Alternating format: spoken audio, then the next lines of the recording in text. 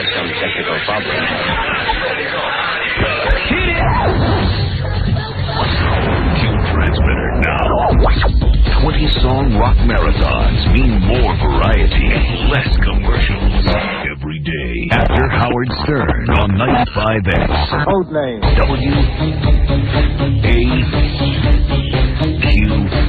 WAQX. And I play a series astounding anything with WAQX. Over a decade of conceptual continuity. If it rocks on 95X.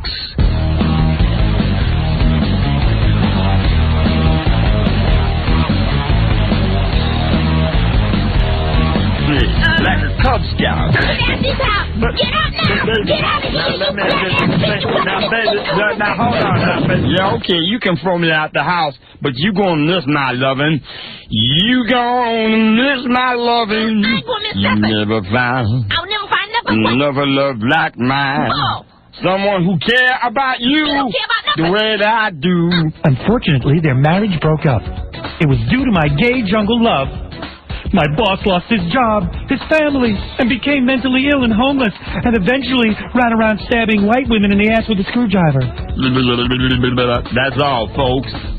Let me watch your window. Gay jungle love. Let me watch that window. I want to watch your window. I got the freaky right here. He got butt cheeks fever. I got butt cheeks fever. We got butt cheeks fever. Where is he? I gone white boy crazy. I ain't kept left or lazy. I got butt cheek fever. Where is he? Hi, this is Fran Drescher, and you're listening to the best of Stern. Let's do it. What do you think of Howard Stern? What do I think of Howard Stern?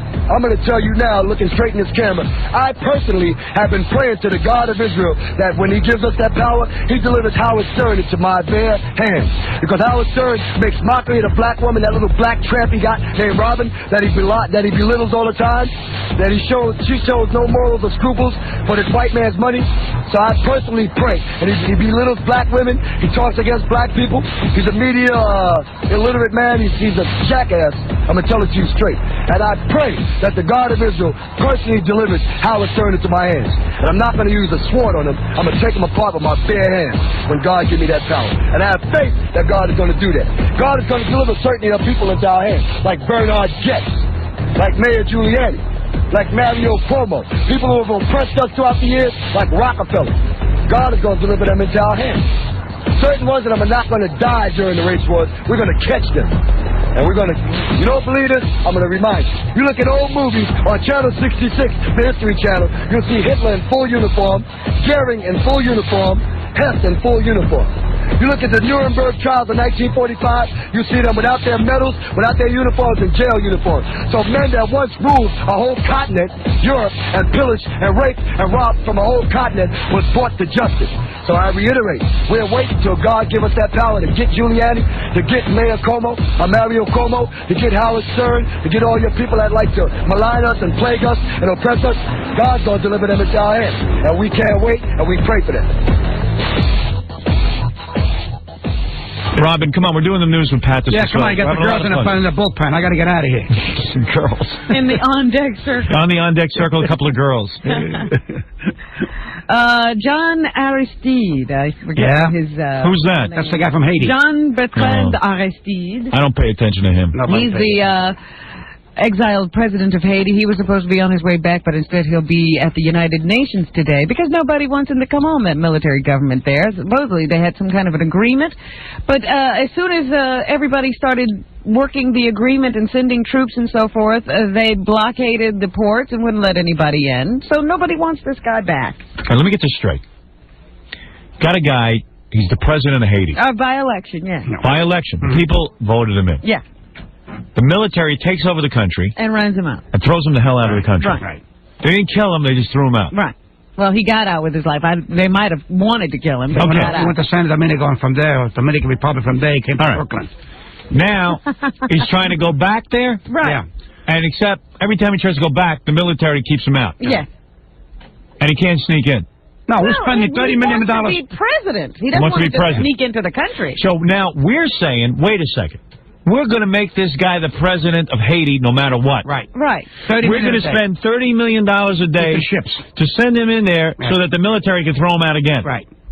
Or we have to go in and teach their military a lesson, go in there and bomb the hell out of them or whatever. Well, we're trying an embargo. An embargo we're going to show. We're going to stay there for another couple of years. But a new report from the U.S. Senate We're says idiots. Haiti's top police officials receive and distribute $100 million in bribes a year due to the drug trade. There you go.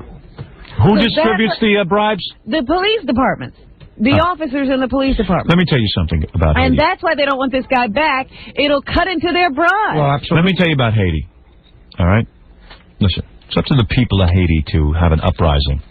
This is what they want. Let me tell you about them, though. They're better off with a military leadership. Why do you say These that? people, let me tell you about Haitians.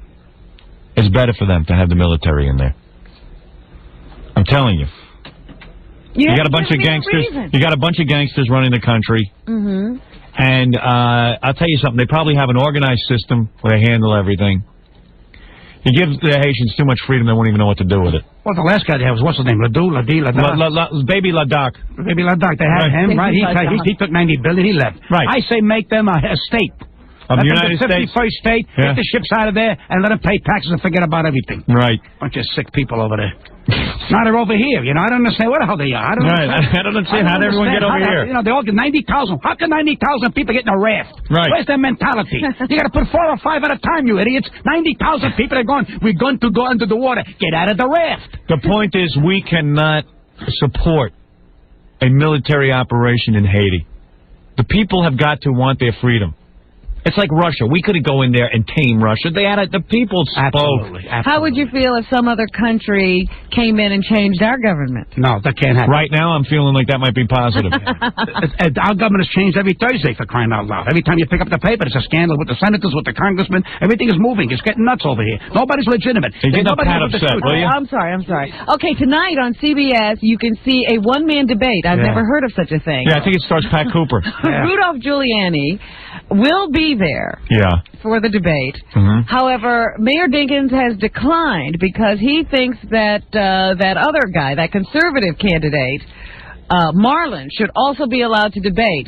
CBS decided only to invite the 2 top contenders. Right. In the mayor's race. So David Dinkins says he won't be there, and currently his schedule says that he will be at some rally with President Clinton. Right. Let me tell you and something. not at this debate. So Giuliani may be talking to himself. It would be wild if they had the debate tonight with just Giuliani, and Giuliani loses the debate. That would be wild, all right? Because let me tell you something. Dinkins not being there is the only way he could win a debate. Probably. Because Dinkins is smart. He got to stay off TV. He's got to keep a low profile and hope that the black people turn out and vote for him. And maybe some wacky Jews and other white people types will put him over the top. Yeah. Because I got to tell you something. This city's a real mess. Absolutely. And if this Giuliani doesn't get a shot at it, give somebody new a shot at it. If he does 1% better, it's better than what we got today. And you can't do worse than 0%. Absolutely. Absolutely. Give the guy a chance. You got a mayor in there now who's barely the mayor. In fact, most people aren't comfortable calling him mayor. They call him Mister because he really doesn't act in any way like a mayor. I know guys who call him Billy Eckstein. Yesterday, he was endorsed by Barbra Streisand. Barbra Streisand? Can you imagine this? Are you kidding Here's a me? woman who's completely out of touch. She doesn't know what it's like to live in New York. Midler becoming big stalkers in this area. But you know what's going to happen? Well, she's a good military. The minute Dinkins gets in, they leave town anyway. What the hell do they care? What a disgraziata. Exactly. I was going to say that. Right. That's a Yiddish word for disgrace. What are you going to do? So anyway, the president will be here today stumping for Dinkins, and the message that he's putting out, vote Democratic. Well, sure. What else are they going to say? That's what they can say. They keep saying that there'll be a good partnership between New York and Washington if Dinkins is reelected. It's almost like blackmail. Vote for Dinkins or the president won't talk to your mayor. We're doomed. They found out that dead bodies are voting last election. Yeah, well, we're doomed. We're doomed if Dinkins wins again. I'm telling you, this is a city run by an absent mayor. Well, then we'll go to Staten Island, they'll secede, and we'll have another country. Yeah, everybody's thinking of seceding. We should all secede. The whole 5 boroughs should secede. You know, that's where all Brooklyn Italians go, Staten Island, when they don't want to see black people anymore. Is that right? You know there isn't a black person living on Staten Island? Isn't there a black section of Staten Island? No. Are you kidding? I didn't know. It's like South Africa over there. There's Irish, Italian, and dumps. That's it. What do you want, Baba Boney? On the phone is a very angry woman. Why are you always picking on Dinkins? She wants to know. I'll tell you exactly why. He doesn't like him. I'll tell you why I pick on Dinkins. Why you always picking on Dinkins? You see, right away, all the black people You get hate him because upset. he's black. No, nothing to Why do you with a nigga? Come on, I would just vote say for it. a black man. Let's say he's a nigga. Go ahead, say it. No, I'm not going to say he's a nigger. You hate him because he's black. No, I don't hate him because he's black. It has nothing to do with it. The mayor is not a good mayor. How you know he ain't good? Like, First of all, this is a mayor who does not even want to run the city. Was Koch any good? Koch was a fantastic mayor. He took How the can city you off say he was financial fantastic? ruin. He was one of the best. He took over from Lindsay and Beam. He brought the city back to an A rating. I mean, what are you talking What about? do you think You don't- Giuliani's going to do for the city? He can't be any worse than Dinkins. Listen, just because you're black, you don't have to vote for a black guy. That's all you're into. Tell me why you like the mayor. What has he done? What has he done? Yeah. He's helped a lot of people. Who? He brought the people together. Where? Where? Where? I don't feel very together. In the park to get mugged. Did you see Crown Heights? Is that how he brought them together? Crown Heights. You know what he did? He hit his head in the sand. And let me tell you another thing. Let me tell you another thing. Yeah. That Korean boycott, the fact that he stayed away from that, and he let those Koreans go down like that, you think he's a mayor for all the people? There would have been a full-fledged riot if he did anything. Oh, full-fledged riot. We're not allowed to riot You anymore. know you huh? hate him because he's black. Nah, you're wrong. You don't know that. You don't know anything about me. You're wrong. Yeah, I bet you don't. He's not black. He's yellow. And believe me, he's not even black. He's got blue eyes. He's got bluer eyes than hold Fred is on. blacker than he is. Hold on. Hello? Yeah? Yeah, why you hate niggas, man? Hey, first of all, I don't hate black people. What are you, double teaming, Howard? Yeah. It's a tag team. What am I, in a wrestling match? You know you hate Dinkins. I do hate You hate Dinkins. him because he's black. No, I happen to think Dinkins is a very nice man. Yeah, I happen to I think that bet you think he's a nice man. he's a nice man. I think, in fact, you ought to learn how to behave like him. Behave like him? More black people should Who behave you like talking Dinkins. to like You that, heard boy? me. You heard me, boy. You ain't talking to me like that. Ah, I ain't no shut house up. nigga, man. Yeah, you know what I you ain't no are? house nigga, Jew boy. Hey, you're a mama's boy. I ain't no house nigga, Jew boy. Hey, let me tell you something, boy. Yeah? You're my boy. Why don't you say it? Why don't you You're say my nigga boy. like you feel it? No, Why you're my don't you say boy. nigga, man? Because I Call don't me feel nigga, like bro. saying nigger. Because you can't say it because you're afraid. I'm not afraid of you. You come down here, I'll smack you in your friggin' head, you stupid ass. You're afraid of going You're a son of a... down. That's what you're afraid Your of, mama. man. Your Why you say mama. nigga, boy? You Hey, a your mama. sucker. You Your a mama. sucker. You a Hey, your sucker. mama's cleaning my house today. My mama's cleaning nobody's house, mother. Hey, your mother's cleaning my house today, man. My mama ain't cleaning nothing. Yeah, man. it's your mother. My mother got her own money. She don't need your money, boy. Your mama's lower than Hervé Village Oh, says. okay. You a millionaire, sucker. You can help everybody in the city. Hey, I ain't gonna What's up, help man? you, boy. You help nobody. That's What's up with that? That's all you need is help from What? people, You a man. sucker, Why don't you go man. out and What's work, up you with that? You a sucker? sucker. Why don't you go out and work, you Go out and lazy work. I bastard? do work, man. Go ahead and I do work. work. Go ahead, Pat. Take over. Yeah, play them off. What? Who's that? Hey, why don't you go out and work for a living? Your family, man. Just What's like up, you, man. All you want is a handout. Hey, man. Yo. All you want is a handout. Yo, all you want is a handout. How about your son who's starving, bro? Your mama hasn't washed since Elvis died. My mama hasn't watched. Your mama's so skinny I count her wrist, bro. You don't even know where your mama is. My mama? Yeah. You know you ain't talking about my mama, boy. Yeah. You ain't talking about my mama. Yeah, your mama works. She works in the Army and the Navy. What'd your mama do, Jew boy? Hey, you know what? Because the Social Security. You're a Jew boy. You're a Jew boy. Boy, you a kike. You're a kike. You're a kike. You Jew boy, You're a monkey. rich kike and matzah eating potato heaven. Matzah eating potato what? Why, you white ass poultry? Oh, brother, I love it. What a dope. I was wondering where the Mills Brothers came from. Anyway, where were we? You gotta love that guy. Oh, Yeah, he calls in every once in a while. Yeah. He's a lot of fun. He is good, that guy.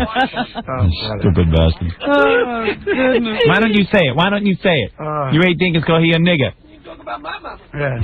All I gotta do is tell him his mama cleaned my house. Oh, and it that's it. drives him crazy. Yeah, he goes nuts when I say that. This guy's like Was Don that. before this guy? I heard him Oh, one time. yeah. One time. Yeah, It could be a series. Yeah. Called Nervous Breakdown. Big dope. We'll be back right after these words. Well, you can put me in the booby hatch, too. There's something very, very wrong with us.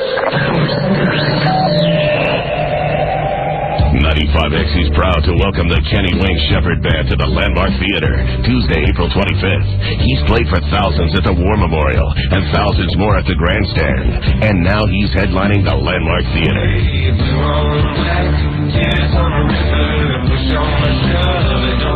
Join 95X when the hottest band in the current blues scene takes the stage at the Landmark Theater.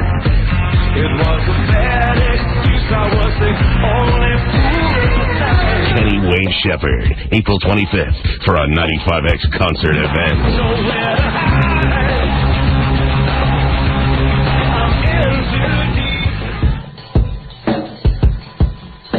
Good morning, everybody. I'm NBC3 meteorologist Wayne Mahar. My 95X forecast becoming partly sunny today with a high temperature of 56, mostly sunny tomorrow, and the high 56. That's my latest forecast. Soundcheck is now on the Internet. Soundcheck is now on the Internet. What did you say? Go to Syracuse.com every Sunday night at 8. The best rock around can be found right in your own backyard. I cannot believe this. And on the World Wide Web. From Syracuse Online and 95X. The Syracuse broadcast of the Howard Stern Show is brought to you by Sprint PCS, the clear alternative to the wireless web. The guitar phenomenon in a red-hot night. The Kenny Wayne Shepherd Band.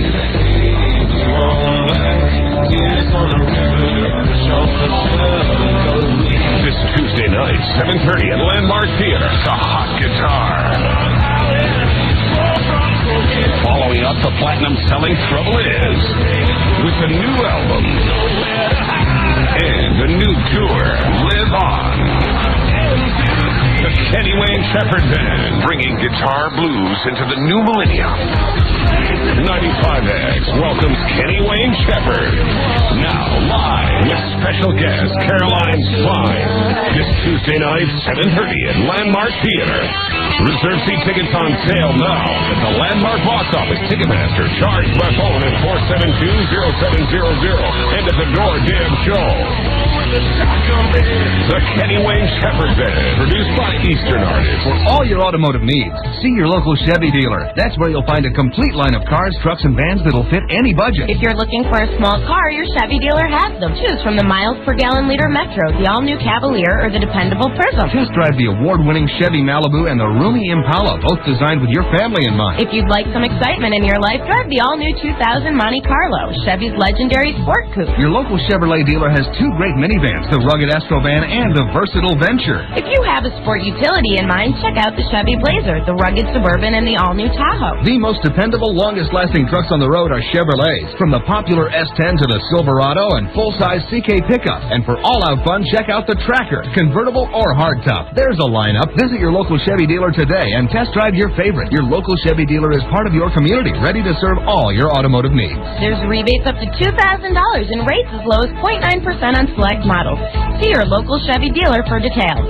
Chevrolet will be there. It's post time, Hardest Racing fans. Remember, Vernon Downs reopens Friday night, April 28th, with approximately $1 million in improvements. Vernon's new management invites you and your family to join them for the start of a new era of racing at the redecorated Racing and Entertainment Center, where everyone can enjoy a hot dog and soda for just $1 each. Or dine in their completely renovated trackside restaurants. Call and make your reservations now. And NASCAR fans can experience either live racing as they sit behind the wheel of Jeff Gordon's authentic simulator, or working a pit crew, racing against the clock in an exciting tire-changing contest. Don't miss this special event. Vernon Downs will never be the same. It all takes place Friday, April 28th and Saturday, April 29th, opening weekend at Vernon Downs. For more information and a list of other upcoming special events, visit their website at www.vernondowns.com or call 315-829-2201. That's 315-829-2201. Take Thruway Exit 33 or Route 5 to Route 31 South in the all-new Vernon Downs, a winning combination once again. Michael is a beautiful 4-year-old with leukemia. Shelley also has leukemia. To help these patients and thousands of others, the Leukemia and Lymphoma Society created Team in Training, which provides walkers, runners, and cyclists training and travel to marathon or 100-mile rides while raising money for leukemia research. Walk, run, or cycle to help cure leukemia. So whether you are experienced or just a beginner, call 315-471-1050 for more information. 95X has expanded the payroll. Who is that? This is Karen Barros.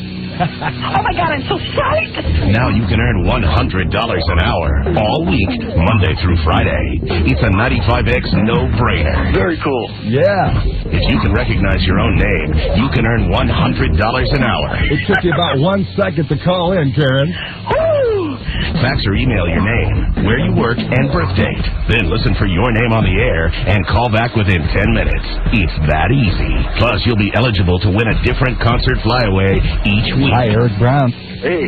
You got $400. Wow. my lucky day. Listen while you work and earn $100 an hour, Monday through Friday, only on 95X. I have to ask you if it rocks, Karen. It's always on 95X. Turn it up. Trucks. You want trucks? FX Caperi Chevy, Old Buick in Pulaski has them.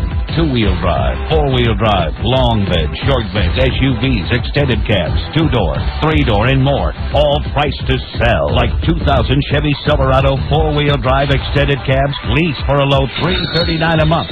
That's $339 a month for a new 2000 Silverado extended cab. And we've got many to choose from. Or 2000 Chevy Blazers with all the extras.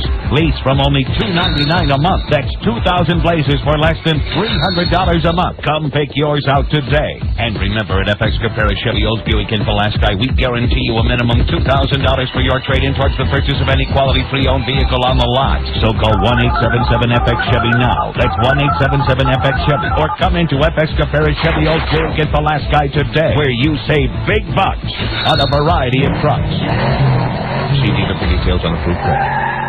You've waited one full year. This crowd is going deadly silent. 1999 was the best one ever. Cinderella story. It's coming back soon. Out of nowhere, a former greenskeeper now about to become the Masters champion. Call now to join the fun at the Syracuse Online 95X Out Celebrity Golf Open. Call the Pompey Club for details, 677-9079. Last year's sold-out event featured local politicians, sports celebrities, radio and TV personalities, the Hooters Girls, and much more. The scramble format allows all golfers to have fun. Only $80 includes fabulous prizes, golf, lunch, dinner, cigars, and beer on the course. A celebrity pairings party will be held on Sunday, May 7th at Awful Al Cigar Bar. You heard how much fun it was last year. Don't wait. Have fun and help raise money for the Make-A-Wish Foundation of Central New York. The Syracuse Online 95X Out Celebrity Open is Monday, May 8th. Call the Poppy Club at 677-9079 to make your reservation. This is home! Now. Foul-mouthed, immature. The man's immature, you know? Now, back to the Howard Stern Show. There ain't no God while Howard Stern's walking the earth, I'll tell you that. WAQX Manlius Syracuse, 95X. That Christ, you can only see much of a spiritual person. You really can't? No, you say that, can't you? No! I can't say this one. I can't say Antichrist. Who's Cody and Cassidy? I don't even know who that is. Cody and Cassidy, aren't they, Lisa, Lisa Gibbons? No. Yeah, Robin, no. Oh, no. Robin Gibbons? Regis and Kathy Lee's kids? Oh, no, I can't say that, you guys. Jeez. You're listening to The Bomb, Howard Stern. This is Pamela Anderson. Anyway, so Three Dog Nights. Well, Chuck Negron is here. It's really Negro on, but no, it's Negron. Negron, actually. And Chuck's got a cool story because he went on heroin and stuff, and then lost it all. His money. Yeah, I love stories like that. It makes me nuts. Makes me want to jump out a window. I was reading about him in People magazine. Makes me want to. It makes me want to jump out a window when I read the story. Yeah, that's it. This is happening. That's the dude. I would never have guessed. That's the man. I would that's never have guessed from that music he was on drugs. Yeah, I never knew you were on drugs. I always thought Three Dog Night was kind of a clean band. You know what I mean? We washed. That was about it. That was about it. You guys were really partying though. But when Three Dog Night was at its height, Chuck. You must have been getting laid every night and like lots of hash and blow and must have been wild. Hey, get close to let me. Yeah, it was the 60s and it was cool. It was cool to be a rock star. The spokesman of the time. Yeah. Young, handsome, and horny. Yeah. Unbelievable, man. You had the yeah, it was a wonderful. Was your ego out of control? Were you like one of these guys who was like wouldn't talk to anybody? And no. I talked to everyone. I figured get me where I needed to go. Yeah, right. How many broads did you have in the course of 5 years? I mean, was it like incredible? Like, would you just go? I don't remember. But I can tell. As a matter of fact, I'm going to, you know what, you just remind me of a terrible story, and I hope my mother's not listening. She's not. Okay. It got so good or so bad that I finally started, things were getting bigger and they were sore. And I went to a doctor, and he said, "You have to stop doing this. You are filling up with blood and is not leaving." Really? And I mean, you were in a constant state of arousal. Yeah. Well, you were stuck. Yeah, I was stuck. At any rate, wait. Let me hold. No. Yeah, go ahead. No, it wasn't a constant state of arousal. What happened was the blood was going in and not coming out, and finally, what happened was it exploded. Wait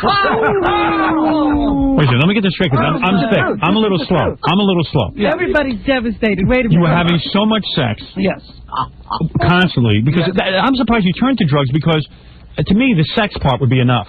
I would just want sex all the time. Yeah, well, you know what? Nothing is enough. Like when you have everything. When you have everything, what else can you have? Yeah, you get caught up in it. And you'd have this problem, too. You'd have to start trying everything. That's true. But anyway, I did try everything. Okay, now listen.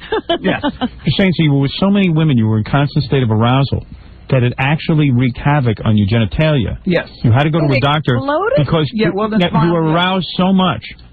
You were constantly having so much sex. Yeah. That, like, the veins exploded? No. The actual organ was. This is so first week. This is unbelievable. I can't believe you haven't. I'm volunteering. The actual organ. Yeah. This could be a song. I gotta know what it looked like. Yeah. Yeah. Oh.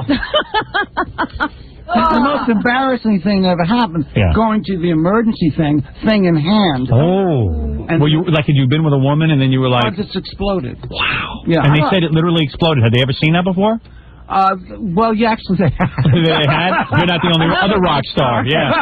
Yeah, we had another guy in here. The guy from Zeppelin was down there.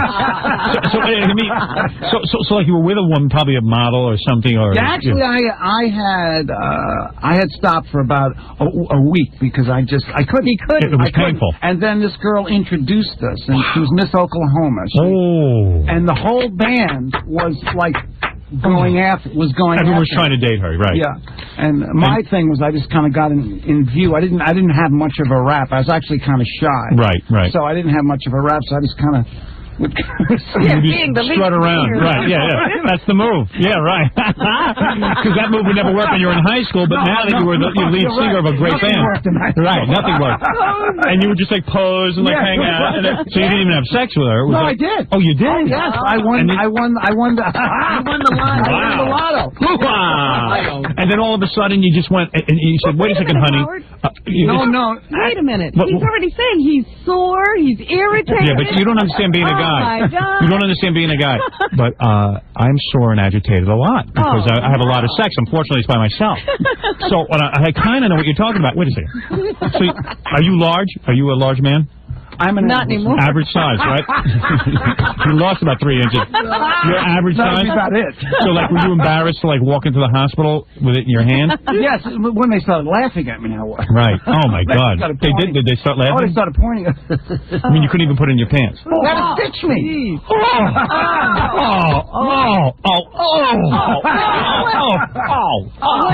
The worst thing in a hospital is that they bring other people around to see. Oh, yes.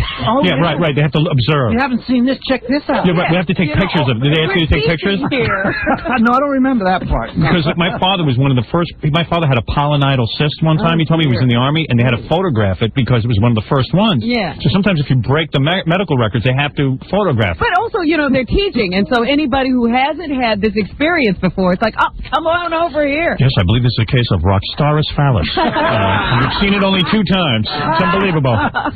So you're in the hospital, and you explain to the guy. So when you went into the hospital, you came clean right away, and you said, "Look, I was with a beautiful woman, and I'm a rock star, and I've been with tons of women, and I exploded." Yeah, I wish I knew the term, but there is a terrible. Disease, a condition that a lot of people have where they turn lights off and on. They do things over and over. Obsessive compulsive. Yeah, right. And that's what they initially thought was. So you were washing it or something. My problem. Right. You were washing it over and over. Totally washed. And did your girlfriend go with you to the hospital? No. She must have freaked out. She probably thought she had a disease. It freaked her out. It did. And like all of a sudden. This happened mid-act? Yes. Oh, mid-act, and what did you do? You went, oh. And then, actually, you just looked down. I didn't feel much. She screamed. What were you doing at that time? I didn't feel anything. The big H? Yeah? Oh, man. Yeah. You're kidding me. Wow. Oh, yeah. So she looks down. She sees what, I mean, she feels what's going on. She runs out of the room because she figures she's got the clap or something worse. What the hell am I with? Yeah, right. She's like, hey, the guy's a 3-dog night, but so what? I'm bad. Yeah, right. I'm Miss Oklahoma. I'm out of here. And when you get to the hospital, you explain to the doctor, hey, man, like I was on heroin. I didn't know what was going on. Yeah. You can't clean about it. Yeah, I did. Yeah, that'd be a good reason to get off. And then of course she admitted to the guy what happened. He said, hey, look, man, I get tons of sex. Yeah, and the bottom line is... Actually, he kind of knew. He kind of knew. I have never read about that affliction. Well, I don't. They don't advertise it. So in other words, he had seen it in people with obsessive compulsive disorders because they would rub everything to compulsion. Yeah. And he was sure you had that. You just were embarrassed to admit it. Yeah. Because nobody gets laid that much. They can't, except rock stars. Not even the doctor. I can't believe it. Well, I had 2 rooms. I'd like to hear her version of the story. Yeah, I would too. Yeah, right. You never saw her again, huh? Story is She really was frightened. Oh, man. But I had 2 rooms. One that I would go into. This is terrible. One I would go into and would have the girls, and then I would leave and go to another room, and then by the time I came back, they'd be gone out of that room. And this kind of went on back. Would you have like a guy who came in and would go get rid of them? Road manager and. Cool. Oh, what a move! Did you have that whole thing worked out? Like you had your room, you'd have sex, and then you'd walk out, and then the road manager would go, "You have to leave now." Cool. Oh man. No, you think about it now though. It's a terrible thing to do. It is. It's demoralizing to the woman and everything. But so what? If you can get away with it, do it. She came into the room. Yeah, right. In the first place. That's right. So like you had a room, you say, "I'll be right back," and you'd leave, and then they would just get rid of them. Yeah. What if you really liked them? Well, but, I was kind of a romantic. If I really liked them. No, in this one, right. You didn't want the sex. You just kind of wanted to have a nice evening, and every once in a while they go, okay, look, are we going to or what? Right. Well, and the road manager would like pluck them out of the crowd for you, and then like No, I would kind of, I would kind of see them. I love designate. I love it. Yeah. Oh. I was out of action for a while. How long were you out of action? Oh, a couple of months. No kidding. And you were actually able to abstain. Yeah, I had no problem. Yeah. Just take a lot of heroin. Just more heroin. Right. So what a life. And so when you went on when you went to the hospital and stuff, you were probably on the way going, oh my God, I've done it now. Oh no, I really thought it was. You thought it was over. Yeah, I thought it was over. Oh man. Oh man. Yeah. But the insanity of that whole thing was there were a couple of other women back there that I was obsessing on. Right. And that was my immediate thing, because I was in such that the lifestyle. Anything that you do a lot is kind of what you need to get through the day. Yeah. And I knew that was all going to end, so it was like really that was frightening for me. Yeah, it's over. Yeah, it's over. It's part of see, I know you're not following this, but confused. Part of your motivation for being a rock star is women. Yeah. And the drugs and everything else. Yeah. So, that's how it kind of works out. So if you suddenly think that has to end, it's sort of like you start questioning, well, how the hell am I going to get through my whole life? Yeah, you don't even want to sing anymore. And your whole life is going to be changed by your penis. I mean, that's the most important part of your body. I mean, OJ wouldn't be in trouble if he didn't have a penis. Wait a minute. Did you think his voice was going to change or something? Get down, Howard. Oh, yeah. Hey, listen, first of all, let me just mention a few things. Hey, Chuck, your last name is Negron, right? Negron, right. Yeah, but it's really Negro-on. Negro-on is actually my parents say it. And Negron is what, Greek? No, it's Spanish. My mother is English, my father is Spanish. Mis labios de pesca en la cocina? I don't speak I see. Not yet has anybody understood that statement. Now, Chuck has a new CD out, but also I've asked Chuck if he would do a medley of some of the hits. If he would grace us. Which would be great. Sure. Can I take a little break? We'll come back and I'll yell out a couple of songs and you guys will do them? So, wait a minute. We're going to find out. And he is with Jimmy Greenspoon. Jimmy, hello. How you doing, Howard? Greenspoon? Yeah, Jimmy. Hello. I don't think you have a story that could top that, do you? Close, but no, I'm not even going to touch that. Right. So about the exploding, mine imploded, so. Oh, really? Yeah. Good for you. And Jimmy will play the keyboards, and Chuck will sing, and I'll yell out a couple of the tunes. What is it, Gary? Jimmy's in 3 Dog Night, right? The band that tours, and Chuck's not. Because Chuck had failed him so many times with his past drug use, he's really not in the band right now. Well, so that's what I wanted to know. I wanted to know what happened to 3 Dog Night. I mean, when did things spin out of control? Oh, I'm going to get to all that. How did he didn't he, live in a car or something? Yeah, I'm just trying to recover from the whole penis explosion. thing. Yeah, that was so good and unexpected. That you thought nuclear war was devastating. Oh, man, that's a cool story. Yeah, that wasn't in the bio. No, it wasn't. So here's what I'm going to do. Chuck, Jimmy, I'm going to take a little break. Yeah, sure. Maybe when we come back, I'll call out a couple of tunes because everybody loves to hear the old You songs. want to know what? I mean, I want to know. First taking heroin. I mean, that's a big major step there. Yes. Yeah, you got to give it time. I got to take a break. I've never taken. All right. First, Chuck's penis exploded, then the band exploded, and then the heroin exploded. I guess I would take heroin too. Right. Absolutely. Exploded. Yeah, I don't. No, there's nobody on this planet that blames you, pal. Oh. All right, Chuck. Let's take a break so you can calm down, relax your throat. You're going to do what you do best. Not take heroin. You're going to sing. Right. All right. Or have sex. You're going to sing. Right. And then we'll be back. Joe, do you hear something? What's his name? Howard Stern. We'll be right back. 95X. Here's what you'll hear on 95X today after Howard. Hey, this is Jamie from Extreme Rock Radio. I'm here from 8 to midnight taking care of your hard rock fix. And you can always give me a call, 421-9595, or on the World Wide Web at 95x.com. Give me an email, make a request. You're going to hear it right here. It's on. You want to hear it? Yeah. It's on 95X. Good morning, everybody. I'm NBC3 meteorologist Wayne Mahar. My 95X forecast becoming partly sunny today with a high temperature of 56, mostly sunny tomorrow, and the high 56. That's my latest forecast. Sound check is now on the internet. Sound check is now on the internet. What did you say? Go to Syracuse.com every Sunday night at 8. The best rock around can be found right in your own backyard. I cannot believe this. And on the World Wide Web. From Syracuse Online and 95X.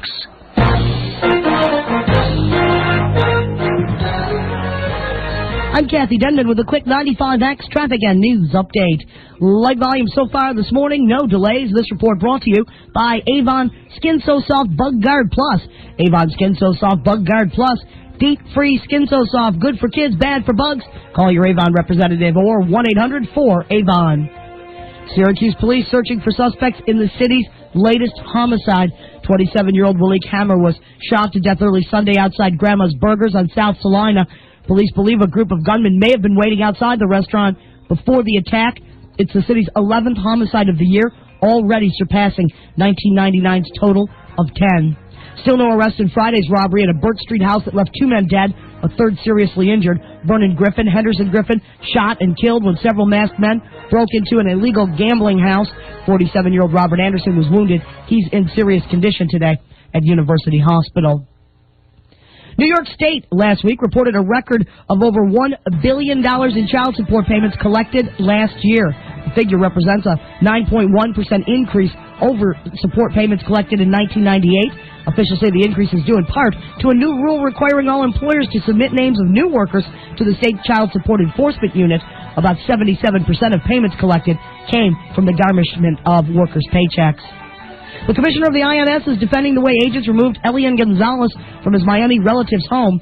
On CBS Face the Nation, Doris Meisner labeled the pre-dawn Saturday morning raid, quote, perfectly legal, properly carried out operation. And Bill Gates may find himself the owner of many companies, but not by choice. Several published reports indicate the Justice Department is leaning toward asking a federal judge to break up Microsoft along product lines. However, people familiar with the antitrust case say the 19 states suing Microsoft have not made a final decision. I'm Kathy Denman. That's your quick 95X traffic and news update. 95X marks the spot this Friday, R.J. Lanigan from Armory Square.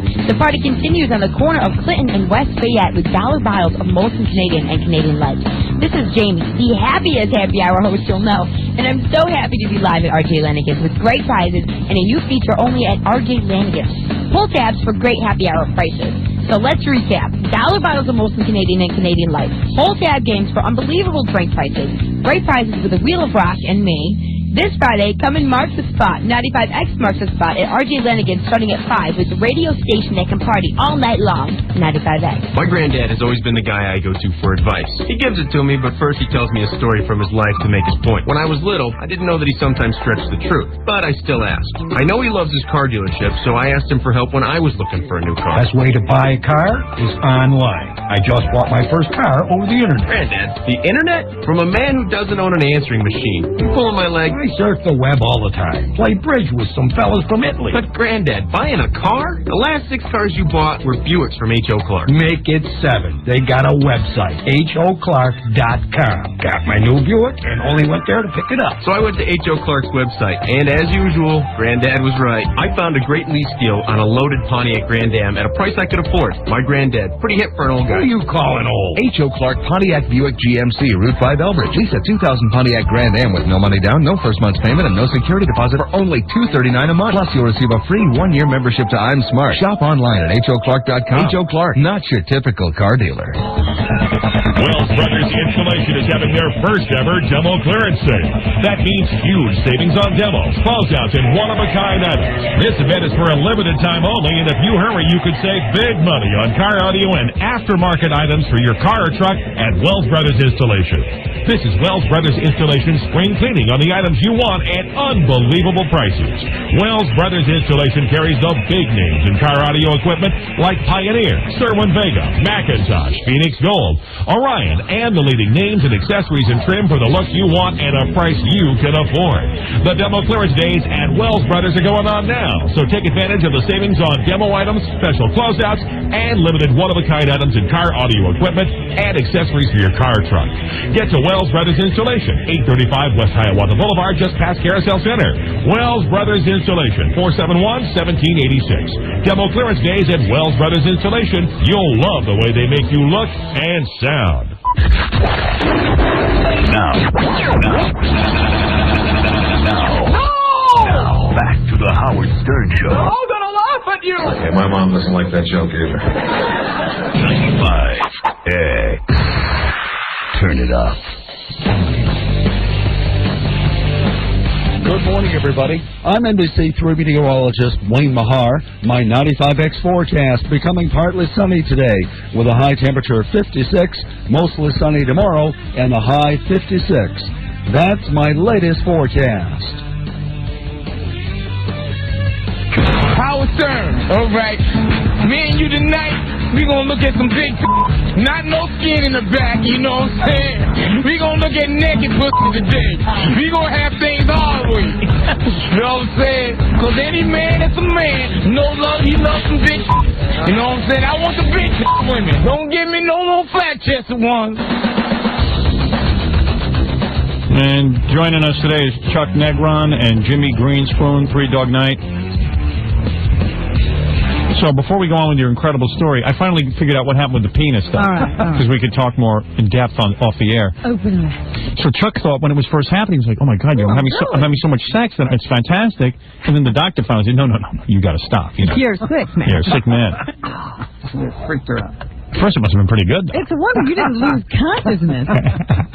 I was unconscious at all times. Yeah. Constantly medicated. All right, Chuck, now we'll get back to your sad story in just a minute. But now, Jimmy, you're touring with Three Dog Night, but Chuck is not allowed to tour with Three Dog Night because he was such a bad influence on the band? Well, it's not allowed. He's just not in the group. He chose to do his solo thing, which is wonderful. And How did he choose that after you guys booted him out? Do you want to be in the band again? No, actually I don't. It's been a gift, them not allowing me to be. What, does that straighten you out? Yeah, no. Initially, I'll tell you, I got clean, and I was clean about 4 years, and you know, I made a lot of money with the band. So my instinct was go back to the band, kind of make up for everything. And when I showed up, you know, very naively going, guys, I'm back. They kind of went, ah! Yeah, get away. They remembered their Was he that bad to work with? I mean, was it awful when he was on drugs? No, well, I was doing the same thing. We were partners in crime. Oh, I see. I mean, you know. I see. But you got to go back to the band. Yeah, I just kind of stayed there and just kind of sat in the back and went, Who wrote all the songs, though? Oh, a lot of everybody. Oh, yeah? A lot of different people. Lots of people. So, and at that point, they had made a decision. You know, because the music had done so well for so long, they could really just keep doing But doesn't it hurt your feelings? Like, you sang all those great songs, now some guy's going around sort of impersonating Yeah, you? well, what it did for me was it opened my eyes on how much damage I had done to these men, and it took them a long time. Like, what were you doing to them that was so bad? No, they were so. No, they just needed me so, and I was unreliable. Right. And then when I finally did leave, and when I left, I just walked away. I walked away from everything. Wow. You know, they had been putting up with you, and then you walked out. Yeah, I mean, well, I did. So you're the Brian Wilson of Three Dog Night. Well, no, I can. 1 and 1 is 2. Yeah, right. You're still with us. You're still on the planet. Proof positive. Wait a second. So, did you grow up in California? No, I'm a Bronx kid. You grew up in the Bronx. I grew up in Bronx. And you always dreamt of being a rock star and that whole story, right? Yeah. And when you were growing up, you weren't particularly popular and that kind of thing? No, it was just another guy. Did you sing all the time? I sang. Matter of fact, my first exciting experience was when I played ball. I was a basketball player. Right. So I used to go down to Harlem and play in this tournament, Rutgers. And with black people? Oh, yeah, I played. Oh, come on. I was an all-city basketball player in this insane. town. In this town. Are you crazy? And you risked your life like that? You playing with black people? You are so silly. Yeah, right. Anyway, what, is the basketball going to explode? Come on. I used to sing. So Is that where you started getting into heroin and stuff? No, you were No. Okay, good. I was an accident. Right. No, anyway, they told me, go down the Apollo. Go down the Apollo. You can do the amateur night. Because you would sing in front of the black guys. Yeah. And I had no idea what this was. I was. But people, did you used to sing in the choir at school or anything like that? No. Actually, people had to prod me to sing. I was very shy. It was kind of awkward. You got a great voice. So you must have known. People must have said, "Man, you got a great voice." Yeah, that's what kind of kept me doing it. What kept me doing it was something I did well, and people were nice. And when I didn't do it, I was just another guy. Right. When I did do it, something was happening for me. So that's why I did it. And I fought through a lot of fear. Right. To do it because I was scared. But when I did the Apollo. Right. The woman before me, they started throwing stuff at her. And the microphone started disappearing into the floor. And she was a black woman. Yeah. Then a clown with a hook came and got her. Oh. And they said, "You're up, kid." And you won the people over. And that was another thing that when I went out there, first of all, when I saw them, they weren't particularly happy I was there, to be quite honest. Right. The wonderful thing about music, second verse, they were rooting. And what song did you sing? Some song I wrote, I don't even remember it. Wow. I don't even remember. I was 15. What key was it in?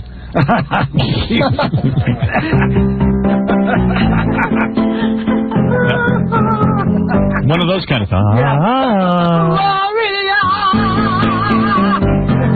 Right. Yeah, every song had a girl's name in it, right?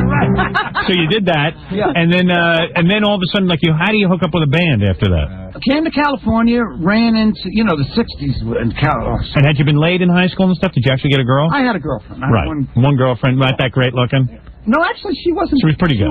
She wasn't bad. And did she fall in love with you after she heard you sing? No, it took her a while. I fell dead in love with her the second I saw her braces, the whole deal. I went for the whole package. Right. And she broke my heart, Howard. I have to tell you. Yeah, really? She dumped you? Yeah, she did she try to get back with you once the Three Dog Night hit? No, but I knew she wanted to. Right. And that was enough. That made it work. And the braces didn't hurt you when you tongued her? No. Okay. I was just set up for the pain later in life. Right, exactly. You could stand any pain. So then you go off to California and you meet these guys and everybody's just hanging out. You're already into the drug scene. No, actually, I never did drugs. Now this is just my opinion. There are people that are predisposed to a condition. If you take something, it's over for you. Right. Now I never did anything. I was a jock. I played ball. I sang. You look like you're in good shape. Very, very straight. Right. The first time I got high, a week later, guys were calling me a pig. You're a pig. Really? You want mine, yours, and his. Right. So what was the first thing you did? LSD. Oh, LSD. Isn't that the worst drug? Oh, it was like I write about my acid trips in my book, and I tell you something, it was painful writing about it. The first one was wonderful. The second one was petrifying. Yeah, right. I was very frightened. Yeah. Did you take too much or something? Probably not enough. Yeah. All right. So anyway, you start in with drugs, and then but to do heroin, wasn't like in the back of your mind going, "Oh man, heroin, that's the stuff you get addicted to." And do you first shoot up, or do you? No, you sniff. And what it was. Things are put in front of you, and then one day, I thought it was cocaine. Right. I sniffed it. I started throwing up. Like, Right. like And a that maniac. makes it That makes you come back for more. And going, give me some more of that. Yeah, hey, you can never get puke like that. This always amazed me about people who take drugs. The drugs make them sick, and they go, "Oh, that was great." Yeah, well, you know, once you get the puking over, the buzz is incredible. So you started. Wait a second, let me do a couple of songs here. Yeah, Okay, all right. Let me do a couple of songs. You want to stand up for this? Sure. All right, okay. It's up to you. You like a little echo there? Wait, you hear that? What do you think? Oh, yeah. You like that? Yeah, just a little bit, little something on your A voice. little something. All right. Should I just call out songs or something? Yeah. Or did you guys? No, actually, Jerry and I haven't been played together in 10 years. Is the piano too loud, or is it the right? No, it's fine. That's good. I'll tell you, when we do the first gold record we did, All right. How many? You had 18 top 20 hits in 5 years. 21 top 40 hits. Okay. 90 million records to date. All right. This is Chuck Negron. I'll talk about your How solo much album. money do you have left of all that? Yeah, You that's know what. what? My wife's an attorney, and I'm doing okay. Oh, You well, are? that's She, good. yeah, she threw me out. I signed everything over to her. Right. And when I got myself together, it took about 3 years, and I've been very blessed. We bought. Oh, so you're not bankrupt and everything? I was. Now I'm okay. No kidding. How'd you make the money back? Well, the royalties just keep on coming. From all those hits? No kidding. Wow. Goodness. Thank God for royalties. Thank God for royalties. So how many millions do you think you lost? Oh God, at least 50. Wow. At least 50. 50 million personally. Yeah, yeah. Oh. Well, see, here's a quick story. I had an apartment. Where do you think it went? In heroin? 50 million? He looks at his arm and finds his money. $50 million worth of heroin? No. I mean, some people should be able to afford being heroin addicts. No. This is what you do. Right. One day you need cash and everyone cuts you off. Everyone cuts you off. Right. Because they know you're going to kill yourself. So you own an apartment building and you sell it for $35,000 cash like that. Oh, The whole man. apartment building? Which was worth what? What is it, Gary? His manager was just telling me something really cool. They did something with him at the Hard Rock Cafe. Yeah. He had nothing left to give them. No gold records, nothing. Everything was sold. Sold everything. But you had a lot of money. I mean, you had $50 million. Why? But what he's saying is he took a building worth millions and sold it for $35,000. Yeah, because that's what the guy could give me that day. Wow. And those kind of things. And one day I had a bank full of cash, but I couldn't get it. I was getting a flight, so I took all my gold records and I sold them. And that was an embarrassing thing because this guy went, "Aren't you?" I went, yeah. Hey, look! He's selling his gold record. Wow. Man. Oh, man. I never went back and got him. I was so embarrassed. Jeez. Yeah. But that's the kind of thing that happens, the insanity. And then, But aren't some people rich enough that they can afford to do heroin? Yeah, if they let somebody else take care of the money. Yeah, I guess. Yeah. Okay, I get you. All right. Yeah. So your first gold record. One. You go out now. Yeah. How long had you guys been together before you had your first gold record? 9 months. 9 months. Yeah. So it was like unbelievable. Everything was sweet. Oh, And you yeah. probably thought, wow, this is going to go on forever because we're so good at Yeah, it almost did. Yeah, right.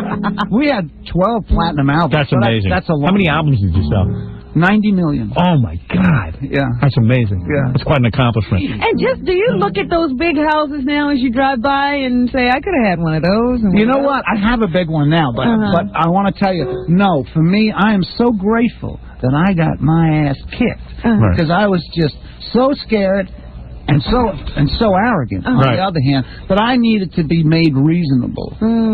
He's happy to have his sanity. I would be kicking my butt. I'd be jumping out a window. But you know, I would let you kick my butt. But you can't be the type of guy who does heroin and have that feeling. I mean, but also to be a rock star. You know, most people do a very safe thing in life. They go out and they get a regular job because they're afraid to go off and and spend your years. But then, there are rock stars like Mick Jagger, who's on a private jet all the time. You have to see the public. Yeah. We had a jet. We had our own jet. But the reason we got it was because they wouldn't let me on commercial airlines. Afraid you'd embarrass everyone. Oh, no. They kept landing and taking me on. Yeah. All right, so your first big, so 9 months you're together with the group, and this is the song. Who writes this song? Actually, Harry Nielsen. Okay, the medley style. Okay, Okay, that's good. in there. You weren't even going to ask for another song. I was getting into it. That was really good. That was very good. You never lost your voice with all the heroin and everything, I want to tell you, proved it. It's been a gift. Yeah. It's been a gift. And not to get weird, but I'm so grateful for this. I mean, that's something you have no control over. I have no control. I mean, I've been blessed with this thing. I mean, my time. What is it? 6 o'clock in the morning. Yeah, right. I didn't warm up. It's just something I've been. Yeah, you're lucky. I've been blessed, and I'm so grateful for it. That it's not about me anymore. Because when it was about me, I kind of messed up. Right.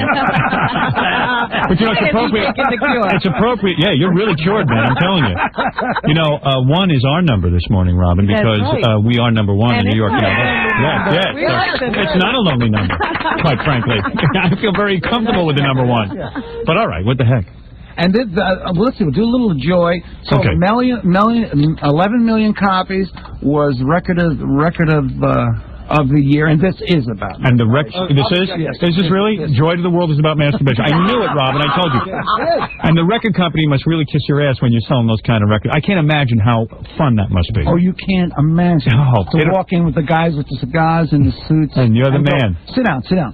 Oh, it's great. Yeah, right. All right, here's what you're going to do today. All right, let's hear a little of that.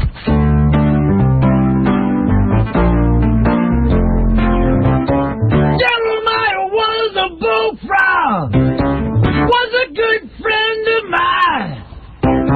Never understood a single word he said, but I helped him a drink as a wine.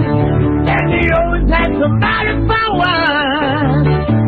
Joy to the world. Oh, the boys and girls now.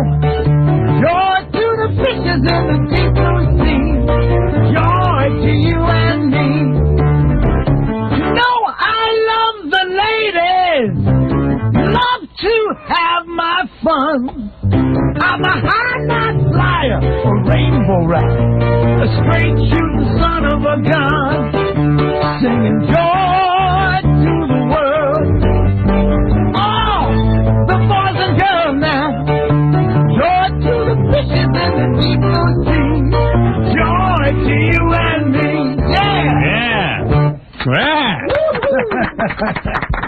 Oh, you got to get back in the band, man. What's the matter with that? Not right otherwise. You know, they're really comfortable. I'll be honest. They're really comfortable doing what they're doing, and the gift for me of them not welcoming. Oh, screw all that nice stuff. No. Screw those guys. They're in great. No. Let me call the band up for you. You know what he's saying? He's like, he has learned to look at the positive in everything. No, you know what? Not me. Shame on them. You got to go back on heroin, man. You're all messed up. I swear to God. What's wrong with you? No, shame on them. Right. For their part, because they didn't want to welcome someone who might have needed the help. Right. Shame on them. Shame on them. But what the gift for me was, yes. I went out and made a CD. I have the best. You have your own solo thing going. That's right. I don't have to deal with. You're saying shame on Jimmy? peckerheads. Yeah, right. You're calling Jimmy Jimmy, you're one of those peckerheads. You know? Hey, no, not Jimmy. Jimmy should get. No, actually, these are horrible. No, you know what? They're good guys. I mean, you know what? They didn't feel like telling the other guy to screw off after. Yeah. Okay, I hear you. All right, here we go. Well, that would have been kind of rough, though, don't you think? Here's this guy. He had a gig. Should I just call out some of the songs, you think? That would be fun. Yeah. Come on, let me do that. All right, here we go. All right. Do you know Eli's coming? Okay, do a little comment. Laura Nero's song. Yeah, let me get a sound of my thing. I'll do the beginning. Eli,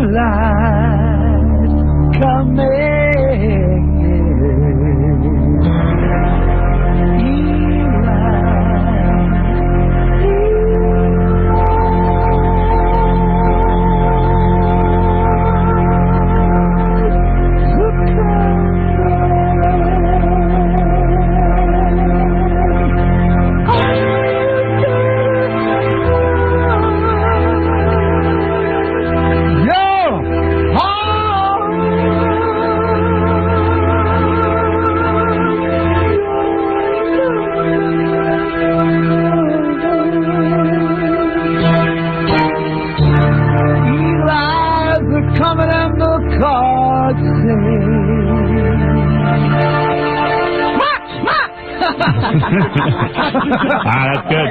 That's about masturbation, right? That is. That is.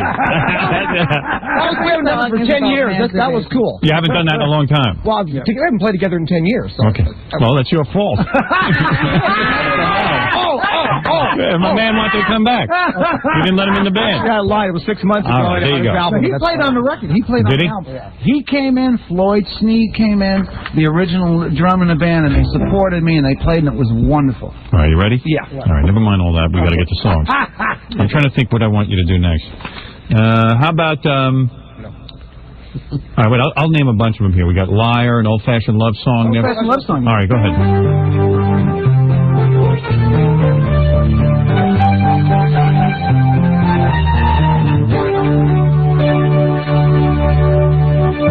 Just to know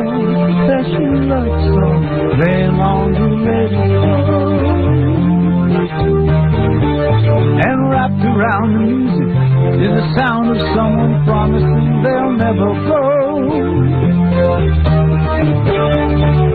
You swear you've heard it before, so slowly rambles on. No need in bringing them back, 'cause they're never really gone. Just an old-fashioned love song, coming down in three-part harmony. Just an old-fashioned love song, one I'm sure they wrote for you and me. It's a good song. This is good. They're all good songs. Sound good, man. What about Easy to Be Hard? Oh, yeah. Do a little of that. I did that song, yes. I did that song on one take. One take? One take. I'm so proud of that. I'm bragging now, but I... No, that's all right. You can brag. They wouldn't let me do it again. I'd fallen down right after. You only got one thing. Sound like the Bachelor. Okay.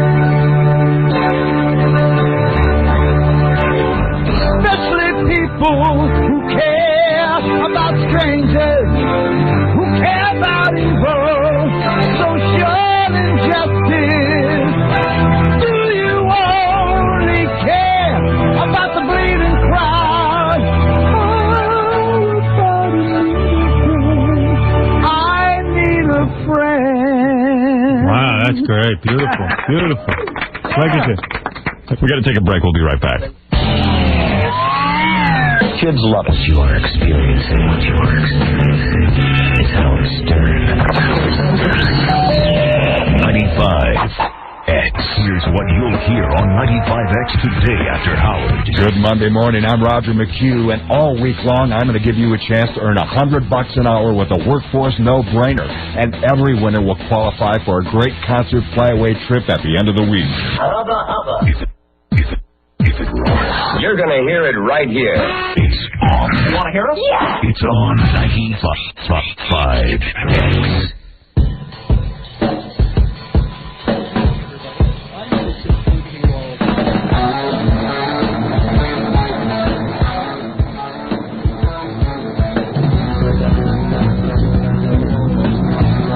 My 95X forecast becoming partly sunny. Good morning, everybody. I'm NBC3 meteorologist Wayne Mahar. My 95X forecast becoming partly sunny today with a high temperature of 56, mostly sunny tomorrow, and a high 56. That's my latest forecast. 95X is proud to welcome the Kenny Wayne Shepherd Band to the Landmark Theater, Tuesday, April 25th. He's played for thousands at the War Memorial and thousands more at the Grandstand. And now he's headlining the Landmark Theater.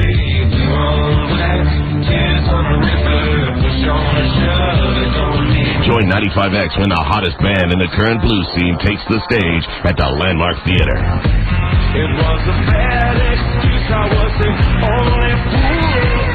Kenny Wayne Shepherd, April 25th, for a 95X concert event.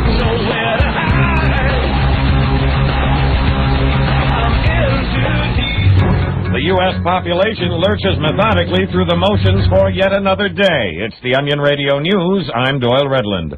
Slack-jawed U.S. citizens, beaten down by the banality of their joyless lives, trudge through the motions for yet another day today.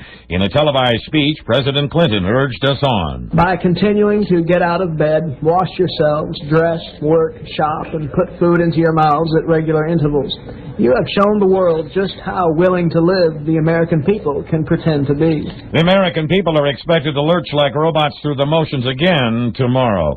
This is Doyle Redland for the Onion Radio News. Pick up the Onion at your newsstand or visit theonion.com. Goodyear has a deal you can take to the bank. Hurry in for the Goodyear Spring Tire Sale now through May 6th and get a $150 U.S. savings bond when you buy a set of 4 selected Goodyear tires. Plus, get big savings on Goodyear's most popular passenger, performance, and light truck tires. Hurry, the sale ends May 6th. Stop by a Goodyear or Gemini location for complete details or call 1-800-GOODYEAR for a retailer near you. There is freedom. Goodyear, Goodyear. You know, when people ask me where I live, I give them my web address. How do you measure success? I live online. But just because I go online doesn't mean I want to go it alone. I like the fact that I'm backed by Morgan Stanley Dean Witter and everything that comes with it. Top-notch research, leading analyst recommendations, and with their iChoice program, I can choose to continue trading online. And when I'm ready, invest with the help of a Morgan Stanley Dean Witter financial advisor. It's my choice. For a free iChoice brochure, call 1-877-937-MSDW or visit us online at msdw.com. How do you measure success? I am .comming myself to early retirement. At Morgan Stanley Dean Witter, we measure success one investor at a time. iChoice is a service mark of Morgan Stanley Dean Witter & Company. Services are offered through Dean Witter Reynolds Inc. and Morgan Stanley Dean Witter Online, members SIPC.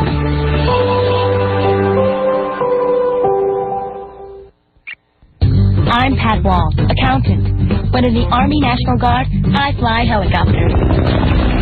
Serve part-time, enjoy life full-time. Nettie Sosa. I'm in school, but 1 weekend a month and 2 weeks a year, I'm a photojournalist. Visit our website, same as our phone number, www.1800GoGuard.com. In the Army National Guard, you can. Sponsored by the New York National Guard, aired by the New York State Broadcasters Association and this station. The Syracuse broadcast of the Howard Stern Show is brought to you by Sprint PCS, the clear alternative to the wireless web. With Nissan's fresh new lineup of award-winning vehicles, things are looking better than ever. We're coming off a record sales year, so to celebrate, we're offering some incredible limited-time deals. Like the Nissan Altima, the car that made performance and luxury more affordable than ever, now with a $239 a month, 36-month GXE lease with a $999 initial payment. Or cash in on a remaining 2000 Nissan Pathfinder while there's still a great selection, with $2,000 cash back, plus package savings up to $799. That's a total savings of up to $27.99. Hurry to your Nissan dealer. Offers this good, including the $239 a month Ultima GXE lease and up to $27.99 in Pathfinder savings, will only be around until May 1st. Nissan. Driven.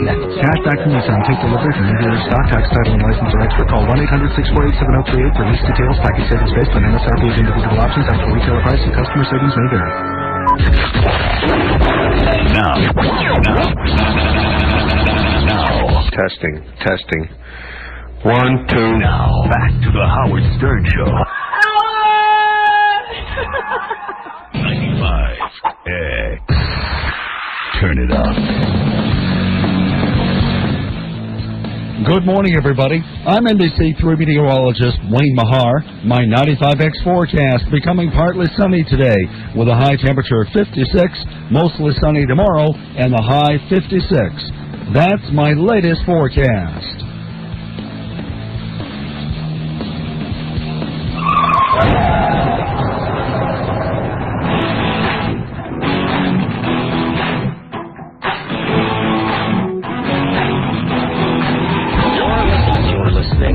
To the same thing the guy in the car next to you is listening to. The Howard Stern Show. Jackie, way too many Heineken's Martling. His 4 filthy Oleo CDs and cassettes are at all record stores, or call 1-800-323-KING. Friday and Saturday, May 5th and 6th, catch Jackie at the Comedy Palace in Andover, Massachusetts. For Jokeland Web Mall and Filthy 3D Jokeman, visit jokeland.com. All right, let me yell at two more. Then black and white. If I had black and white. That's now changed to Michael Jackson is black, Michael Jackson is white. Is that right? Yeah, it's a whole new thing now. What about Shambhala?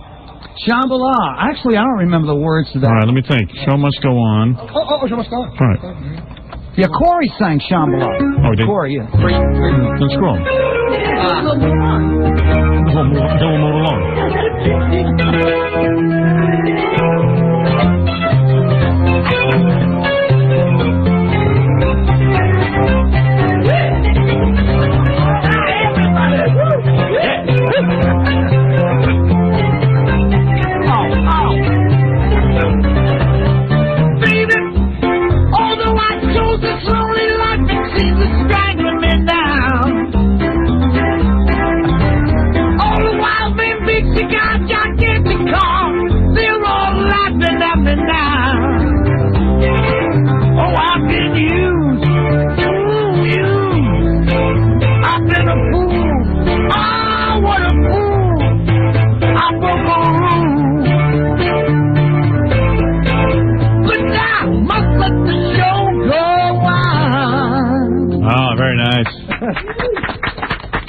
Very nice. Now you started a solo thing, right? Now, yeah. And you wrote these songs? Yeah, I wrote a bunch of them. No kidding. Yeah. And what do you think is the best song on here? What's the single? God, the next single is "Pretend," which is a real pretty ballad. I like this. There's a lot of stuff on there that I like. What's "I Feel Free"? Is that the old Cream song? Yeah, I did it. I love that song. Yeah, play that. Play let me see what you got on here. Let's see how you're doing now. Never mind the past. Let's see what's now. Let's evaluate now. Here we go. I love this song. You know the song "I Feel Free"? Yeah, of course. What are you talking about? I feel free. Wow. 1, 2, 3. We could have used you on it. You needed me for that. What a great bop. Right, man.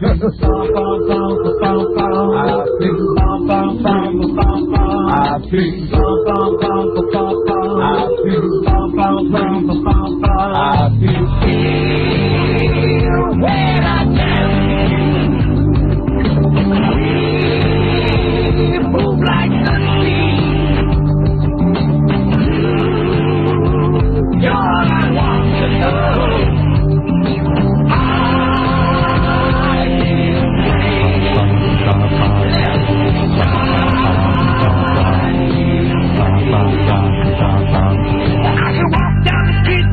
I love this song.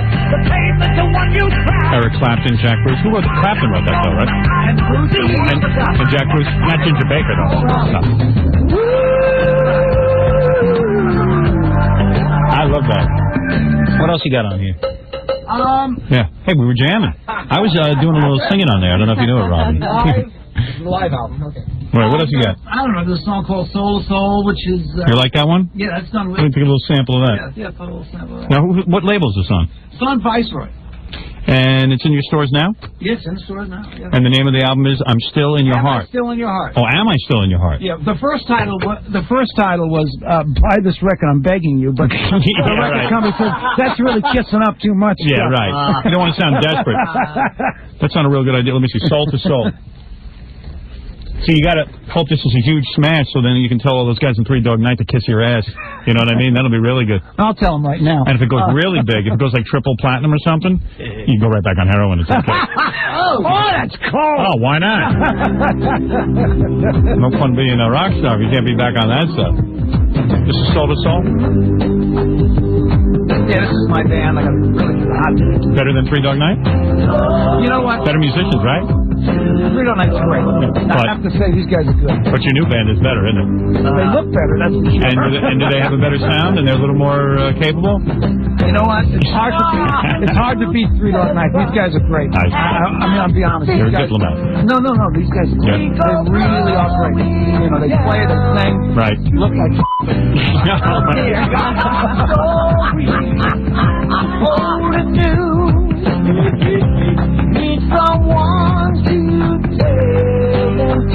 You wrote this? No, actually, this young kid, this new writer, Dylan O'Brien, wrote this. That's nice. Yeah, very nice. This is really where the album's at, where I'm at on it. Right. I do a couple of old songs just because, you know, I love them. Right. It's a favorite of mine. Right.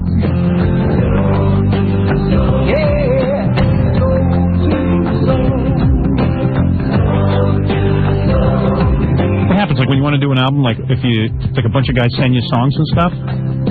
Well, part of what I do is, I write, but I look for the best stuff, and I'm always looking for new writers. So, yeah, I mean, anywhere. If I meet a guy in a mall and he says he writes songs, I say, send them to me. Yeah, let me hear it. Right. Because I know, just because I got lucky, I was that guy in a mall years ago. Yeah, right. You can't take cop and attitude. Oh, the guy's in a mall, he's nobody. No, I listen to everything. I found some great writers. I've also found some maniacs. Right.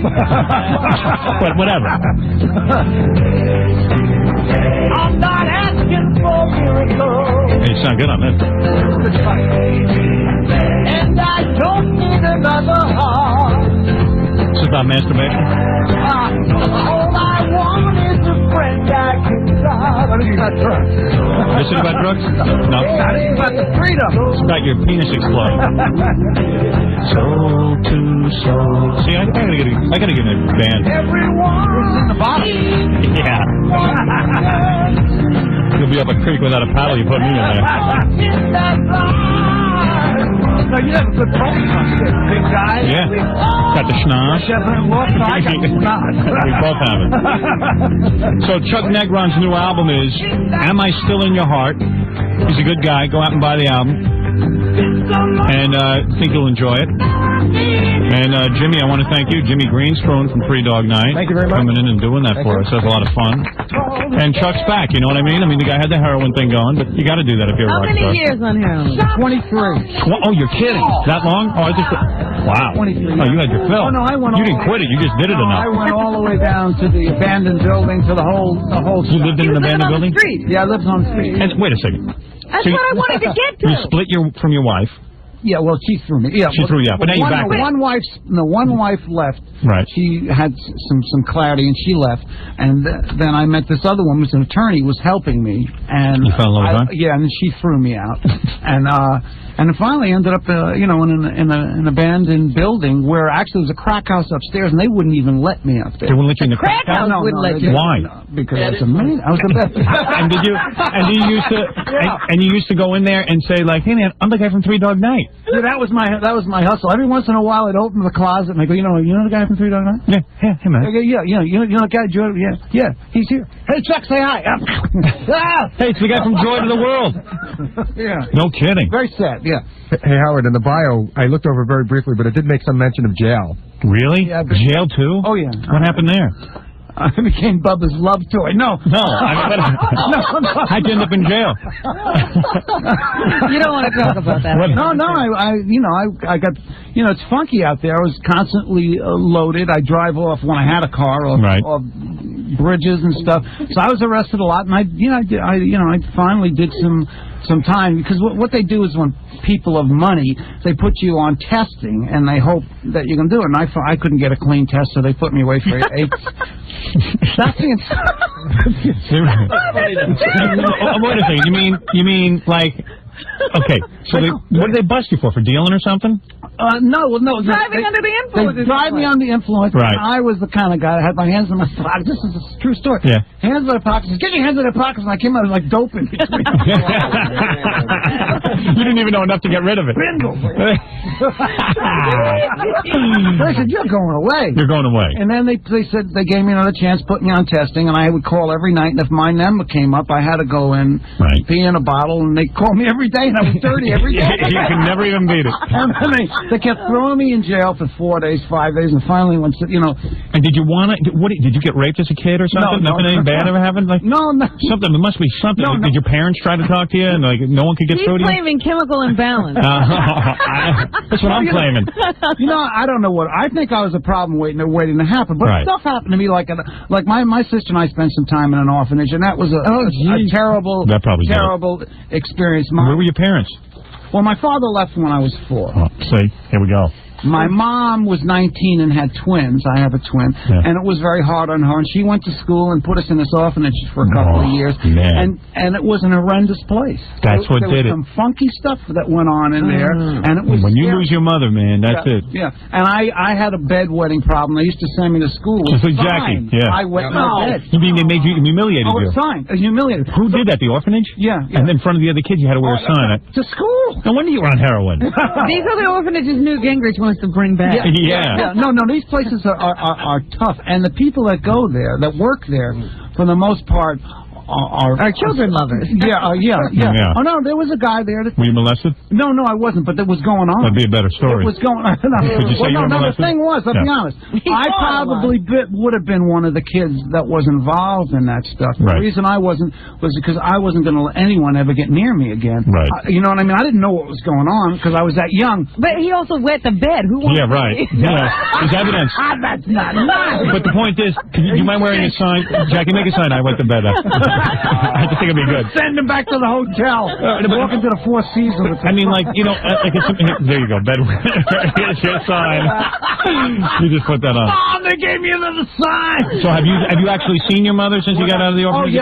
No, my mom came back and picked me up 2 years later. Oh man, that's the worst. And like your sister, was she like freaking? My sister was fine. My sister understood and intellectual. She knew. To me, I was being thrown away. Were you getting the crap beat out of you and stuff at the orphanage, and like other kids were cruel and? Well, the reason I was, I ended up not getting, but we had wrestling and boxing matches every night, right? Because he was having scenes with the other kids, and I wouldn't. Me and this other friend, so me and my other friend fought all the guys until we started really kicking some butt because we were scared, not bad. Right. I wasn't tough. I was fighting for my life. An orphanage in the Bronx, my God. Yeah. So no wonder, man. That's where the whole thing comes from. That's what it was.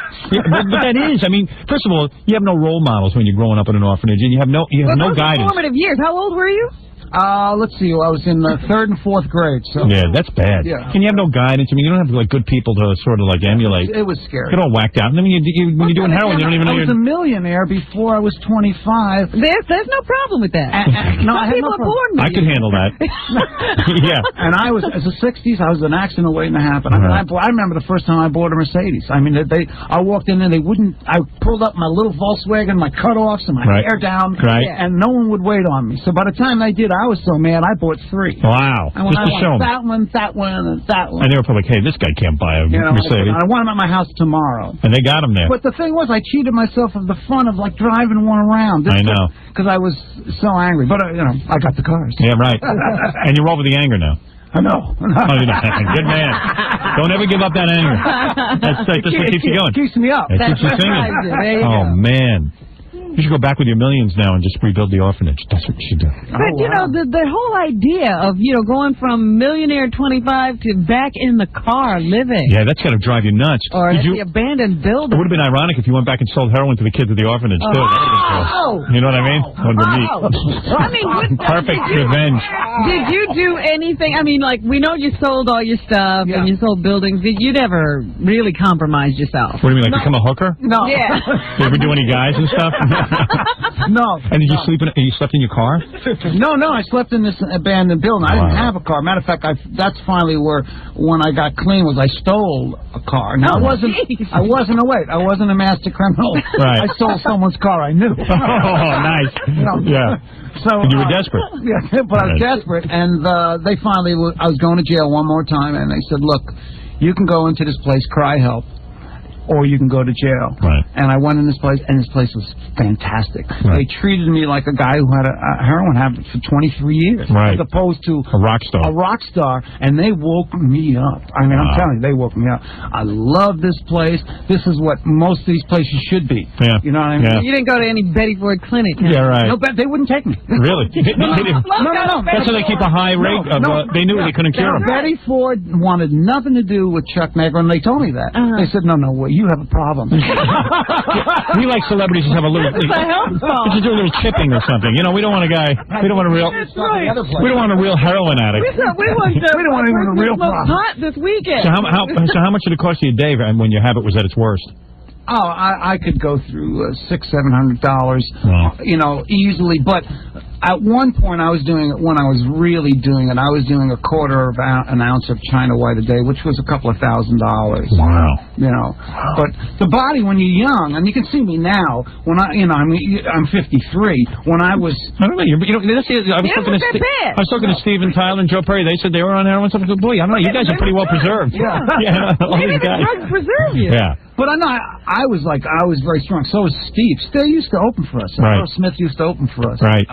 And I forgot what I was going to say. See, that's what happens. I think sometimes if you have an athletic background and stuff like, you might come through it. Yeah, it kept me going. Plus, fear, anger, and just you're successful. You're successful at what you're doing. You wouldn't know from reading the paper. And you're driven.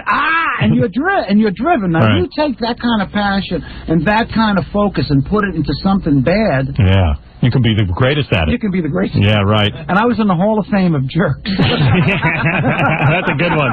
Chuck Negron, everybody, from Three Dog Night, who's incredibly honest and a great guest, and responsible for so many songs. His new CD is called Chuck Negron, Am I Still in Your Heart? Whole bunch of new tunes. Jimmy Greenspoon from Three Dog Night, thanks for coming in. I really do appreciate it. Thank you, Jimmy. You guys are great, man. Thanks, Chuck. Come back anytime, man. Thanks. You're full of good stories. More penis stories when you come back. All right? And bye, because he has to go back on Smack and eat Smack money. Chuck Negron, everybody. Money, I have money. I know you do. All right. We'll be back after these. You're listening to What's going on here? More in a moment. 95X. Here's what you'll hear on 95X today after Howard. Hey, this is James from Extreme Rock Radio. I'm here from 8 to midnight taking care of your hard rock fix. And you can always give me a call, 421-9595, or on the World Wide Web at 95x.com. Give me an email, make a request.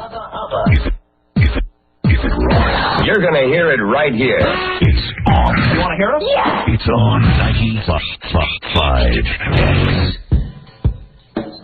Good morning, everybody. I'm NBC3 meteorologist Wayne Mahar. My 95X forecast becoming partly sunny today with a high temperature of 56, mostly sunny tomorrow, and a high 56. That's my latest forecast. 95X has expanded the payroll. Now you can earn $100 an hour all week, Monday through Friday. It's a 95X no-brainer. No song titles to remember. No 800 numbers to dial. No problem. If you can recognize your own name, you can earn $100 an hour. Fax or email your name, where you work, and birth date. Then listen for your name on the air and call back within 10 minutes. It's that easy. Plus, you'll be eligible to win a different concert flyaway each week. Listen while you work and earn $100 an hour, Monday through Friday, only on 95X.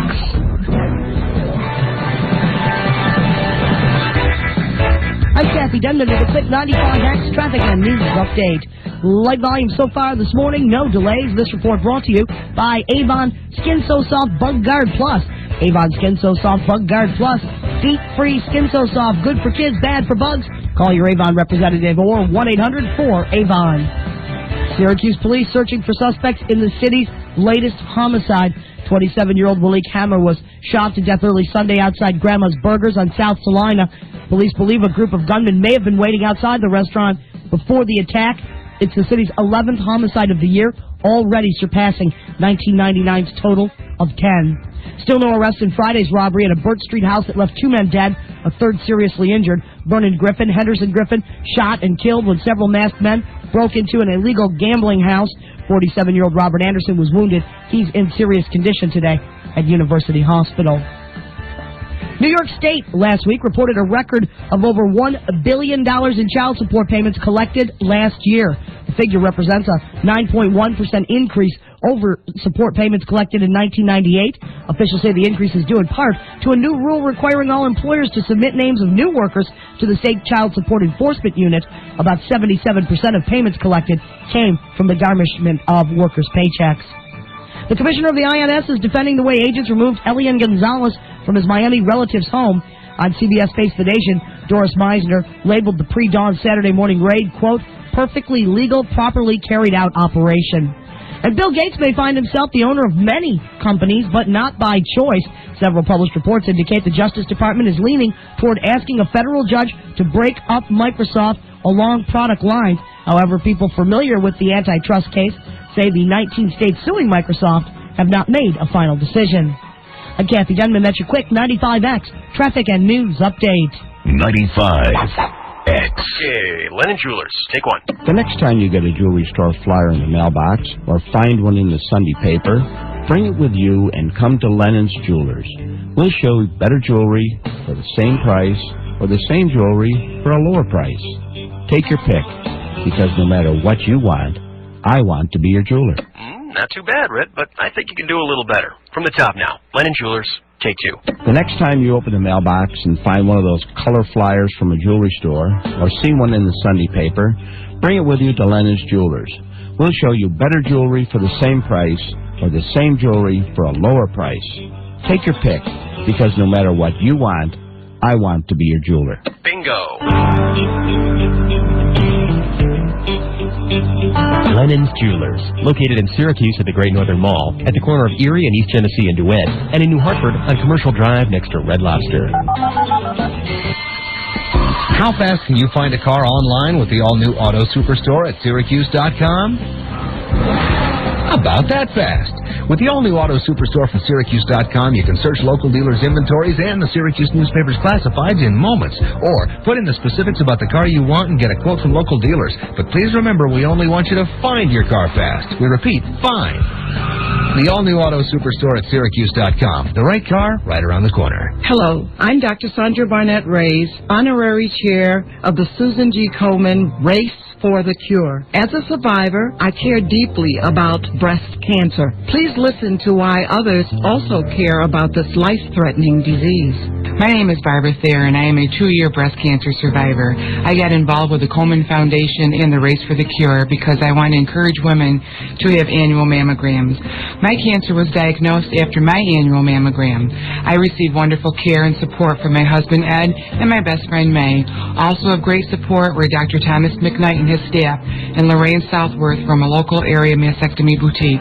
So please have an annual mammogram because there is life after breast cancer. Please join Race for the Cure, 8:30 a.m. May 20th at DeWitt Shoppingtown Mall. Registration forms are available at JCPenney Carousel Center and Shoppingtown. Upstate Ford dealers and Project Pride are happy to support the Central New York Komen Foundation Race for the Cure. 95X presents Project Pride, featuring local individuals doing their part to help make Central New York the place to be. Hi, I'm Matt Driscoll, President of the Syracuse Common Council. My wife and I are proud to live in the city of Syracuse, a great place to raise a family. Residents of Syracuse celebrate the diversity of our neighborhoods, the schools, and cultural resources we have to offer. This is a place with all the advantages of a big city, but with the friendly nature of a small town.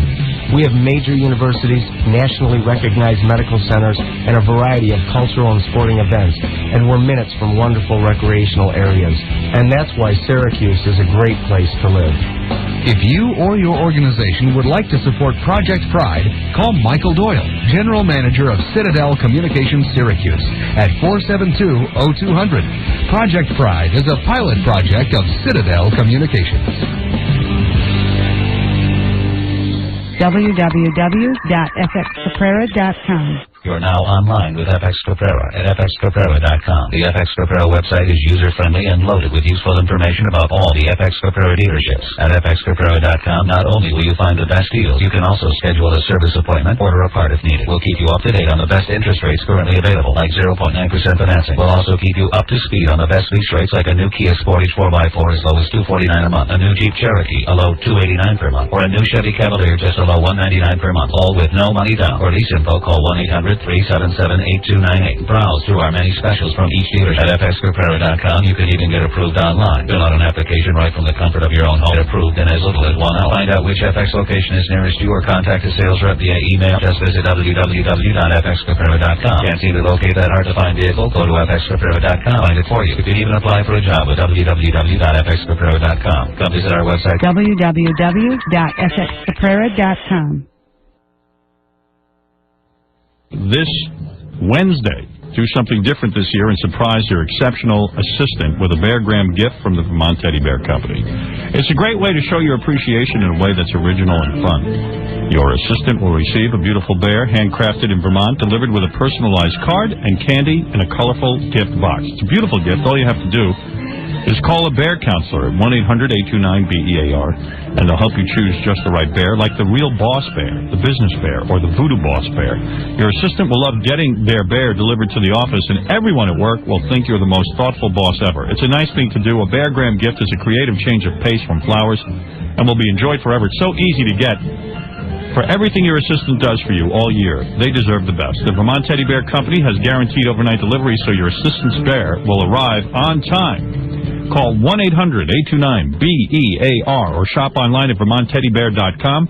The creative alternative to flowers for Secretary's Day, Mother's Day, or any occasion. That's 1-800-829-BEAR. Now,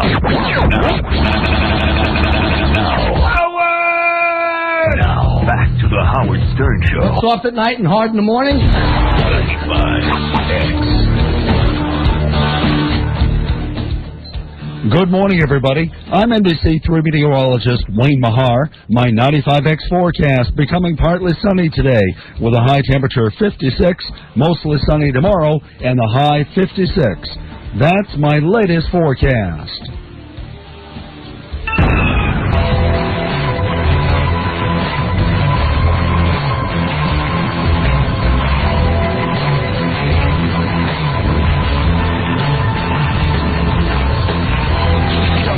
Really hurt. It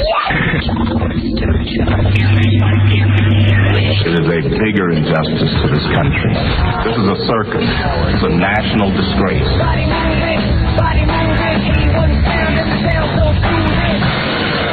The Howard Stern Show. So, yesterday, I'll catch you up on my day. And then I want to talk about Fred Norris's girlfriend being a waitress. We certainly had an interesting conversation yesterday about it. Robin and I obsessed on it for about a good 2 hours. Can I just ask what this is? No, what happened was Allison Norris, or whatever you want to call her. How long have you been with this girl now?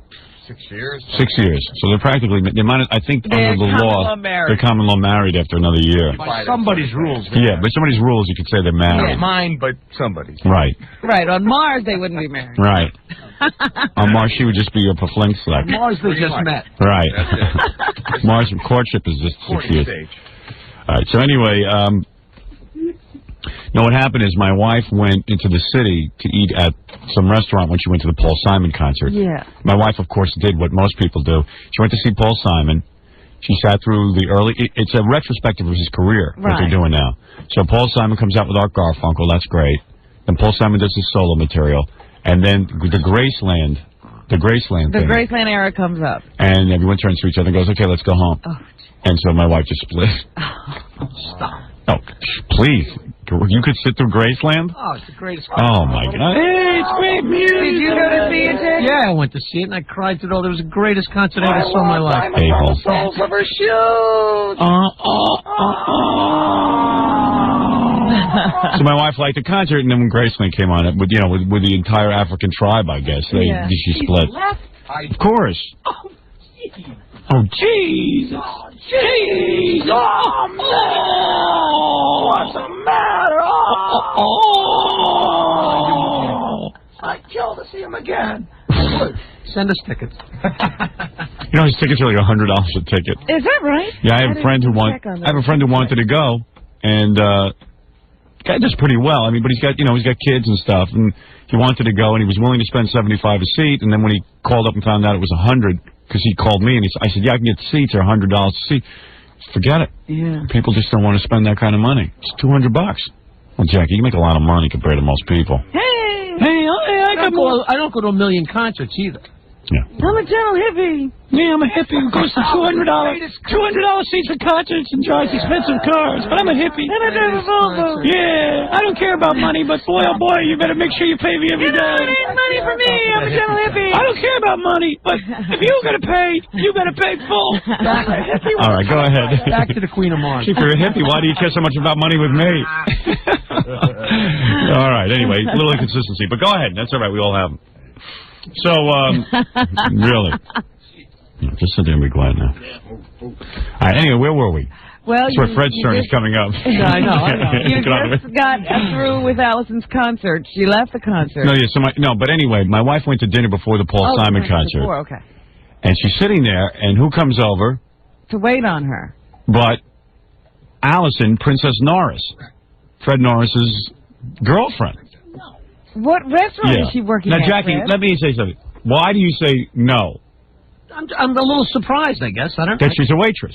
Yeah. Because this is the way I look at it. Fred makes a really good living. We know that.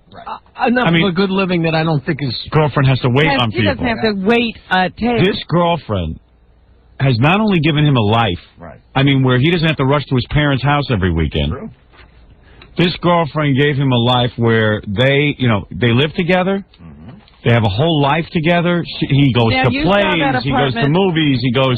Remember when Fred lived alone when his apartment looked like? Decorates the apartment. And for all intents and purposes, he is getting and he gets to sleep on top of her every night. He has She's the proverbial better half. He has an F-bag every night.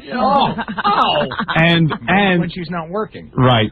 And she works till 2 in the morning, being 2 or 3 in the morning waitressing.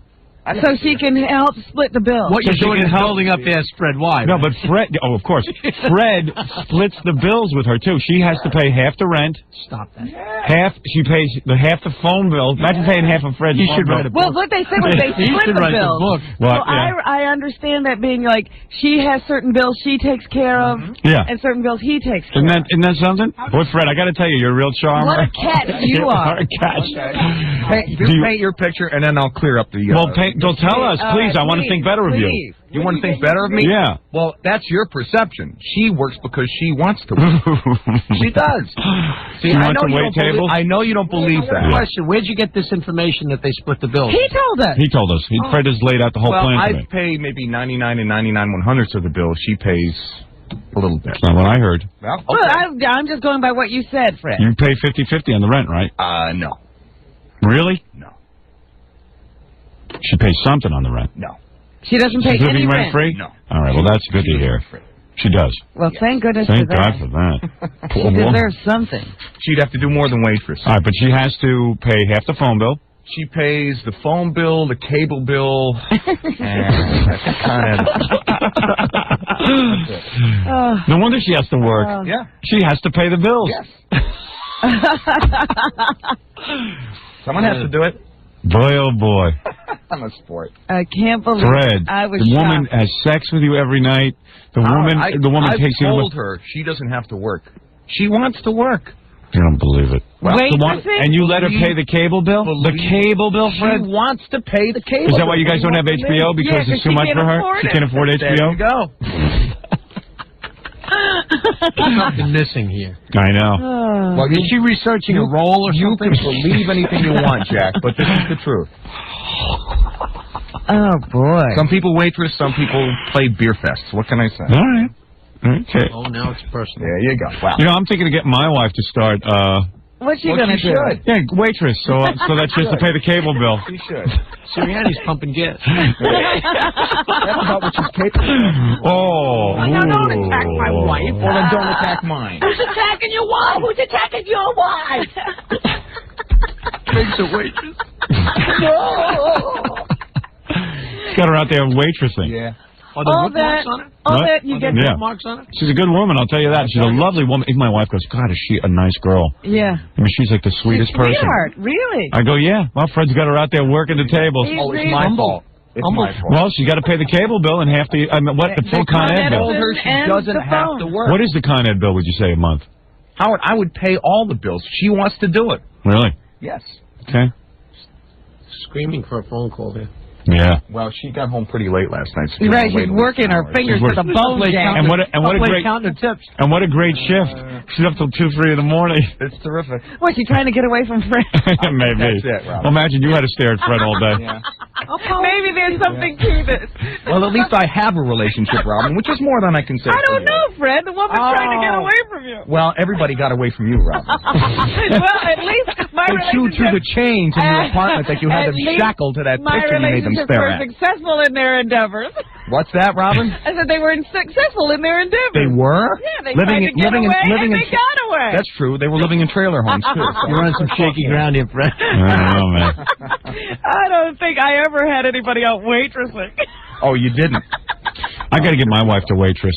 I think you should. Yeah. All right. Well, anyway, I just thought it was a little peek into Fred's personal life. There you go. Guys playing along at home. Shared that with us. I mean, if I tell you this girl has given this guy a life And look at the way he looks. Why do you and changed his whole Why are you look. painting me as this person who's doing this? Because it's not true. And you know it. I don't know anything. Yes, you do. How would I know? Come on. I thought taking care of Fred was a full-time job. Yeah, I mean, You really have time for anything else. Remaking Fred is a full-time job. Keep weaving your golden fleece of lies. I mean, This now girl- Fred has the nerve to say, "Oh yes, I'm not seen here, by that the way, so just keep play. talking around me. It's I've quite all seen that musical." This Fred, he... I got to tell you something. When she met him, the guy was walking around in Farmer Jones jeans. Yeah. With kangaroo Yeah, sneakers yeah. with a pouch on them. He had pouches on his sneakers. Well, I met her, you met Ralph. So That's we're right. both People. So she meets him. He doesn't have a friend in the world. He's locked up in his apartment and only could go on weekends to his parents. So she created an apartment, a Very life, well. a whole thing. He's Hamptoning in the summer. Hampton, he's got a place. He's got. Why do you keep ignoring the basic fact that she wants to do it? Nah. So you keep painting her as this person who is, you don't. who is You know putting she her out doesn't. there She to wants do to it. pay the Con Ed bill. She wants to work. She wants to work. She can't stand staying home all by herself. I don't know. There's other things she could do. Like what? Give me a for instance. Anything. Anything. Go to But the we, pool. She wants to act. So this is the way she does it. I mean, it keeps by being a her waitress. She keeps her schedule She's free in acting the like daytime. So why can't she just not be a waitress and keep her schedule free in the daytime? To audition. That's what she wants to do. What can I say? That's, All right, she all right. enjoys it. What can I can't make sense of it either. So she pays the Con Ed bill, the cable bill, and the And the phone bill. and the phone bill. Yes. The whole phone bill. So she has to pay for your calls. Well, who's Fred calling? Hartford. You think so? Oh, his parents. You think so? Yeah. So she picks that up. Once a month. Now, what about food? How do you work that? 50-50? I usually go out and do the shopping. So you pay for it. But if she shops, she pays. Yeah. Now, do you have help to clean the place? Once in a while, someone comes in and does some stuff. Now, who pays that? She does. I do. I see. So it's 50. It is a 50-50 arrangement, except for the rent. In the smaller stuff. Oh, yes. Uh-huh. Look at Jackie's face. Jackie's like, how did he get this deal? Even Jackie. I hit the lottery somewhere. Suddenly Jackie looks like a big spender. Jackie looks like a big Not spender. only is he footing all the bills, Jackie, but he pays for Nancy's productions. Yeah. You know, when she Jackie, you wants to idiot. throw a play. All right, anyway, I just thought, everyone always says to me, gee, we don't learn about Fred on the show enough. Not nearly enough. Everyone loves to hear about Fred. You paint me as some ogre. No, ogre. Yes, Listen, we're just interested in the living arrangement. I just think it's hysterical. You are painting me as No, an ogre. you're What Fred fabulous. misses, And the I bottom don't line mind is, at all. if she wants to waitress, she's doing it to make him happy, I'm sure. Right. Some No, level. she's doing it to make herself. She's doing it so that she can pay the If bill. anybody's ever worked as a waiter or a waitress, you know you only do that out of necessity. That's not a fun There's job. nothing enjoyable about it, Fred. You don't understand her. That's I what she did it wants for to do. It's not enjoyable work. No. It's tough work. I know it's tough work. She enjoys it. Okay. Well, it's true she enjoys Fred. Why shouldn't she enjoy that? She's odd. She enjoys something that... She's very odd. You're odd. absolutely Wait a minute. right. You're treading now you're getting Now everyone's gone over the line. Okay. We met the one woman who teenage runaway look-alike who enjoys Fred and enjoys waitressing. All right, listen, I got to take a break. It won't be a comfortable break, but it'll be a break. Laid under a bus, Robin. We're going to take a little break. I don't think we should. All right, you know what? Let me take a phone call. I'll take a phone call. Commercial free, it's on me. Yeah. All right, Jackie will pay for all commercials. I don't want to be here with Fred after that rap. You better be. Let's forget about it. You'd better be. Get a little distance from that. Me and Jackie be racing out the door to go to the bathroom during the break. You know, I can't help but notice anytime you start attacking me or Yeah. start attacking Robin, Gary comes flying through that door. And Yeah. when we attack Fred, Yeah. Nobody comes in. nobody's Oh, I'm sure Gary has tons of stories about the waitresses. He's biting his lip. Well, because everyone's afraid of Fred, and I'm trying to break that whole thing and come on to Fred Strong. You're You so want to low, know babe. something, Howard? Good luck. Good luck. You're so low. Well, Robin was helping. I go to work as a waitress. Come on. She's in another room. She doesn't mind We doing it. double up on him, The but I'm biggest over chicken here. in the world sits on the other side of the glass. That's the real reason Robin's in the other room. Yeah. The first person to bail when there's an incident is Robin. To keep away from So, Fred, you would say, I mean, I don't know what your bills are, but I would say your girlfriend has a nut of They're about... enormous. No, I would say about... She's got to come up with over $1,000 a month. No. 500 a month? No way. I would say maybe 300. All right, 300 a month. If waitresses make like $1.50 an hour or something, Uh-oh, Yeah, they make Bubba minimum wage and they work on tips. Booey. I would never say anything about Fred. I was going to help you figure out the nut. Okay, go ahead. Well, the cable bill's probably around $50 a month. Probably. Yeah. The Con Ed bill's probably around between $60 and $80 a month. Right. And what else? And the phone. And the phone bill could be. How many lines do you have? Just one. Do you use your computer for modem? No, I don't. It's probably around. This phone bill's probably around 70, 80, maybe 100. All right. Food. She pays food and also for cleaning the apartment half and half. Cleaning's probably about 50 or 60 every time someone comes to do it. Okay, come on, we're adding up. Every 2 weeks, roughly. Food's got to be, they might go out a lot to eat. When you guys go out, do you split the bill? She actually works in a restaurant, so I don't have to go out to eat. You mean they feed you for free? No, I mean, you guys go out. She's working. We haven't gone out to dinner in a while. Yeah, I guess after you So wait on saving people. money there, too. Yes, so he doesn't even have to take her out. What can I say? That's pretty good. Jeez. And she spreads her legs whenever Fred wants it. No, she doesn't. Start charging him for that. She's never home. I wonder if there's a picture by the bed. Yeah, really. Yeah, she's a whore, Jack. Thanks. Oh, please. Oh. So she goes. I don't understand something. She goes out to waitress, but somebody comes in to clean. There's hardly any difference. Like if she would have just stay home and clean and save the money. What can I say? That could be her job, cleaning. What can I say? That's the way she wants it. That's the way she does it. But someone told me after waitressing, she might go into cleaning homes. No. Is that what they said? In order to pay for the cable. That person has obviously worked too many joke clubs. So, Gary, how many... That's not me, Dan. Hey, that was me. Okay, hey, seriously? How much money do you think?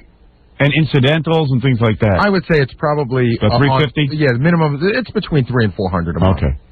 Just in stuff that she has to split with Fred. Right, and then she, of course, she's got to go out and do her own thing. Yeah, she probably buys a few toiletries. Well, no, okay. But you're missing the whole big picture here. Well, what picture are we missing? No, it's you're figuring out this whole nut, but they live in this gorgeous apartment that dwarfs that whole figure.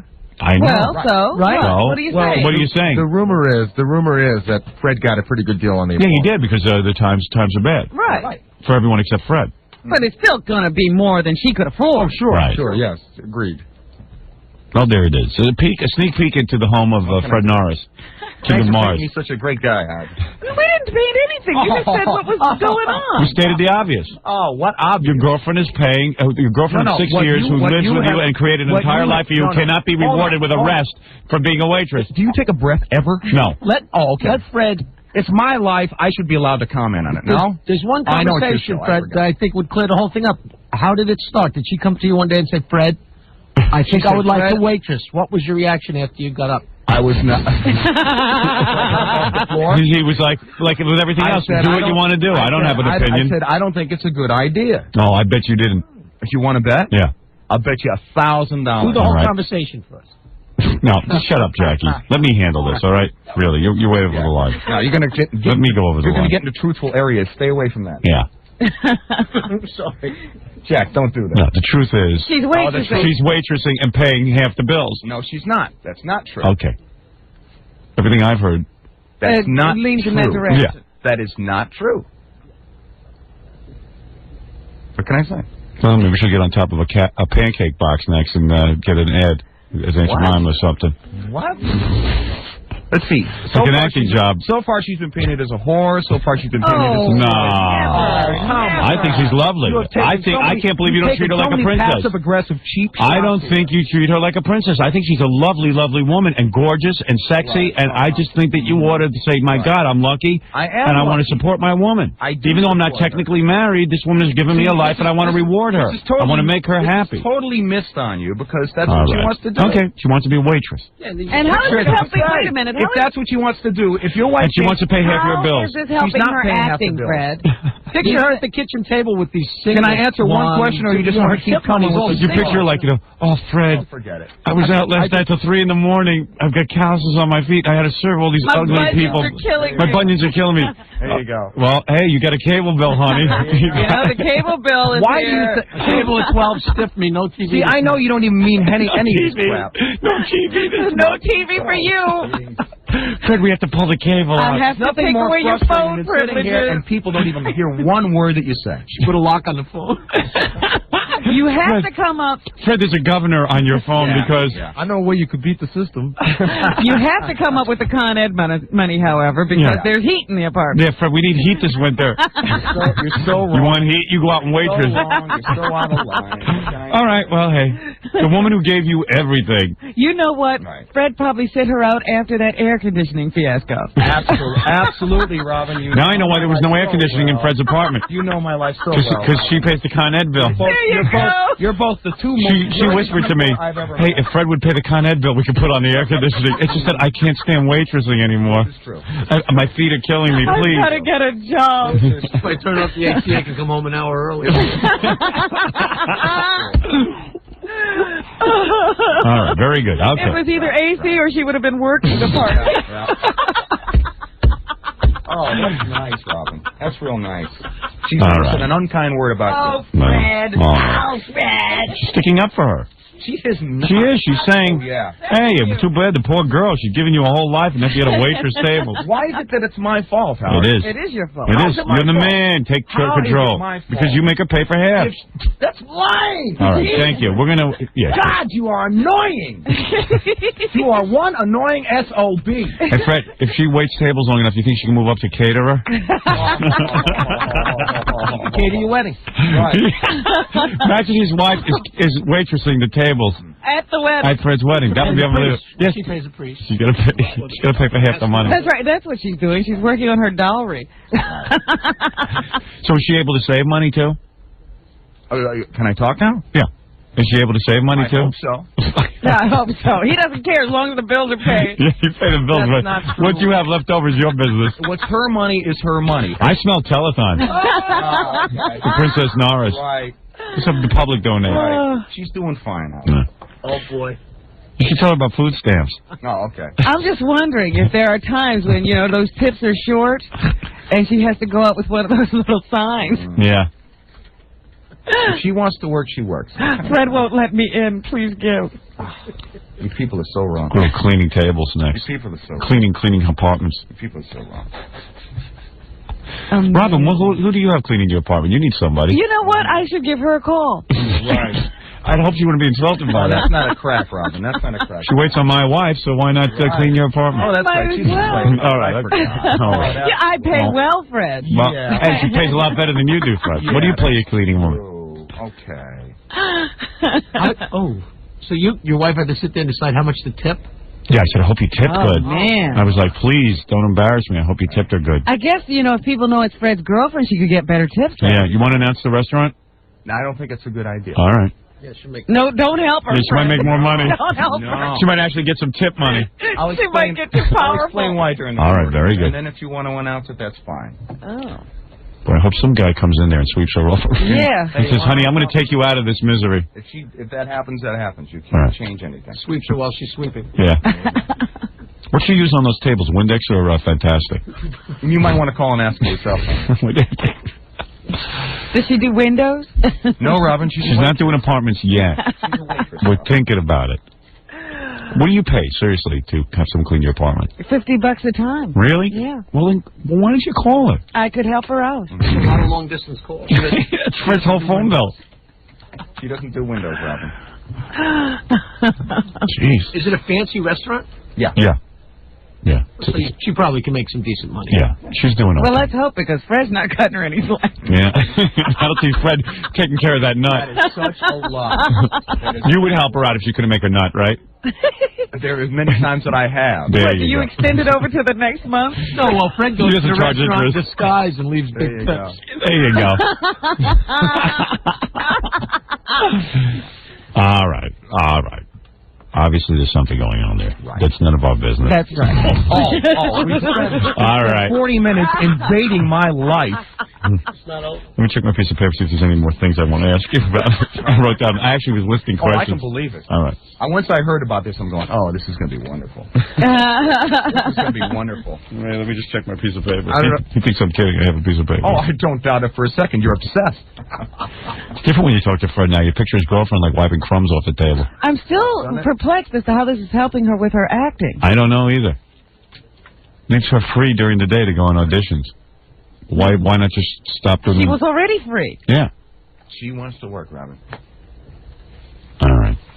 See, Fred's getting upset. No, I'm not upset at all. Well, then let's continue.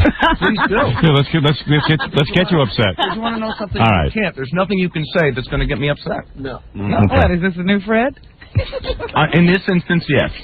All right, Fred. Why don't you take a break? Because you know what? That'll get you upset if we don't take a break. That will. Yeah. All right. And we'll be back. Oh, wait a minute. Hold on. Oh, what's the matter? No, I just...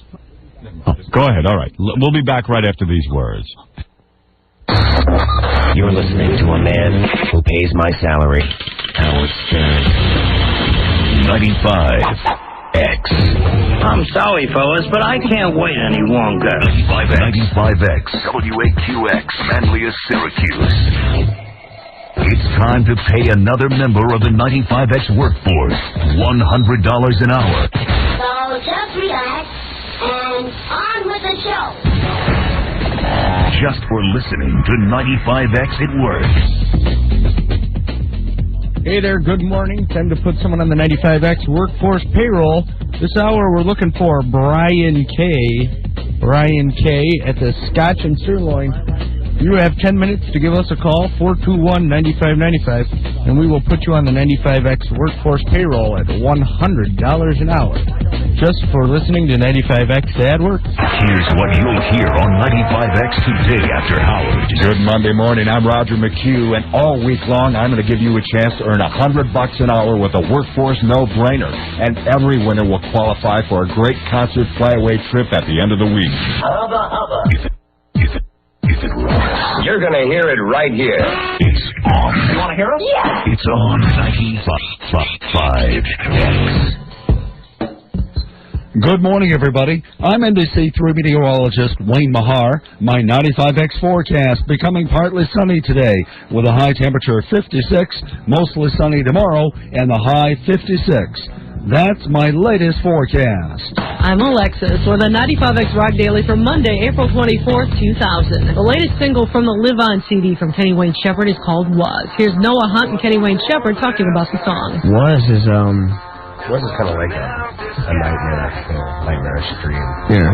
You know, it's pretty much about a night, a certain night with a certain woman, you know, that kind of all went bad, you know. Yeah. And this girl just kind of rips this dude up, and she's all the good things and all the bad things put together. But the bad things seem to be the things that are showing up, you know, at this particular moment. It was an empty sky. It was a bad excuse. I was the only fool.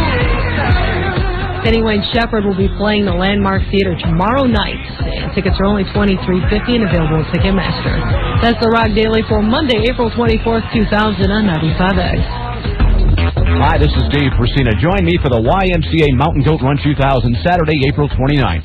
Run the 10-mile course through downtown Syracuse, the 5K Run Walk, the Fox 68 Chase for kids, or the 5K Corporate Team Race. Call 474-6851 for more information.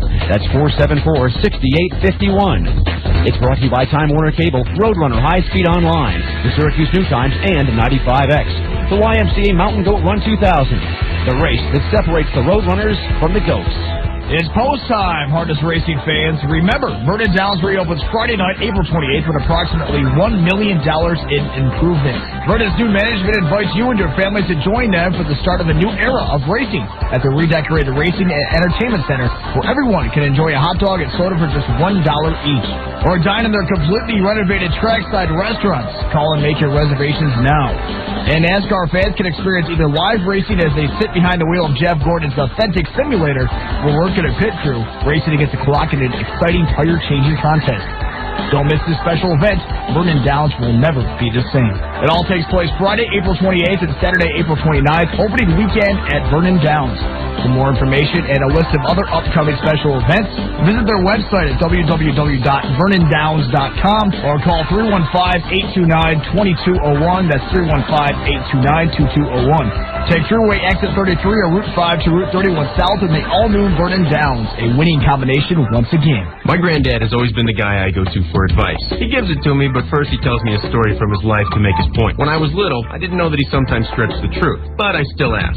I know he loves his car dealership, so I asked him for help when I was looking for a new car. Best way to buy a car is online. I just bought my first car over the internet. Granddad, the internet? From a man who doesn't own an answering machine. You pulling my leg? I surf the web all the time. Play bridge with some fellas from Italy. But Granddad, buying a car? The last 6 cars you bought were Buicks from H.O. Clark. Make it 7. They got a website, HOClark.com. Got my new Buick and only went there to pick it up. So I went to H.O. Clark's website, and as usual, Granddad was right. I found a great lease deal on a loaded Pontiac Grand Am at a price I could afford. My granddad, pretty hip for an old guy. Who are you calling old? H.O. Clark Pontiac Buick GMC, Route 5 Elbridge. Lease a 2000 Pontiac Grand Am with no money down, no first month's payment, and no security deposit for only $239 a month. Plus, you'll receive a free 1-year membership to I'm Smart. Shop online at HOClark.com. H.O. Clark, not your typical car dealer. Wells Brothers Installation is having their first ever demo clearance sale. That means huge savings on demos, closeouts, and one-of-a-kind items. This event is for a limited time only, and if you hurry, you could save big money on car audio and aftermarket items for your car or truck at Wells Brothers Installation. This is Wells Brothers Installation spring cleaning on the items you want at unbelievable prices. Wells Brothers Installation carries the big names in car audio equipment like Pioneer, Cerwin-Vega, Macintosh, Phoenix Gold, Orion, and the leading names and accessories and trim for the look you want at a price you can afford.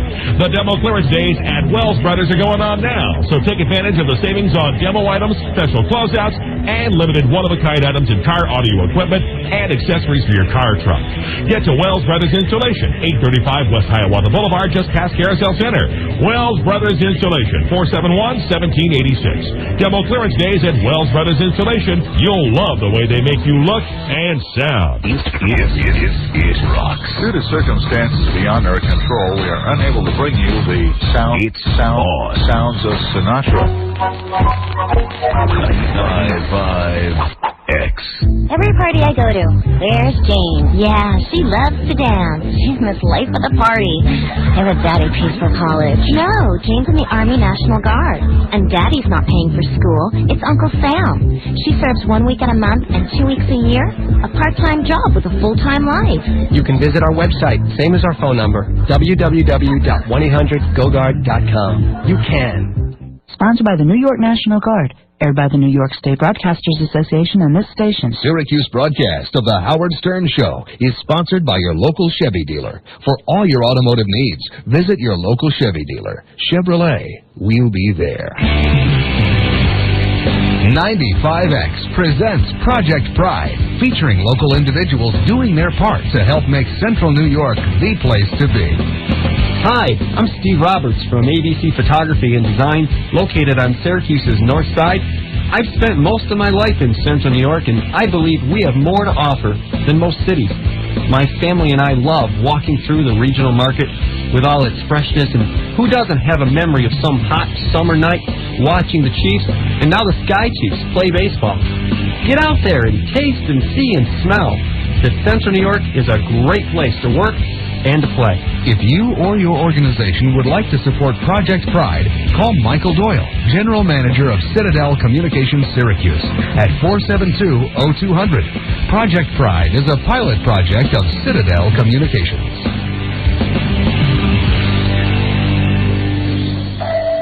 I could tell something was off right when I opened the door. Hi, I'm Bob. Want to buy some cookies? Do you mind if I ask, Bob, what's your cause? I'm raising money to pay my cellular bill. The long-distance charges are killing me. Not good. Really, mister, the Mint ones aren't so bad. Oh, no, Bob, it's just, if only you had the Sprint PCS free and clear plan, you'd get 500 minutes for just $50, including free long distance. Wow. That's 2 anywhere, from anywhere, on the only all-digital, all-PCS nationwide network, serving more than 280 major metropolitan areas, plus clear calls. You mean I can keep my cookies? Bob, I'd never ask you to give up your cookies. I'm only asking you to give up your cause.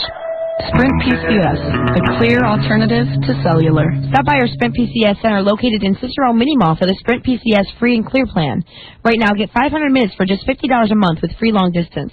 See printed material for detail. Now. ready? Now, back to the Howard Stern Show. Stupid people should have to wear signs just say I'm stupid. That way you wouldn't rely on them. Turn it up.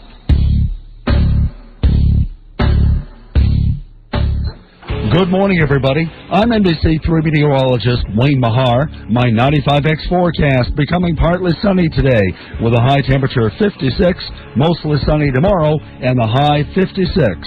That's my latest forecast. 95X.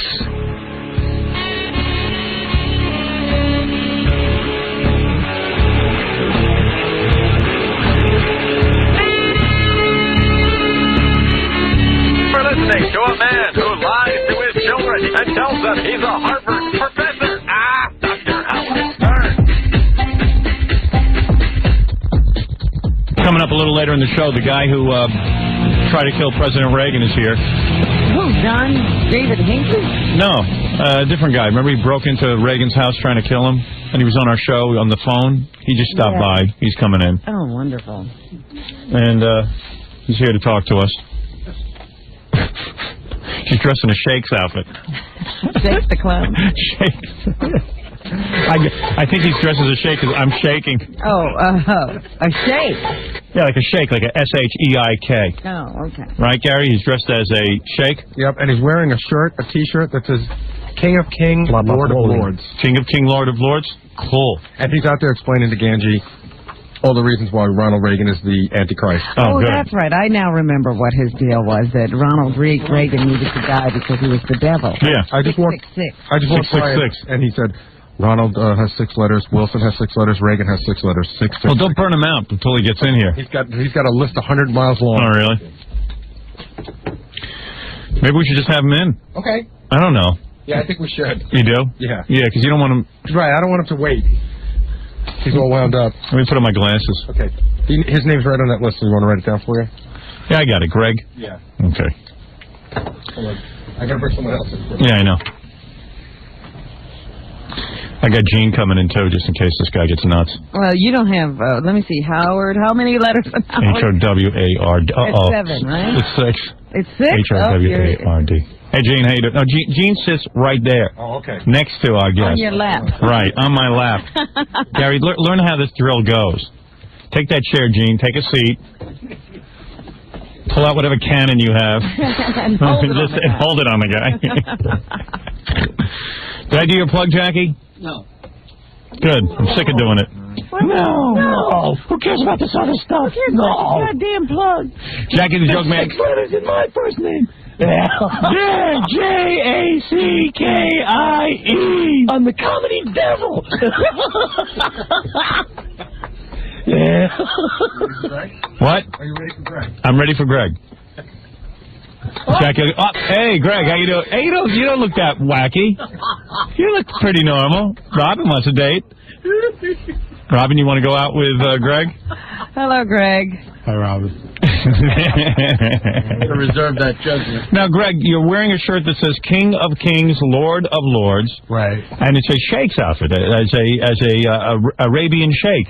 Like a Lord, what's his name? Rahman. Lord Rahman Assad. Am I correct? Right, you are. Yeah, but why are you wearing a Shakes outfit? Well, basically, it's just an adornment for the T-shirt. The T-shirt is biblically spoken of, which says King of Kings and Lord of Lords on his raiment. Right. And this just makes it look a little bit more fancy. And let me ask you something, because, people must think you're, kind of crazy and stuff, right? Yeah. Yeah. And you were in, some kind of group home, and, they locked you up for a while, right? Right. Did something happen in your childhood to cause you to go completely bonkers or something? Did someone try to molest you or something? My brother, yeah. Yeah, see? That's always the case. Oh, stop that. What do you mean? What is it? You went insane. Your daddy took advantage of you. I wasn't dressed like that ever. Well, you wore a tiara. Come on. You were dressed like that. She killed herself, though. It's a whole long story. You got to read the book. I don't know if you got it. Quivers of Life. Fantastic. All right, listen to me. All right. So, you're saying your brother molested you? Yeah, well, we were real young kids, just fooling around, I guess. Right. But I don't know if that was what did it. I felt that I had led a fairly normal childhood. Really? What about your parents? Were they there for you? Yeah, they were. Really? And when did you go? Now? Yeah. My mom died, and my father's still in New Jersey. Oh, yeah, so you see your dad? Yeah. Oh, you do? Every once in a while. And did you go to your parents when your brother was molesting you and say, hey, my brother's molesting me? Did they help you? Or maybe you felt stranded as a child? I'm just trying to get into the psychology of, where a guy goes wrong. You know what I'm saying? Right? Am I right? All right, take it easy. All right, so seriously, did you go to them and say, hey, brother is... We didn't discuss it. It was just like a little secret. Dirty little secret. Between us. I see. And did he get very far with you? You had some party, huh? Are you two still close? No, unfortunately, he died a few years ago. Oh, your hands. Be quiet. What's the matter with you? Of course not. Wait a minute. Look at his face change. What happened? What happened? He had AIDS. Oh, he did? Yeah. Oh, so he was gay? Yeah. You're not gay? I am, too. Oh, you are? Bisexual. Oh, nothing wrong with that. That means you like boys and men, right? No, that's not I have a girlfriend. Oh, you do? Yeah. And you Really? don't have the AIDS, right? Not that I know of. No. Right. You haven't been tested, but you feel pretty healthy, and you look healthy. Thank you. Yeah, you're welcome. All right. So what happened? A couple of years ago, you tried to break into Ronald Reagan's house. Right. And the whole thing went wild because in your mind you knew Ronald Reagan was the Antichrist. Right. You knew Are it. you the only one who knows? I think a lot of people know. I've heard it rumored for the past 10, 15 years, but nobody wrote a book about it and actually did the research to prove it biblically. I mean, people have done it, with signs and It was a rumor, actually, for a while because everyone used to say Ronald Wilson Reagan, right? That's true. That is how you count the number. 666. Wilson is W-I-L-S-O-N. Yes, it is. Yeah. That's 666, but just because it's 666 doesn't mean... But he meets the other requirements, too. Which One of the requirements was that he was shot and wounded. Yes. And recovered from the wound, which is in Revelation chapter 13 also. Yes. And that he would have power over all nations, which other people just don't meet those requirements. Which the president, of course, always... The president of the United States is more powerful than any world leader, right? Right. I see. So he is the devil. Well, no, listen, it doesn't mean he's the devil. It's just that these could be coincidences, or, in fact, as Greg says, he could be the devil. So now you went to the house for what reason? To check his scalp? Well, I was going to kill him. Well, let's not jump ahead to that yet. Let's not jump ahead to that yet, because I have so much. Now, what about this theory that Spiro Agnew is the Easter Bunny? Who was telling me about that? Was that you or somebody else? It was Jackie. Agnew. So you became more and more convinced of this. And how old were you at this time? 32. 32. Had you ever done anything wacky before that? Had you been in trouble with the law before this when you started to get these thoughts? Well, I had always thought that I was the second coming of Christ, and I knew I had to make war with the Antichrist, but I didn't know exactly how I was going to do it. And you still think that? Yeah. Yeah. You still think you're the second coming of Christ? Yeah. And I got to really lead the world and turn it around. That's what my new book is about, Image of the Beast. Oh, you do have a book? Yeah. Who bought the rights to that? Judith Regan? No, I'm publishing it myself. Oh, you are. I see. You're smart. That way you don't have to cut her in. Yeah. I always said when Christ came back, nobody would be bothered. Right. Like there'd be he doesn't have 12 guys following him around. Nothing's happening, right? Yeah, but Greg, in all seriousness, wouldn't Christ have trimmed his nose hairs? I see a few hanging from you, as I have. Christ is very natural. Yeah, very natural. Well, Greg, I hate to break it to you, but Billy West is really Christ. So you're too late with this. Well, so you think that Ronald? Would you like to say something? Yes, there's someone in our house. Now you. So you started to have these thoughts that you were Christ himself. Right. And was there any evidence that you were Christ, or it just came to you? Well, there are several evidences. The Bible speaks about having a new name, which I believe is my name, Gregory Stewart Gordon. It says that only I will know it, and I'll know how to produce it. Yeah. And it goes like this. Right. All right. In a telephone book or in an encyclopedia, you'd find my name, Gordon Gregory Stewart. Right. The initials derived from that are GGS. That's correct. Or 2 G's and an S. Yes. Or Jesus. Oh. Don't you think that's stretching it a little bit? Look at Gene. He's praying now to Greg. Can you perform miracles? Not really that I know of. Yeah, well, if he knew how, he would do What kind it. of Christ are you? What is he? Jesus. Jesus. All right. Now, Jesus... I'll call you Jesus if that's what you want to be called. Would you prefer to be called Jesus or Greg? Yeah. Yeah, okay, Jesus. Well, why not? Give the guy some happiness. The guy thinks he's Jesus. Call him Jesus. And now, wait a minute. That's why the world's so uptight. If the guy says he's Jesus, accept him and he's Jesus. Wait a minute. You don't have to pray to him. But let me ask you a question here. Okay. Have you ever talked to anyone about this? Like a doctor? Yeah, he's talking to me. I've talked to millions of doctors. They all agree. They all tell you you're what, nuts? Well, they have this thing about, I think that psychiatry is basically a godless institution. Oh, now you've said something everyone agrees with. And they don't know anything about what spiritual. You've had some bad experiences with psychiatrists? Not really bad experience. Well, they put me on medication. Like right now, my tongue's hanging out and all kinds of crazy stuff. Really? What kind of medication are you on? Lithium and Navine and Jackie's on all Why those. would Jesus take drugs? Well, because they want to keep him sedated in case something goes wrong. But Jesus wouldn't take drugs. Well, Jesus might be forced to take drugs if he can stay out of jail. This is why I don't believe he's Jesus. Oh, please, Robin, don't piss on the guy's Jesus would go to parade. jail. Please.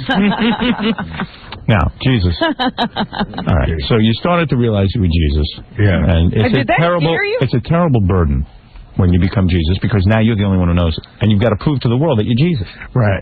Okay. Do you remember your previous life? I'm not claiming to be a reincarnated Jesus. I'm saying you're the new Jesus. Jesus. I'm the second coming of Christ, which would be the new Jesus. That's how it's. Oh, so you have no memory of that other.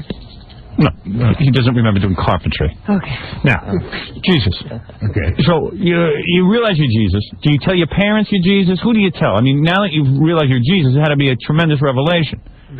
Well, you run around the streets naked, shouting, "I'm the Lord." Did you run around naked? Yeah. Now, why the nudity? Why the nudity? I think because it attracts attention to you. Right. Yes. It does. I think that's what. In the modern world, you have to go to these extremes. Yeah. Are you well endowed? Yeah, it's pretty big. Pretty big. You yeah. know, I'm just shocked. Jesus is bisexual. Well, that's true. I would believe that because he loves all men and all women and everything and everybody. So you go around now and you start to tell your friends, your family that you're Jesus, and they try to have you institutionalized. True? True. Yes. And that's now you're shaking. Now, why are you shaking so much? Freezing in here. Oh, you're really cold? My Jesus. Hey, Scott, put some heat on, will you? Jesus is correct. Jesus is freezing. Freeze him to death. Get a blanket for Jesus, please. Yeah, right. I mean, for God's sake, you guys having a hard time. Now, was your mother like a special? She's a school teacher. A virgin? She taught in East Brunswick, New Jersey for 30 years. But you weren't conceived under any special circumstances. No, nothing like that. Neither was Jesus. Well, basically, another requirement for becoming Jesus is to be adopted by God as your father. Right. And to overcome, which is spoken about in Revelations chapters 2 and 3. Right. And I heard a voice once that said that I shall overcome. Yes. And so I think that means that I actually am the one and that I will overcome. You only heard one voice. Only once did I hear a voice. Did it sound like this? Did it? Sort of. It sounded like a mechanical voice, like that sound you're making. Yes, like, hold on. Give me a second, I can recreate that sound. Hold on, let me see. Did it sound like this? Yeah. Yes, it sounded very much like this, didn't it? Was it you, Howard? Yes, it was. That was right, it was me. I'm Hal. Greg, you are my son. Oh, wow. And you shall overcome. And you shall overcome. Now, I want you to take off all your clothes and run around the streets nude. Get arrested. That's what I need. And then once you're arrested, you will draw attention to yourself. And you will go out and tell the people that you are Jesus. What do you make of that? Now, Greg is a black man. Yes. Did he go to the Million Man March? Did you go to the Million Man March? No, I wouldn't. He didn't have time for that nonsense. He's his own leader. Not even he had time for that. Yeah, right. You were busy. You were doing serious stuff. Now, Greg, I mean Jesus. Oh, Greg Jesus, if you will. Jesus too. So then you get the idea that you're Jesus, and you go out and start promoting yourself. You run around the streets naked. You're getting arrested. People are starting to notice, and they think you're crazy because you're saying you're Jesus. Right. Okay. And no one really paid attention, but then you got it in your head. You got another commandment that told you to go kill Ronald Reagan because he's the Antichrist, right? Right. Well, before I went to do that, I went to have myself checked out at a hospital. Because you couldn't even believe it. Well, I didn't want to kill anyone, and I couldn't believe that I wanted to kill someone. Right. And that's crazy to me. Yes. So I go to the hospital. hospital and I tell the doctors, what would you say if I said I was going to strangle President Reagan? Right. And was it strangling? You only wanted to strangle him. Right. What was any significance there, or? Well, yeah, there's a biblical passage that says if you're killed with the sword, you must be killed with the sword. Oh, I see. And so, do I see, Robin? No. Oh. What do you mean by that? It's just a passage in If you live by the sword, you die by the sword. Right. And that's in Revelations chapter 13, which is the chapter that deals with. And you take everything very literally, don't you? Well, Jesus, for crying out loud. I mean, who else is going to take that stuff literally? Bible's a dangerous thing in the wrong hands. But so you said, okay, so I'm going to strangle the president. Yeah, but then I told them that, and they said, well, if you do, we'll testify in a court of law that you were sane at the time of the crime. Right. So that meant to me that I should go ahead and do it. Because you were sane. Because I was sane. And everything that they had hospitalized me 2 months before that for threatening his life, and the Secret Service took me there. Right. And, all right, but wait a second. Let me take you back in your story here. So here you are. You're the Jesus. Now you get the word. You're going to kill somebody. You don't know what you're going to do. You go to a doctor. The doctor says, hey, I don't know what you're doing, but you're sane. You're not crazy. You're not crazy. And you figure, hey, if I'm not crazy, then I'm really Jesus, right? Something like that. But I also knew that if I was sane, they wouldn't lock me up like they did to Hinckley for all those years. Right, okay. They put you in jail. They put me in jail, and I have a date to come out. Right, all right. So you didn't even care about jail. You didn't care about anything. You figured, well, if he goes to jail, he'll come out. Oh, so he wouldn't do a lot of time. Right, but you know, if you kill the president, forget about it, man. They never let you out. Look at Sirhan Sirhan. He killed like a guy running for president. He was a senator. Yeah. See what I'm saying? You never would have gotten out. You would have been locked up the rest of your life. Yeah. But you didn't care.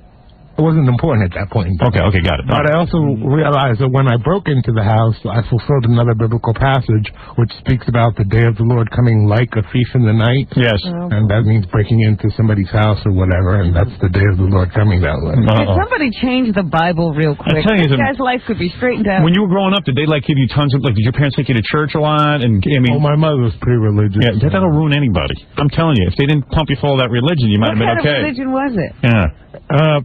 Presbyterian. It wasn't anything real wacko. Yeah, that's what Fred is. He's got the same problem. But I remember I did something once, and I can't remember what I did, but I remember when I came home, there were biblical passages all over the basement, and I had to sit there and read them. Oh, boy. Oh, your mom made you do that. Yeah. Oh, boy. Oh, yeah, Kathy Lee does the same thing to Cody, I think. Yeah, she ought to listen to this. She really should listen to this program. She ought to watch some religious tapes. So you mean something like your parents locked you in the basement with a bunch of biblical passages? My mom did, yeah. Wow, and she wrote them all over the wall? Showed them on little cards and pasted them to the wall. See? What in the world? Something happened in your childhood, man. I'm telling you. That's not normal. That's not normal. Lock a kid in a basement. Most people don't have time to write those cards. You were a little kid at that point, right? I wasn't that little, but little enough. Right. What were you, like 10 or something?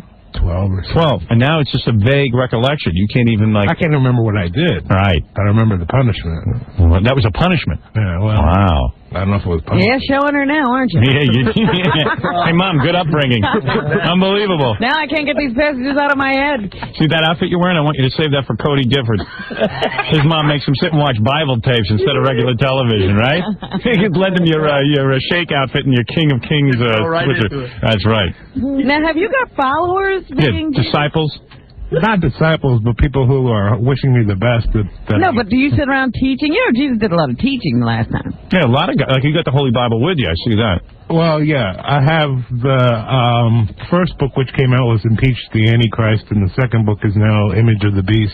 Is there anyone following you, though? Is there anyone who's, taking up with you? Yeah, when you look behind you, is there a group? No. Are there any people? No one's following you. Amazing. Well, no, I don't. Like Manson had followers. You know what I'm saying? No, I wouldn't say I have followers in the classic sense of followers. Right. I mean, I was wondering if anyone was picking up on this and maybe wanted to, go to Jonestown or something with you and drink Kool-Aid. You know what I mean? Because there's always followers. Maybe, go down to Waco and burn themselves up. You could see, Melrose Larry Green getting caught up in his cult, you know what I mean? It's like following him around. Judas Green. Yeah, right. So, all right, so now you get it in your head to kill the president. And it's amazing because the president is surrounded by security and things, and you walked right into his house. Yeah, well... How'd you do it? I mean, you must be a bright guy. In school, did you get very high grades? Yeah. You did? Yeah. Were you considered a genius? Sort of. Sometimes guys go, off the deep end. Yeah, there's a fine line, they say. Were you, really good at math and everything? Yeah. Oh, you were? Math and social studies. What'd you get on your SATs, do you remember? It wasn't that high, 1150. Oh, 1150. It's higher than I got. Well, everybody beat me. But all right, so you were doing real good in school and everything. Maybe you just cracked, you know what I mean?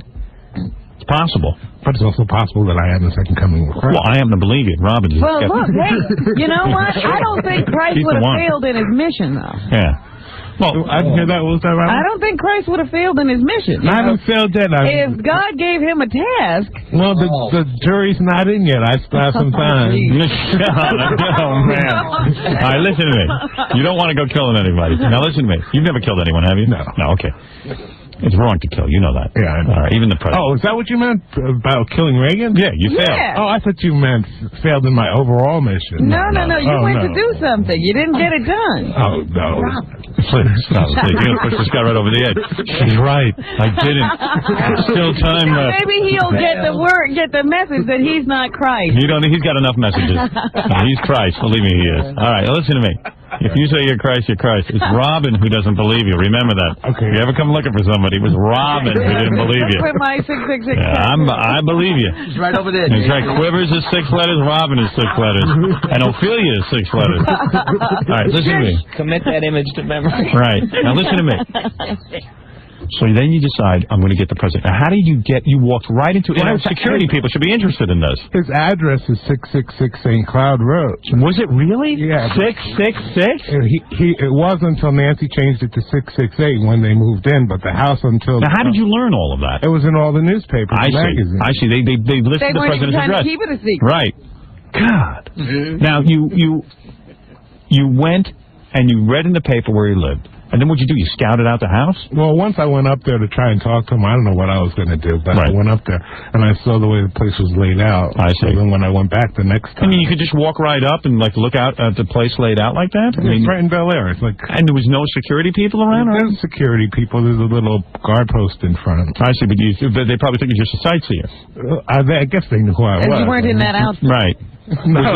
Was the Secret Service aware of you at this point? Had you written letters saying you were going to kill the They president? were aware of me since 1981. They were. What brought you to their attention? Well, he was running around naked and screaming it was Jesus. Come on, who didn't know about him? But you probably liked that they knew about you. It's a thrill, kind of like a small little hide. Again, another side he's not Jesus. No, come on, Robin, he's Jesus. Jesus has no ego. Yeah, come on. He had a little bit of ego for a second. That was his last earthly ego. I know Jesus. Oh, boy. That's Robin, not me. That's not me talking. I believe you. I believe you're God. I will be back right after these words. You're listening to a man who can't say or on the air without getting in trouble. Howard Stern. 95X. Here's what you'll hear on 95X today after Howard. Hey, this is James from Extreme Rock Radio. I'm here from 8 to midnight taking care of your hard rock fix. And you can always give me a call, 421-9595, or on the World Wide Web at 95x.com. Give me an email, make a request. You're going to hear it right here. It's on. You want to hear it? Yeah. It's on 95X. Good morning, everybody. I'm NBC3 meteorologist Wayne Mahar. My 95X forecast becoming partly sunny today with a high temperature of 56, mostly sunny tomorrow, and the high 56. That's my latest forecast. 95X has expanded the payroll. Who is this? Oh my God, I'm so psyched! Now you can earn $100 an hour all week, Monday through Friday. It's a 95X no-brainer. Very cool. Yeah. If you can recognize your own name, you can earn $100 an hour. It took you about 1 second to call in, Karen. Fax or email your name, where you work, and birth date. Then listen for your name on the air and call back within 10 minutes. It's that easy. Plus, you'll be eligible to win a different concert flyaway each week. Hi, Eric Brown. Hey. You got $400. Wow. This is my lucky day. Listen while you work and earn $100 an hour, Monday through Friday, only on 95X. I have to ask you, if it rocks, Karen. It's always on 95X. Turn it up. I'm Rick Laxton with a quick 95X traffic and news update. Volume will slow you up a little bit at the downtown interchange right now if you're trying to get off of 81 or 690, and you'll find the usual stop and go in the city. In addition, watch for a left lane restriction on Clinton Street in between Water and Fayette. This report is a service of Verizon Wireless. Bell Atlantic Mobile is now Verizon Wireless with new calling plans featuring one low monthly access fee, no roaming or long-distance charges, simple, affordable, national. Bell Atlantic Mobile, now Verizon Wireless. There are reports of another shooting in the Syracuse area that happened about 7 o'clock this morning on Blanchard Boulevard in Van Buren. Reports say a man was shot in the leg. Police are searching for a woman in connection with the shooting, which they believe may have been the result of a domestic dispute. The city of Syracuse recorded its 11th homicide early Sunday, already exceeding 1999's total of 10. 27-year-old Walik Hammer was shot to death by a group of men outside Grandma's Burgers on South Salina Street. Police believe the attack may have been linked to the April 14th killing of 22-year-old Jeffrey Connor. Still no arrests in Friday's armed robbery at a Bird Street house that left 2 men dead and a third seriously injured. Vernon Griffin and Henderson Griffin were shot and killed when several masked men broke in on an illegal gambling operation. 47-year-old Robert Anderson remains in serious condition today at University Hospital. Space Shuttle Atlantis is scheduled for blast-off at 4:15 this afternoon. A 7-member crew, including 1 Russian cosmonaut, will embark on a 9-day mission to service the International Space Station. Hundreds of homes and businesses were damaged as up to 12 tornadoes hit the Shreveport, Louisiana area yesterday. Shreveport took the hardest hit from severe weather that also struck parts of Texas, Oklahoma, and Arkansas. And a broken radar tower serving Boston's Logan Airport is still causing problems for passengers. Airport officials say you should check with your air carrier if your flight plans take you in or out of Boston today. On Saturday, high winds toppled the radar gear at Logan, and it could take up to a week to repair. And that's your quick 95X traffic and news update. The guitar phenomenon in a red-hot night. The Kenny Wayne Shepherd Band.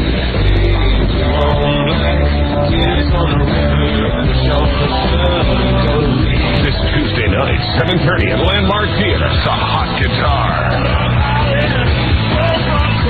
Following up the platinum-selling Trouble Is with a new album and a new tour, Live On. The Kenny Wayne Shepherd Band, bringing guitar blues into the new millennium. 95X welcomes Kenny Wayne Shepherd. Now live with special guest Caroline Fine. This Tuesday night, 7:30 at Landmark Theater. Reserve seat tickets on sale now at the Landmark Box Office Ticketmaster. Charged by phone at 472-0700. And at the door, damn show. The Kenny Wayne Shepherd Band, produced by Eastern Artists. Hello, I'm Dr. Sandra Barnett Reyes, Honorary Chair of the Susan G. Komen Race for the Cure. As a survivor, I care deeply about breast cancer. Please listen to why others also care about this life-threatening disease. Hello, I'm Dan Mussalenga, and our company, PPC, is an underwriter of Komen Foundation's Race for the Cure. Kathy and I have raised 2 sons and 4 beautiful daughters, one of whom was diagnosed with breast cancer 3 years ago while in her 20s. Supporting the Komen Foundation's Race for the Cure, which raises money for breast cancer research, is one way we can help our daughter. Kathy and I will be at the Race for the Cure. We hope you will be too. Please join Race for the Cure, 8:30 a.m. May 20th at DeWitt Shopping Town Mall. Registration forms are available at JCPenney Carousel Center and Shopping Town. Krause Hospital and Project Pride are happy to support the Central New York Komen Foundation Race for the Cure. www.fxcaprera.com. You're now online with FX Caprera at fxcaprera.com. The FX Caprera website is user-friendly and loaded with useful information about all the FX Caprera dealerships. At fxcaprera.com, not only will you find the best deals, you can also schedule a service appointment, order a part if needed. We'll keep you up to date on the best interest rates currently available, like 0.9% financing. We'll also keep you up to speed on the best lease rates, like a new Kia Sportage 4x4 as low as $249 a month, a new Jeep Cherokee, a low $289 per month, or a new Chevy Cavalier, just a low $199 per month, all with no money down. For lease info, call 1-800-377-8298. Browse through our many specials from each dealer at fxcaprera.com. You can even get approved online. Fill out an application right from the comfort of your own home. Get approved in as little as 1 hour. Find out which FX location is nearest you or contact a sales rep via email. Just visit www.fxcaprera.com. Can't seem to locate that hard-to-find vehicle? Go to fxcaprera.com. Find it for you. You can even apply for a job at www.fxcaprera.com. Come visit our website. www.fxcaprera.com. Now. Well, Mouth, immature. The man's immature, you know? Now, back to the Howard Stern Show. There ain't no God while Howard Stern's walking the earth, I'll tell you that. WHUX Manlius Syracuse, 95X.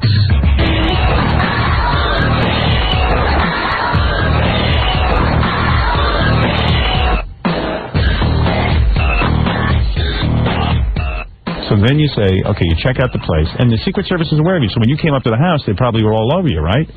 Well, the first time they just stayed in the guard thing and talked through the little buzzer thing. Yes. And I talked to them and I asked if I could speak to Reagan. They said that I had to go through his office. Right. And I just left. Yeah, you believe that, huh? Yeah, like he's going to get an appointment. Hello? Hello, is this Jesus? Go away. So I went, when I went back, yes, I ran up the side yard. And nobody saw you?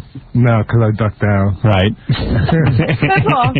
And the Secret Service guys are there, and they don't even see you. No. And you just walk right up the side yard. And then I jumped the fence to the yard. Yeah. And then I ran up to the front door, and the front door was unlocked. It was unlocked? Yeah. And you just walk right through the door? Yeah. And Reagan was in the house? Yeah. Well, he was out by the pool. Right. And you walked out, and you saw him by the pool? I walked out near the pool, and he caught me, but I never saw him, though. Oh, you never got to him. They did catch you, though? Yeah. But would you have strangled him that day? Had you gotten face-to-face with him? I said I would. I guess I would. You would have. Wow. Well, you can hump Nancy, but leave me alone. Well, I mean, would the Antichrist get Alzheimer's? Yes. Yes. Oh, shut up. Would the Antichrist get Alzheimer's? I don't know how that works out. You know? Hey, what do you want? You want every answer? He doesn't have any answers. Yes, he does. Yes, he does. Jesus. Now, at what point did you turn the other cheek? I mean, now you don't seem to have it in for Ronald Reagan. You're, Well, I read a passage in the Bible which says, charity, faith, hope, and charity, which of these is the greatest? And charity is the one. I see. And you know what? Maybe he hasn't read the whole book yet, and this is what his problem is. You're just reading it in passages off the wall. He goes out and acts, and he doesn't know the whole story. Yeah, he knows enough. So anyway, you went in, and then they took you. They took you away to what? To jail? Federal prison, yeah. Wow, how long were you there? 2 years. 2 years? That's all? Well, all he did was break in. He didn't kill anyone. So does everyone else, but you don't have to say that.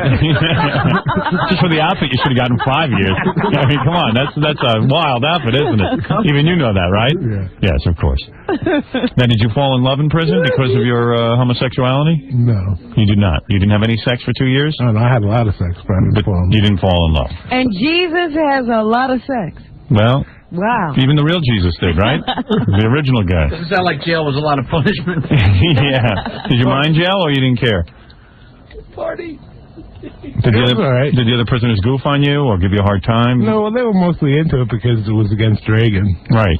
They didn't care as long as you were against Reagan. A lot of anti-Reagan sentiment in jail, huh? And now you're living, what, in a group home, and they got you medicated, and you seem to be functioning okay, right? Yes, that's okay. And what do you do all day? You walk around in this outfit and... well, I only wear this when I'm going out on the streets. And How did he get here? He lives in a group home. Yeah, how did you get here? Subway. Oh, you did take the subway? Yeah. Oh, I didn't know that. All the way from California? Yeah, they have a subway in California. I thought you lived in California. I did. Oh, you did. Now you live here. Yeah, no, I did. I see. You moved to New York. Any reason why? Avoid the 3 strikes law. What is that? Oh, 3. Oh, I see. You planning on committing more crimes? No, but I get in trouble all the time, so if I were out there... Now, what did you get in trouble for the last time? Disturbing a religious service. What did you do? You walked into a church or something? Yeah, he could be pretty much of a disturbance just walking in. And what did you do? You just ran into the church? No, I talked to the minister, but he made up a story that said that I was saying that I am the second coming of Christ, that I was the only God you should pray to, that you shouldn't listen to any other God. And you wouldn't say anything like that. Well, he would, but listen, if he's Jesus, he's supposed to say that. I mean, that's what Jesus does. Well, that's what I'm saying. He says the guy made it up. He basically said that to us today. Right. No, but the guy made it up because of what I had on my shirt. He made the story up that I did do that. Believe me, you have as much right to say that as anybody else. Didn't see the look he just gave. Yeah, right. You're not angry with Robin, are you? You know what? So you This is all good fun. Oh, yes, it is. I have this kind of fun every day. I know. I could be Jesus, but Robin keeps poking holes in it. You understand? I'd have a whole following going. I had everyone convinced. And she goes, you're not Jesus. Thanks. So what happened? So you keep getting in trouble with the law. Since you got out of prison, you get running. It's not like you look for run-ins. It's just people take offense to what you're doing, right? Right. And this is the same old story. You know, Christ wasn't trying to do anything. People kept putting things on him. Yeah. Yeah. Well, you really are cold, aren't you? It's not that cold in here. You'd think Christ could warm himself up. Yeah, he's really shaking. Are you okay? I'm fine. All right, you gonna be all right? Yeah. I'm almost done with you. Don't worry. So you're doing good, you know. Thank you. Yeah, she's you're shaking. a good guest. Yeah, you're a very good guest. You're much better than a lot of these celebrities that come walking through these doors and have things to promote. You don't even have anything to promote, right? I do. a book. Oh, you have the book, but it's not out anywhere.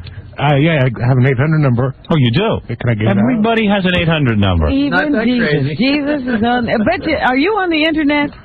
No. You're going to have your own webpage? Yeah.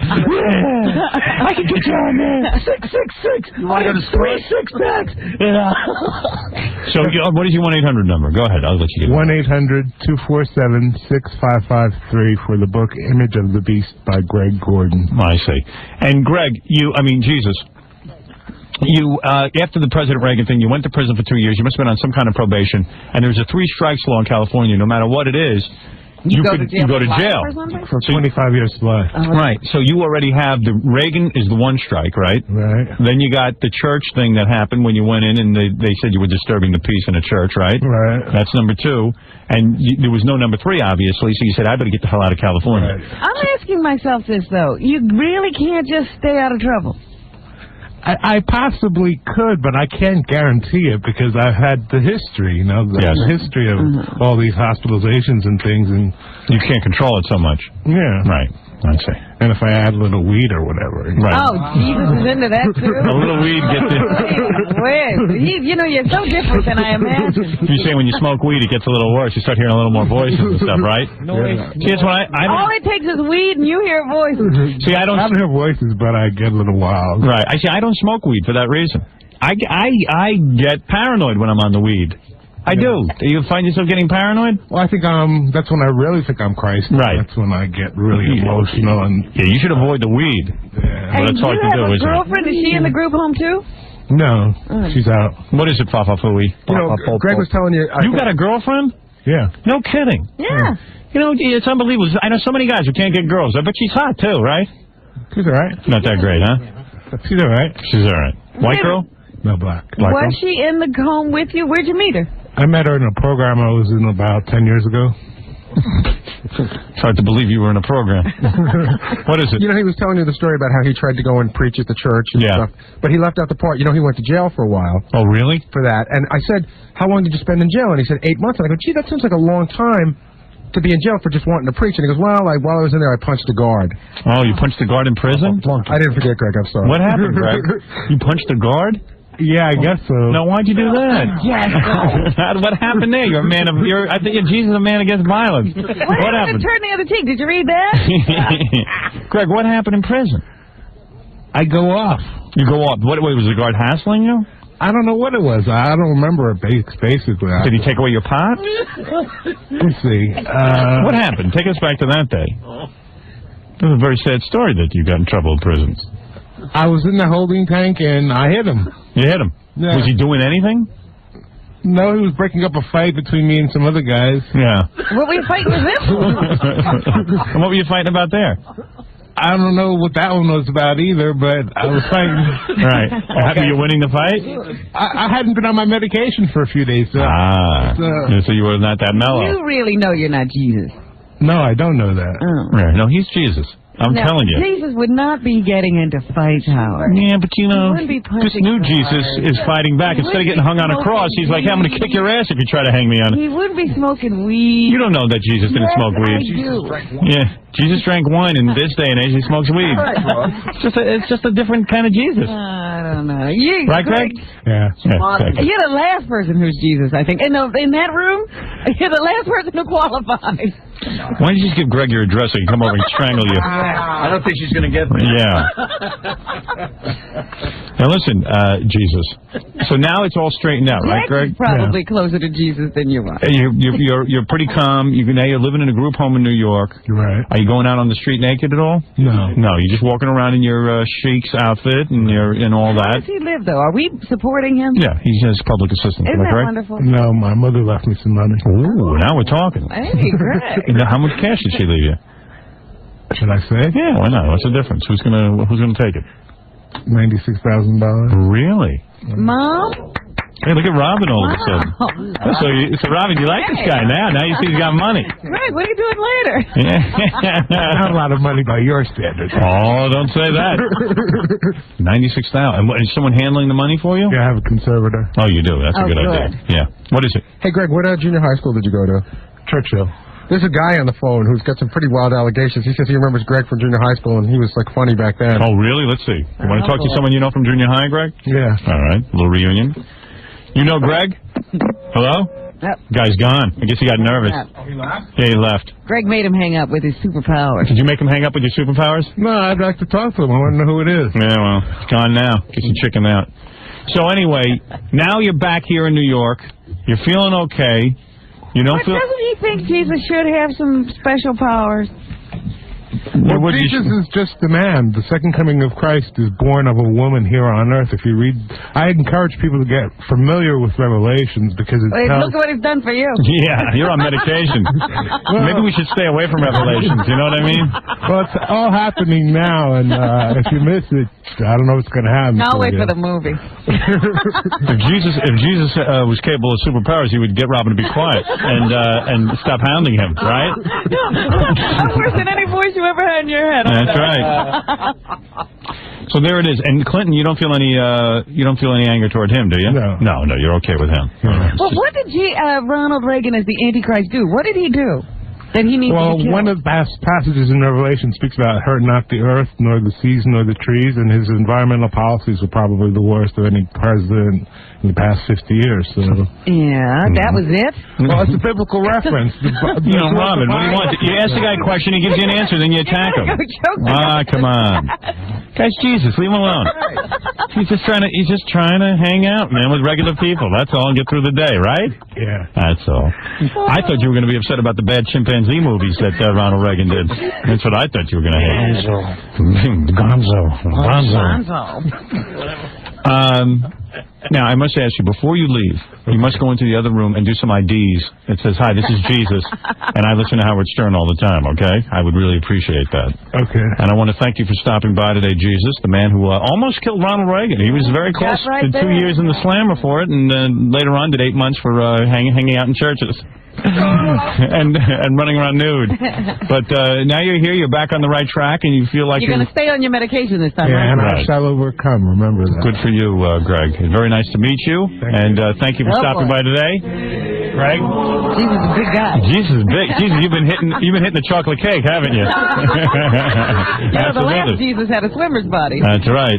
This Jesus is a little out of shape, but you could get back in shape, couldn't you? Yes, you could. Absolutely. All right, I want to thank Jesus for stopping by, Greg. Gary, quickly, help Jesus. And Jesus has a long cape. I should really describe your outfit. You have a long cape and white mental patient pants, right? Those are the kind you wear in a medical...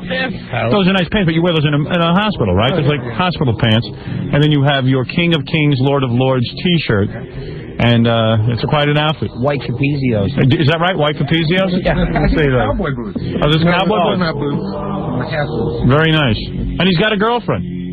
Next time, bring your girlfriend. Next time, would you bring your girlfriend? When are you coming back? I'm with your girlfriend. Gary, book that. I'm not kidding. I want to meet the girlfriend. I want to see how come Jesus here can And I get want to girls. know if she believes that he's Jesus. Does your girlfriend believe you're Jesus? No, she does not. Oh, how can you stay together? What does he care? He's getting laid. Right? You don't care if she believes. All right, thank you, Jesus. Thank you. He didn't Thank you, bless Gene. you or anything. What's that? Gene, stick with Jesus. This medication could wear off at any time. Thank you, Gene. Nice. I think Gene's packing some heat. Very good. Well, there he is. You met Jesus, Robin. I told you. I never got a chance to ask him if he ran into any other people wherever he's been hospitalized who thought they were Jesus. Yeah, well. I could love. Wouldn't you love to be in on that argument? That was the fight he got. The fight in prison. Yeah, the guard thought he was Jesus. 3 guys think they're Jesus. He liked you, Jackie, though. He did.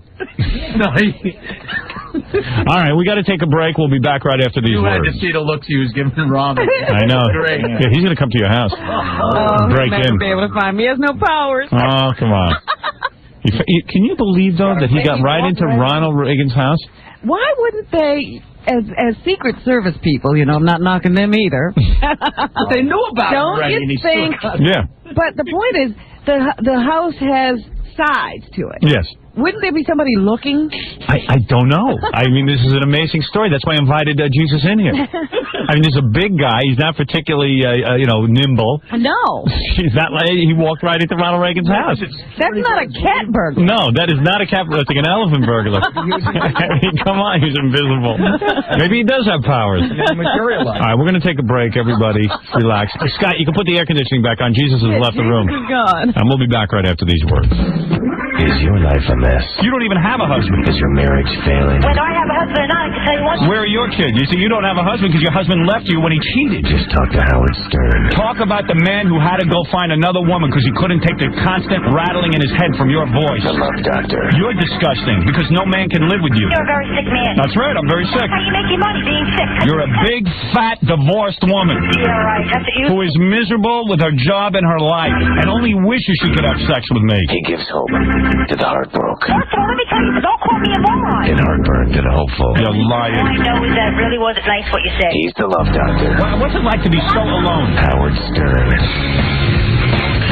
95. And here's what you'll hear on 95X today after Howard. Hey, this is James from Extreme Rock Radio. I'm here from 8 to midnight taking care of your hard rock fix.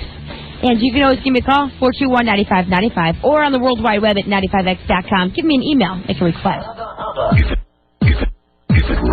You're going to hear it right here. It's on. You want to hear it? Yeah. It's on 95X. Good morning, everybody. I'm NBC3 meteorologist Wayne Mahar. My 95X forecast becoming partly sunny today with a high temperature of 56, mostly sunny tomorrow, and the high 56. That's my latest forecast. Jews can now eat ham. It's the Onion Radio News. I'm Doyle Redland. Ending their 6 millennia ban on the consumption of cloven-hoofed beasts, the World Rabbinical Council announced today that Jews worldwide may dig into the delicious taste of ham. Council President David Feinberg. From now on, during the Passover Seder, which commemorates our people's deliverance from slavery in Egypt, we will remember the day by drinking a tall glass of milk with a thick slice of honey-glazed ham. Feinberg noted that on the 3rd Saturday of every month, Jews will now eat tons of ham. The new holiday will be called Hamover. Doyle Redland for the Onion Radio News. Find The Onion at your newsstand or visit theonion.com. 1 step, 2 steps, 3 steps, and free. 3 gradual steps is the Nicoderm CQ way to free yourself from smoking. But there is a step you don't have to take with CQ. You don't have to see a doctor because you don't need a prescription. Hundreds of thousands of smokers have quit with Nicoderm CQ. The power to calm, the power to comfort, the power to help you quit. Use as directed, results vary. Support program can improve success. You're a politician close to election time, but first your campaign materials need to be copied, collated, and distributed. Relax. Icon Office Solutions will make it happen and meet your needs with technology from Canon and Ricoh. Then you'll get parades and a motorcade. To find out how Icon and partners like Canon and Ricoh can help your business communicate, contact 1-888-ASK-ICON or www.ikon.com. Icon, the way business gets communicated. Hi, this is Dave Persina. Join me for the YMCA Mountain Goat Run 2000, Saturday, April 29th. Run the 10-mile course through downtown Syracuse, the 5K Run Walk, the Fox 68 Chase for kids, or the 5K Corporate Team Race. Call 474-6851 for more information. That's 474-6851. It's brought to you by Time Warner Cable, Roadrunner High Speed Online, the Syracuse New Times, and 95X. The YMCA Mountain Goat Run 2000, the race that separates the Roadrunners from the Goats. 95X marks the spot this Friday at RJ Lanigan from Armory Square. The party continues on the corner of Clinton and West Fayette with dollar vials of Molson Canadian and Canadian Light. This is Jamie, the happiest happy hour host you'll know, and I'm so happy to be live at RJ Lanigan with great prizes and a new feature only at RJ Lanigan. Pull tabs for great happy hour prices. So let's recap. Dollar bottles of Molson Canadian and Canadian Light. Pull tab games for unbelievable drink prices. Great prizes with a Wheel of Rock and me. This Friday, come and mark the spot. 95X marks the spot at RJ Lanigan starting at 5 with the radio station that can party all night long. 95X. 95X. 95X. WAQX, manliest Syracuse. It's time to pay someone else. Did you say it's time? It's time to pay someone else on the 95X workforce $100 an hour. Just for listening to 95X at work. Good morning. Let's put someone else on the 95X workforce payroll. This hour we are looking for Steve Caparco. Steve Caparco at Schneider Packaging. Steve Caparco at Schneider Packaging. You have 10 minutes to give us a call at 421-9595, and we will put you on the 95X workforce payroll at $100 an hour just for listening to 95X at work. Soundcheck is now on the Internet. Soundcheck is now on the Internet. What did you say? Go to Syracuse.com every Sunday night at 8. The best rock around can be found right in your own backyard. I cannot believe it. And on the World Wide Web. From Syracuse Online and 95X. Now,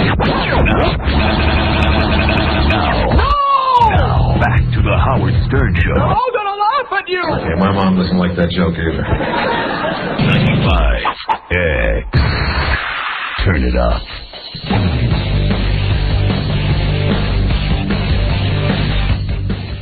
Good morning, everybody. I'm NBC3 meteorologist Wayne Mahar. My 95X forecast becoming partly sunny today with a high temperature of 56, mostly sunny tomorrow, and a high 56. That's my latest forecast.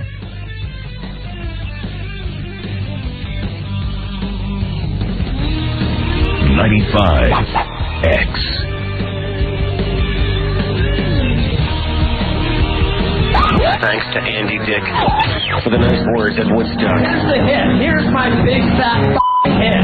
Big deal. Howard Stern. Who loves Howard Stern?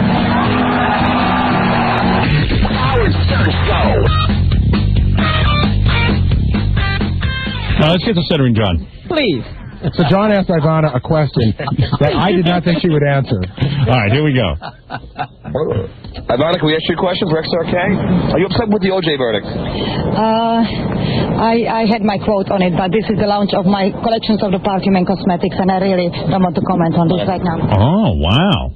She wouldn't comment on OJ? She had her comment on it, but this isn't the Who would know what her comment is?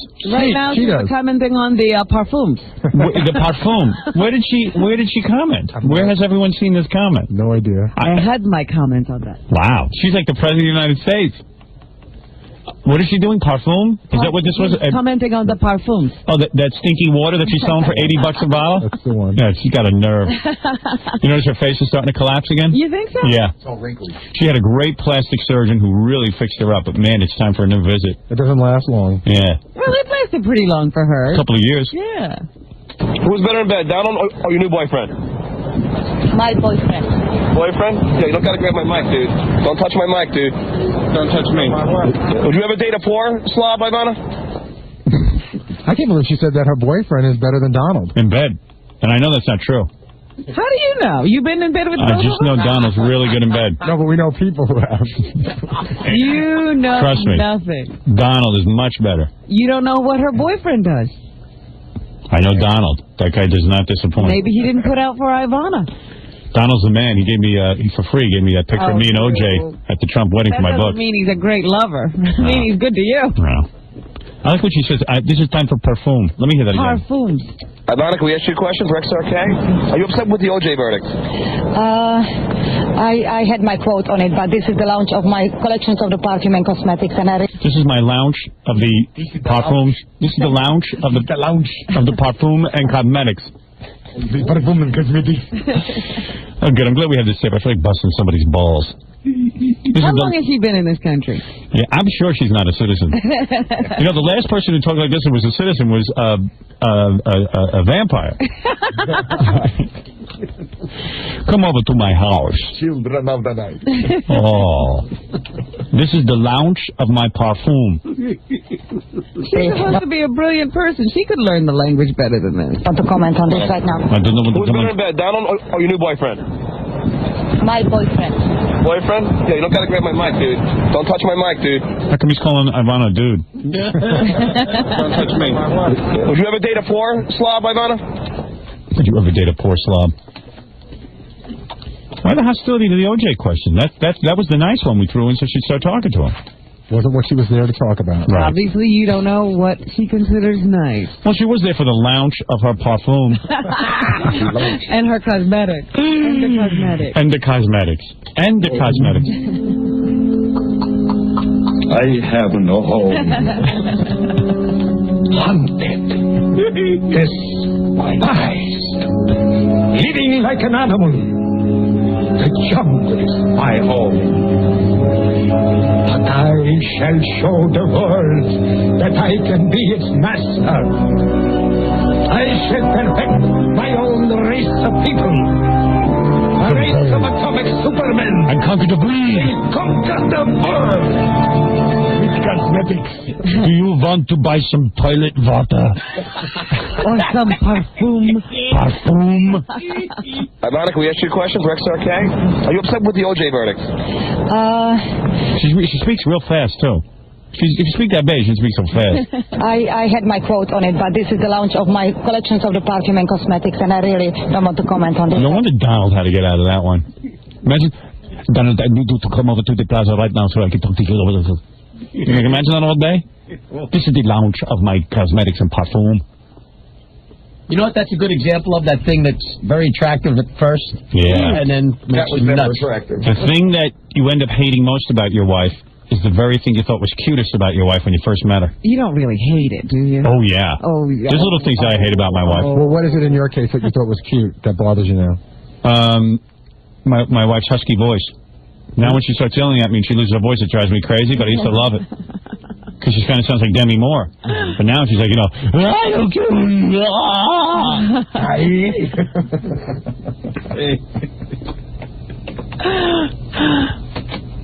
But other than that, everything's cool. And I'm sure with Donald, it was like when he met Ivana, it was like, you know, hello, the Donald. And he's like, oh, yeah, the Donald. You know, listen to that accent. That's so different. That's so European. I want to bite your neck. Yeah, you know, it's probably like so cute. And then you're married to her for a while. And then after a while, like, you know, you nail her 9 billion times. And it's like, oh, shut up. Talk English. Talk English.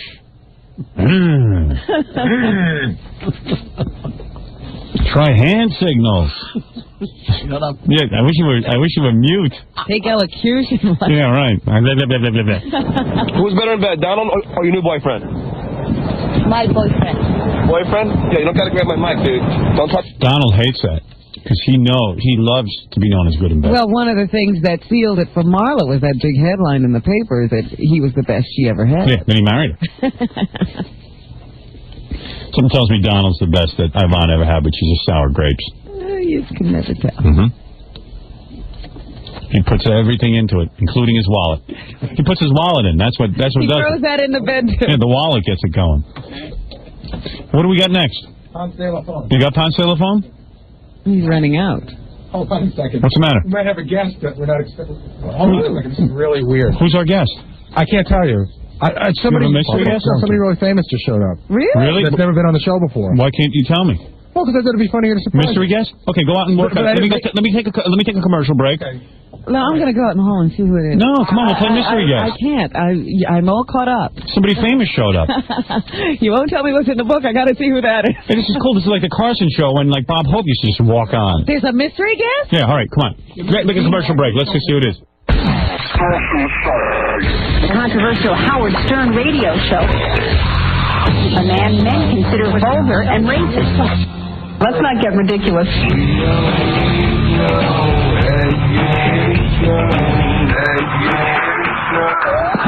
The Howard Stern Show. 95X. Here's what you'll hear on 95X today after Howard. Good Monday morning. I'm Roger McHugh, and all week long I'm going to give you a chance to earn $100 an hour with a workforce no-brainer. And every winner will qualify for a great concert flyaway trip at the end of the week. You're going to hear it right here. It's on. You want to hear us? Yeah. It's on 95X.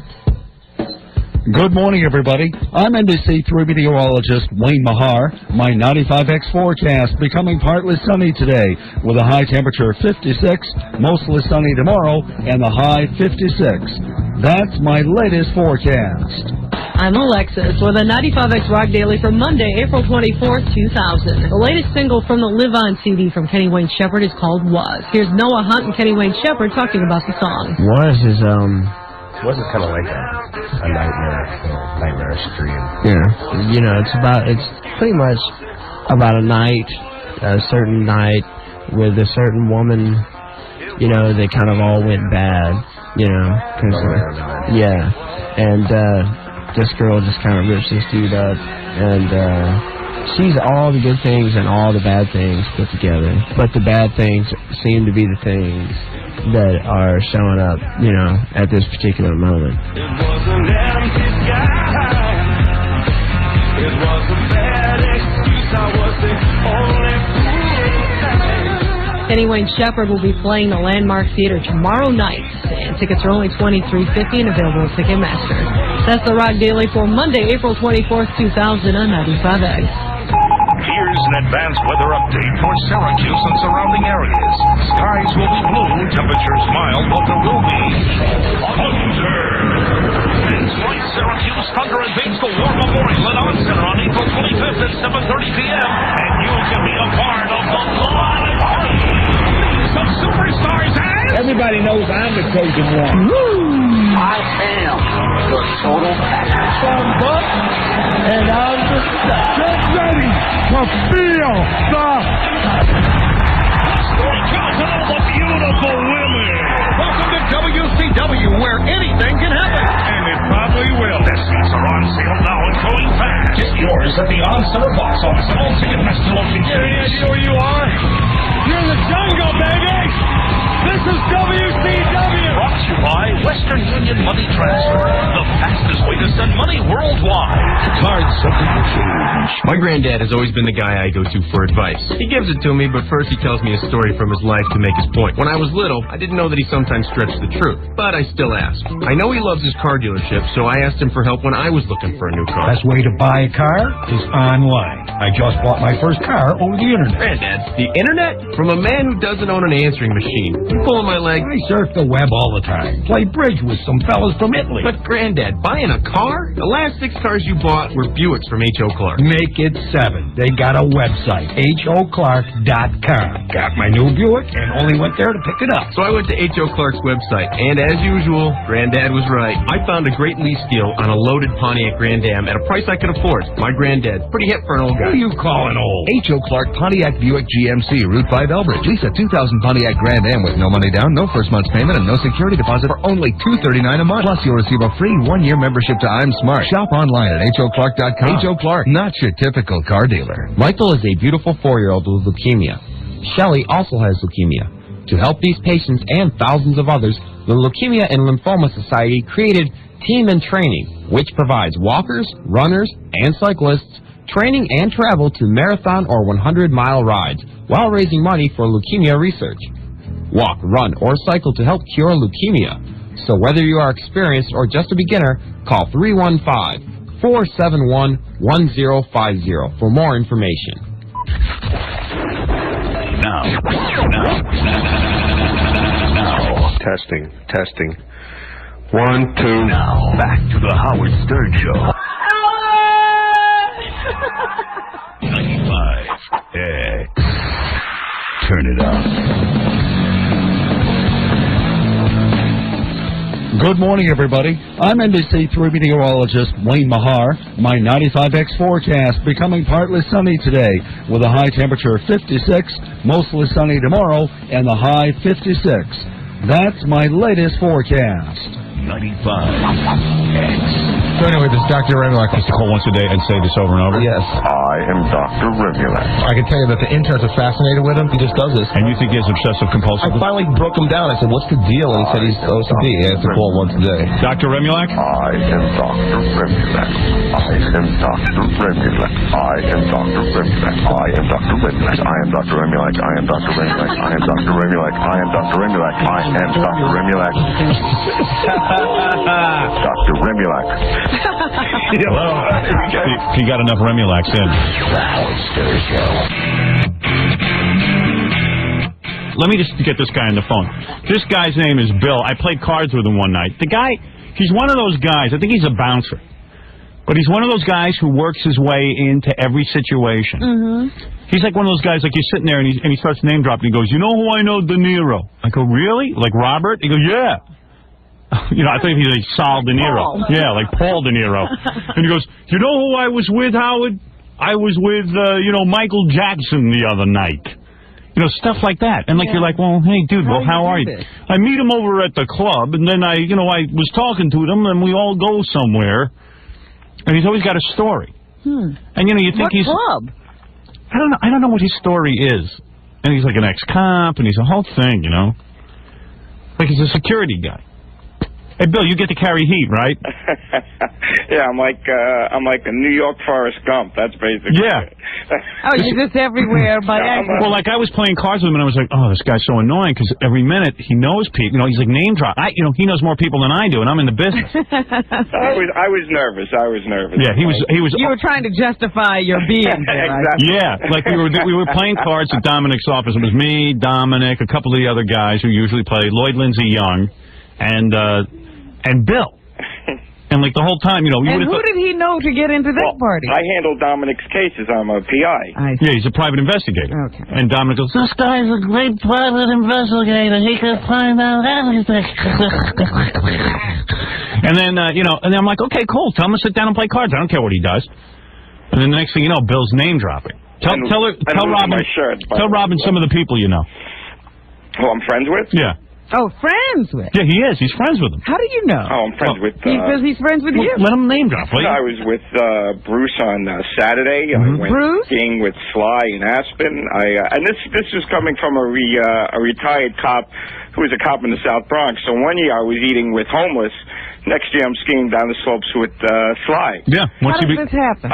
He's a schmoozer, and he's a PI. No, I do executive protection, and I went from doing the old money, and then I started working at the China Club on Monday nights. Right. So when they would come in, it's like I meet and greet, make sure they're taken care of, and then I hit them with my card that I do executive protection, and that's how I met them. That's how I get to know them. I go to a club or something, I meet a guy like this, I rip up his card, Yeah, but Bill really works his way in. He's a nice guy. Don't get me wrong. I can see where people would dig him. But anyway, so since he's the guy who knows how to schmooze everybody, the other day Gorilla says to me, guess who just met with President Clinton? I go, who? He says, Bill. I go, Bill who? He goes, Bill, the guy you played cards with. I go, that guy met with Clinton? Jeez. I said, he goes, no. So Gorilla says, he's going to meet with Clinton on Tuesday. So I said, so why don't you tell him to say something to Clinton about the FCC and, and how wrong it is. He says, okay, I will. So what did Bill do? He met with President Clinton and he discussed the FCC with him. Really? Yeah. So, Bill, what happened? You went down there. So, see, the way I get the invite is I'm going to name drop again. I'm friends with Peter Max, the artist. Right. Who's a big fan, by the way. So he goes, you want to meet Clinton? I'm like, yeah, no problem. So we go out to D.C. And you probably figured it was going to be Roger Clinton. Exactly. I mean, No, when he said the president, I'm like, no one's going to believe this one. Bruce Willis is big enough. They tell me I'm full of it. But with Clinton... But you know what it is? It's like, to me, none of this stuff fazed me because I would never even want to hang out with Bruce Willis. Right. I have no desire. Let me tell you something. I meet a lot of, like I said, I meet a lot of stars. Yeah. But Bruce, when we were playing cards, he's down to earth as you are. Yeah, but I'm not talking about that. I have no desire to collect respect friendship. Like you're a guy who loves to meet celebrities. You do. It's great. It's part of the business. Yeah, it's part of your thing. That's how you do business. I would be a disaster at his business because I wouldn't want to bother anyone. I really have no desire to play. I mean, I'd rather play cards with Neil than Bruce Willis. There's less pressure involved. You know what I mean? Well, you know what? And when you first meet him, like when I first met you, I was nervous as hell. Yeah. And then after a while, but you had the desire to meet these guys. Oh, well, in the situation I am when I'm at China Club and they come in, that's basically my job. Right. To make sure these guys are taken care of. And some guys. So anyway, get back to Clinton. Okay. So all right. So you get in there. Right, so I get in. First, we go through this whole metal detector Secret Service. Now, I wonder what guys are you going to meet Bill Clinton because you're friends with Peter Max? Yeah, I had no idea I was actually going to meet him. I thought we were going to do this big like convention type dinner where there's 5,000 people, and you have to use binoculars just to see him at the dais. Right. So this is under the pretense I'm going. Right. So you go through the screening process, black tie affair. You walk in there, and there's this big auditorium type. And why is Peter Max bringing you of all people? Couldn't he find another date? Yeah, I mean, why you? Does Peter Max need security? What are the people going after Peter Max? I think of myself as a decent guy. No, you are. You're a decent guy. No, we hold an art show once a month for my host and art show. I see. Things once a month. Right. And I bring all my network in. I bring the heavy hitters into the art show. Okay. So I guess as a reward for being a nice guy, why don't you come down? Because he's met 5 presidents for crying out loud. Right. So we get down there. So I'm thinking I'm going to be way up in the bleachers, and he's going to be up front. So his assistant, Gene, grabs me. He goes, come with me. So he grabs me, he grabs the entourage we go to this upstairs room. So now, as you're going up the stairs, you're getting tighter and tighter security. Now, me being a security guy, I see all the guys with things in their ear. I know everything is getting tighter. Right. So they bring us into this smaller room. There's about maybe 100 people in this room. Yeah. All right, in comes President Carter. Clinton. I'm like, oh, my God, the peanut President man. Carter, the real president. The real president. Oh, okay, Carter good. comes in comes President Ford. There's generals. It was like a commercial, with generals with medals. Yeah, right. Down, yeah, all senators. bunch of crap. And then there's me. I'm like, I'm the biggest nobody I know. Right. At least you know it now. I'm trying to mingle with these people. I'm a senator. What do you do? I'm a PI for Dominic Barber. Right.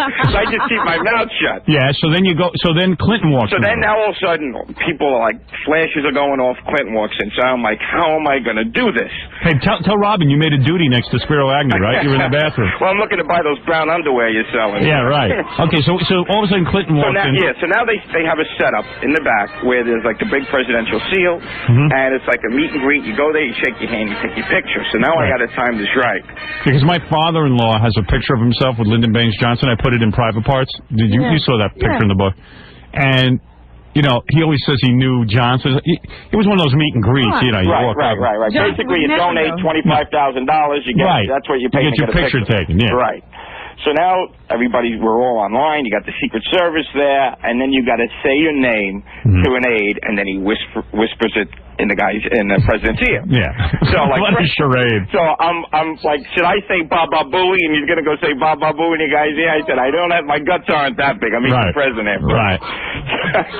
So what happens when you get up there? So I get up there, and he goes, Bill, nice to meet you. I said, nice to meet you, Mr. President. I go, by the way, now you got to say this quick. Yeah. I go, by the way, Howard Stern says hello, and he said to mention the FCC.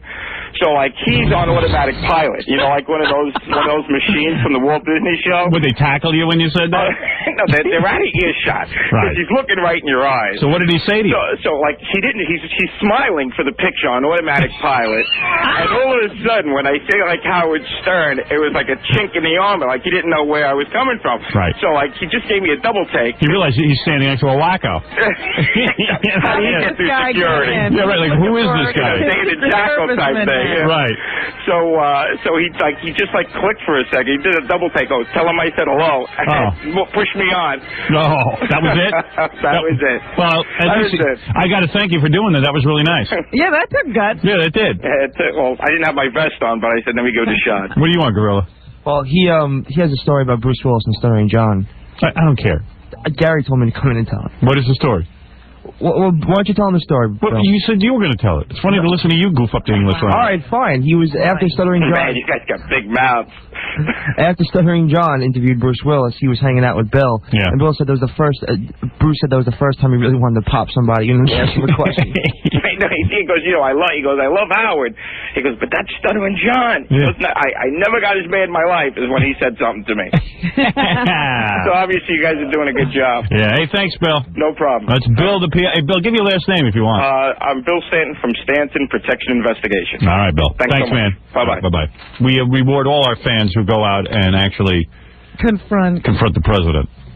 Because the president abandoned me, my hour of need.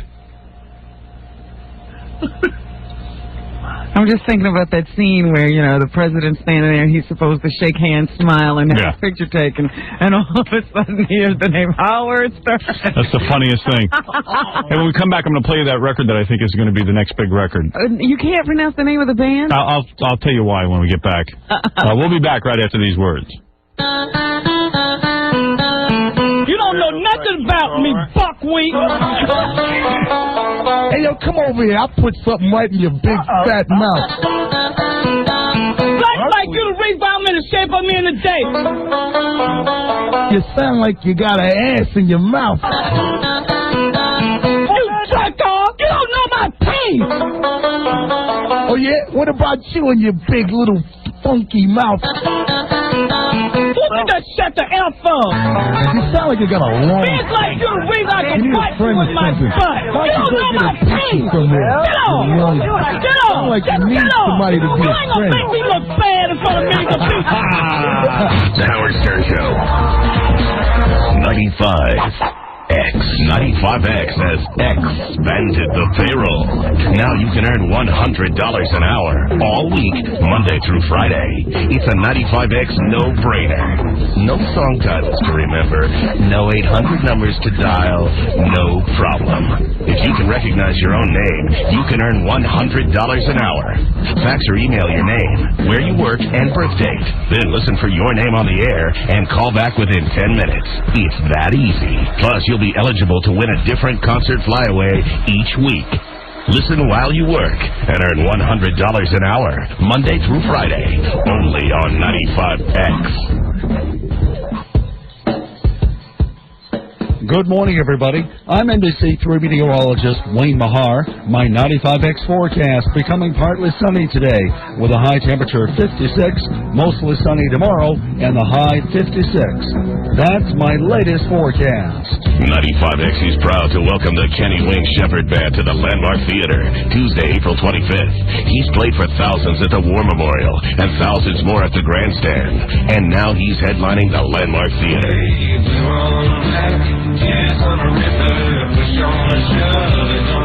Join 95X when the hottest band in the current blues scene takes the stage at the Landmark Theater. It was a bad excuse. I was the only fool. Kenny Wayne Shepherd, April 25th for a 95X concert event.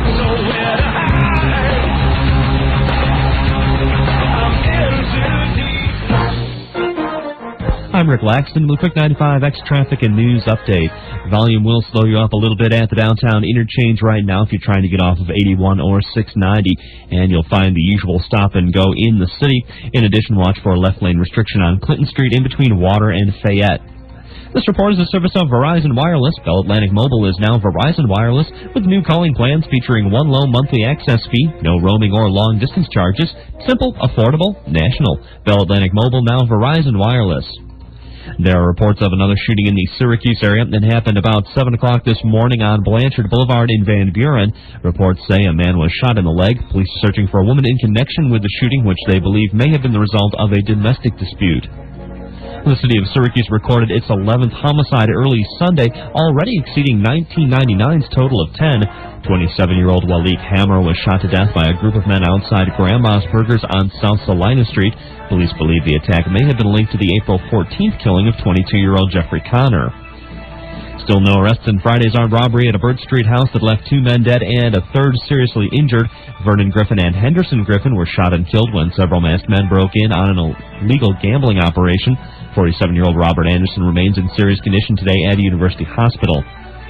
Space Shuttle Atlantis is scheduled for a blast-off at 4:15 this afternoon. A 7-member crew, including one Russian cosmonaut, will embark on a 9-day mission to service the International Space Station.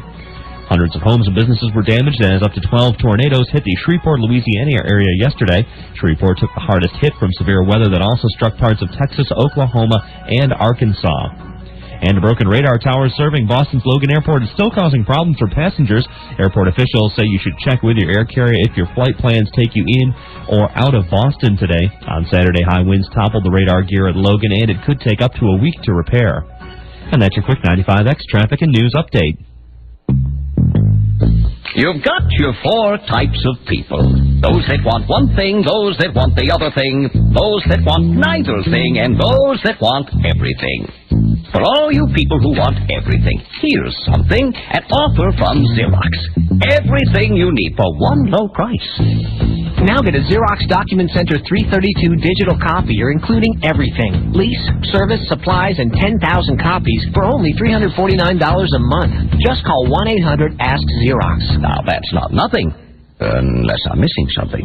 The Document Center copies 32 pages per minute, is networkable, easily upgrades to print, scan, and fax, and comes with a Xerox Total Satisfaction Guarantee. Call 1-800-ASK-XEROX for the Document Center right for you. With Xerox, you get everything. Unless you're one of those people happy with nothing, and then all of this doesn't mean anything. Based on 60-month lease. See restrictions at Xerox.com/DOC. I think cartoons are for kids. I think cartoons are for kids. Did you ever notice your little brother copies everything you do? I've been lifting weights. I've been lifting weights. After all, you're his big brother. I want to be an astrophysicist. I want to be an astrophysicist. So, don't do anything you wouldn't want him doing. I don't smoke weed. I don't smoke weed. This is a message from the Office of the National Drug Control Policy And the Partnership for a Drug-Free America. Now.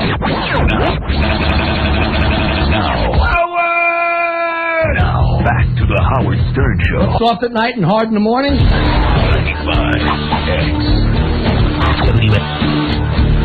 You're listening to a man who's skinnier than an AIDS patient, Howard Stern.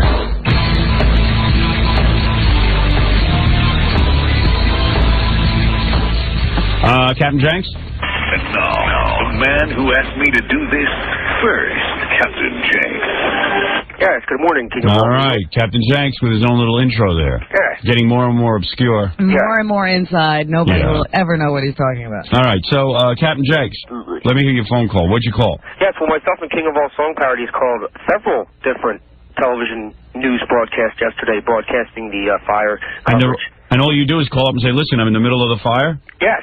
This particular one was not only on the local channel, but it was also on CNN, who was doing coverage of the local channels. Good. So this one is national, Howard. Well, go ahead. I hope it promoted my book. It sure did, Howard. All right. I get to do something that... Fine. Kevin Soprano is with us from Ventura County Fire. Kevin, can you hear me? Yes, can you hear me? I sure can, loud and clear. Now, apparently people searching for their lost spouses, do not try to drive out here. Please call your local chapter of the Red Cross. Do not try to drive out here. We've got our hands full reading Howard Stern's single private part. Oh, my goodness. I'll tell you something. Any creep that would get on the phones during this kind of disaster and pull that kind of trick on us, I mean... Okay, we cut him off. I apologize for that. What a jerk. That's the guy on CNN? No, that's Bill or Paul Moyer. Oh, what a creep. What a jerk. Yes, that's the way they look at it. How dare they have a disaster when I'm trying to promote your new book, Howard? Yeah, I know. Hey, so what was the exact situation there? They asked for an expert or something? Like someone from the Red Cross? I told them that I was Kevin Soprano, and I was in charge of the Ventura County Fire Department as the same one that I did last week. Right. So they just accept it when you call in and say you're the head of something. Yeah, see, that's my whole point. I mean, I could have been anybody getting on their airways. You have a point? Yes, they don't check their sources. You're trying to fix things. Right. It's their damn fault. But Jenks does make a good point. Nobody checks their sources. Yeah, all you have to do is call up and say you are somebody, and they'll put you right on the air. So I just figured that those people who were all scared from the fire might as well get a laugh. So I gave them one. And then they're calling you a jerk. Yes. But they're are the jerks. Yeah. They wouldn't have gotten caught if they had done their job. So and then they put you on and you said, please stay away from the area. We're having problems. Please, the Red Cross is going to handle it. And we're all too busy here. We got our hands full reading. Exactly. Private Parts, Howard Stern's new book. They need to take lessons on how to do news from the greatest newswoman in the world, Robin Quivers. There you go. There you go. And the greatest news source in the world, the Howard Stern Show. Well, there you go. All right, Captain Jenks, thank you. Yes, by the way, Howard, you know that girl that I hooked up with last week at your party? Yeah, I heard all about it. She's Captain married. Jenks. She's married. You didn't hear about this? No. I'll tell you. Jenks, let me handle this. Yeah. All right, you'll ruin it. You're not a really good storyteller. What happened here? I had a book party last week. Captain Jenks is like, how tall are you? Like 5 feet tall? 5'3", Howard. Yeah, okay. He's like a midget. So he's at the party, and this girl latches onto him. She's really hot. Yeah. And she's like all over Jenks. She really digs Jenks. Jenks brings her into the party. They're hitting it off the whole night, and Jenks figures he's got a girlfriend. Right. I mean, he was introducing her to everybody. It was great. All right. You know who she is? Who? She was someone from either Inside Edition. Inside Edition? Star Magazine. Oh, Star Magazine. Yeah. All right. You know, like the Inquirer? Uh-huh. She was from Star Magazine, and that's what she's a married woman. She takes off her wedding band, and she latches on to some loser that she can find in the crowd who will get her into these parties so she can cover them from the inside and get an insider's view. Oh, my God. Yeah. I'm very embarrassed about that, That's how the Inquirer and stuff get stories. Well, now, the news people have done that to you, Jenks. You owe them. Yeah. Hey, don't tell me you're going to be upset that you're scammed. No, I'm not upset. You're not going to call her a jerk, are you? I still have my 900 line, so she can go to hell as far as I'm concerned. Right. And what's this 900 line? I'm going to be getting a 900 phone line within 10 days, Howard. I'm going to be playing my phony phone calls on it. Oh, well, I'll be calling that. Yeah, I will send it to you as soon as I heard. Well, thank you very much, Captain Jenks. I get to do something that most people on radio never get to do. I get to say goodbye, goodbye, goodbye, Okay. Yeah. Poor Jenks is going through zookeeper withdrawal. What is that? There's a woman on the phone from California, you know, who's near the fire. Yeah. And she's like near tears. And she's really upset that you played Captain Jenks' phone call. Oh. And also, she did mention to me that her husband's been on the show once and is a celebrity, but she wouldn't tell me who it was. Oh, really? Hello, you're on the air. Hi, Howard. How are you? Good. You know, I'm a very big fan. My husband and I both are. Yeah. And, who's your husband? Well, I'm not going to tell you. Is he a celebrity? Pardon me? Is he a celebrity? Yes, he is. I'll tell you maybe later off the phone. An actor? No. Director? Director? No. Producer? No. Comedian. That's not my point. I'll Oh, tell he's a you later. comedian. Pardon me? Your husband's Bobcat Goldthwait. Well, no, you got the first name right. Bob. No, listen, let me tell you, we're Bob Anya. we're 1 minute. Can I just tell you why I'm so angry? Is this Dorothy Hope?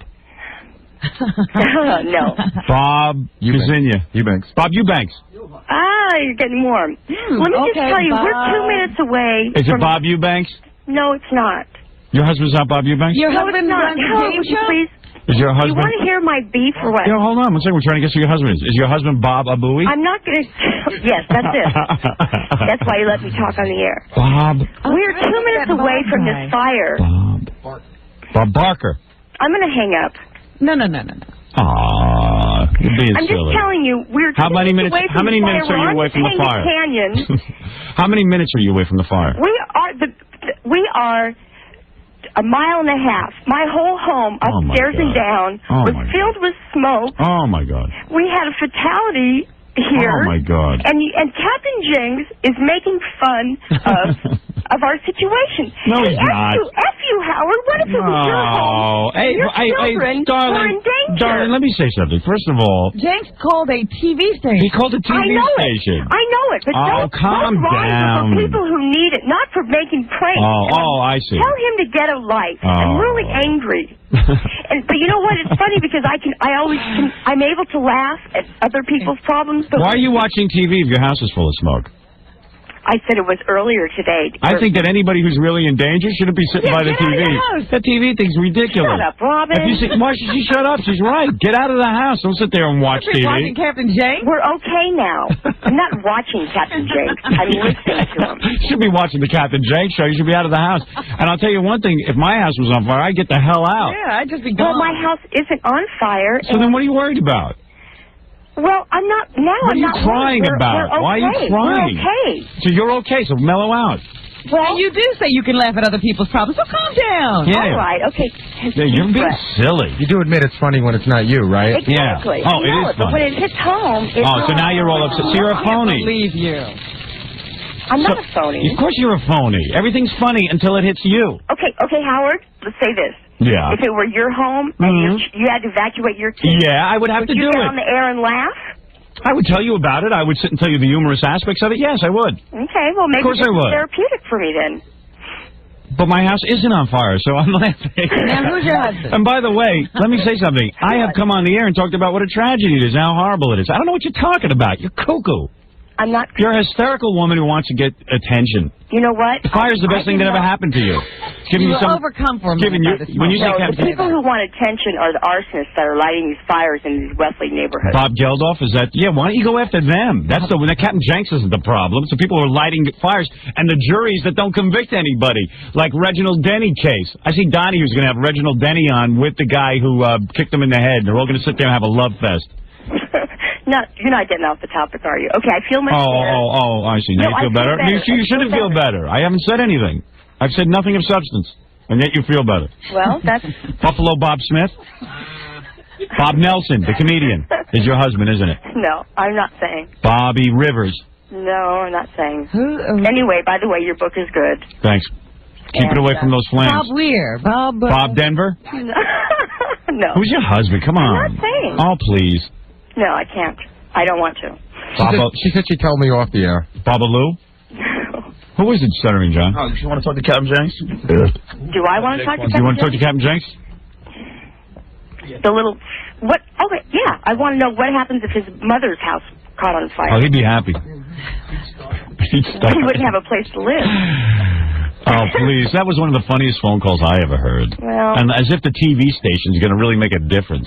Well, when it's so close I mean, to are home... you really watching TV for instructions? Of course not. She's watching it just to see what's going on. Well, you have to. We're sleeping in shifts. You don't understand. I do understand. I understand I wouldn't be perfectly. sleeping in shifts. I'd be at a hotel. Yeah, you have enough money. Your Well- husband's famous. Go to a hotel. Look for the insurance money. Get out. Believe me, that house of yours, I would burn it down myself and get the insurance out of it. Oh, I'm sure your house is nicer than mine, Howard. Of course it is. Unless you tell me the name. Who is your husband? I'm not. It doesn't matter. It's not the point I'm trying to make. But you interviewed him, but it's okay. Bob. I'm not going to... It doesn't matter. Okay, Bobby that's my Slayton. point. Oh, Bobby Slayton's your husband? No. Well, then my house is nicer than yours. Who have we interviewed as a Bob?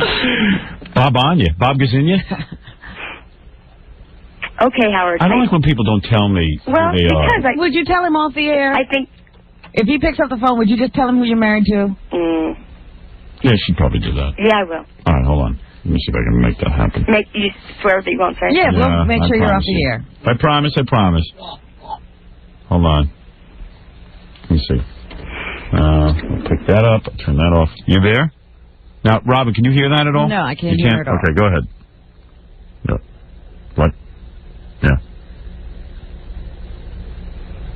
Oh, okay, all right. Yeah, all right, I won't say anything. No, believe me, hardly anyone knows him anyway. Hold on. Yeah, hold on. Hold on. At least tell me what he does. Hi. Hello? Yeah. Yeah. No, he's barely a celebrity. Oh, really? Oh! He's not even a celebrity. He's not even a celebrity. Really? No, I mean, you see him on TV once in a while, but he's nothing, man. He's nobody. In fact, she told me the name. I was like, who's that? And she had to tell you who he was? Yeah. He's nothing. Well, that's not the point. That's not the reason I called. But anyway. He's a zero in the business. Oh, thanks a lot, Howard. Well, he is. Do you remember interviewing him? No, I don't even remember why I interviewed him. I can't imagine why I interviewed him. Oh, wait, here's Captain Jenks? Yeah. All right, here's Captain Jenks. You can yell at him. Don't yell at me, yell at him. Jenks, this lady wants to yell at you. Okay. Who's your husband? Nobody. You're more famous. Yeah, you are, unfortunately. I'm here in L.A., and I live right up Topanga Canyon where the fires are coming down. We're about a mile away, and my house is filled with smoke. And I just thought for 1 second, when I heard those phony phone calls, you know, there's fatalities, there are people evacuated, homeless people, and you made light of it.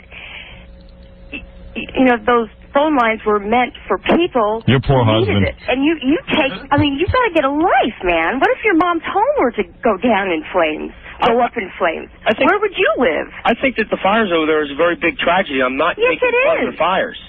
I'm just making fun of the fact that your news people over there will talk to anybody. They'll put Charles Manson on the phone. So he has an agenda. You sound sincere, when in fact you're nothing but you're just a jokester. And at this point, I always laugh No kidding. at other people's tragedy, but when it hits home, it's completely. She doesn't even have a point. And I just She was just overcome with emotion. Yeah, I'm very sorry that I offended you. He's apologizing Where's to her her. husband, by the way, while he's there trying to keep the house from burning down? I don't know. He's in a hotel somewhere. He's probably he's hoping she burns up in the house. I by no means think that fire tragedy is funny. Listen to Jenks defending himself. Jenks is a retard, and he's trying to defend himself. What'd you say, Gary? What he should say is, I'm a jokester who's made me laugh a lot. Yeah. If there was a fire somewhere else in Cleveland and I did this to another news station, would you laugh at that? Yes. No, I don't think. Aw. Yes, you would. Now you're talking about Yes, you would. Oh, shut up! I wouldn't. You would too. You laughed at all the earthquake calls. You did. Hey, honey, if you want to look at the situation in the world, we shouldn't be making fun of anything. Children are molested daily by priests. I mean, there's a million things that are wrong with the world. I know. There's nothing funny. And you've got to find the humor in some of But it. see, when it hits home, that's. Oh, that's stop it! It hasn't hit your home. Your home's not on fire. Robin. Now forget about Robin. Your home isn't on fire. Robin, what if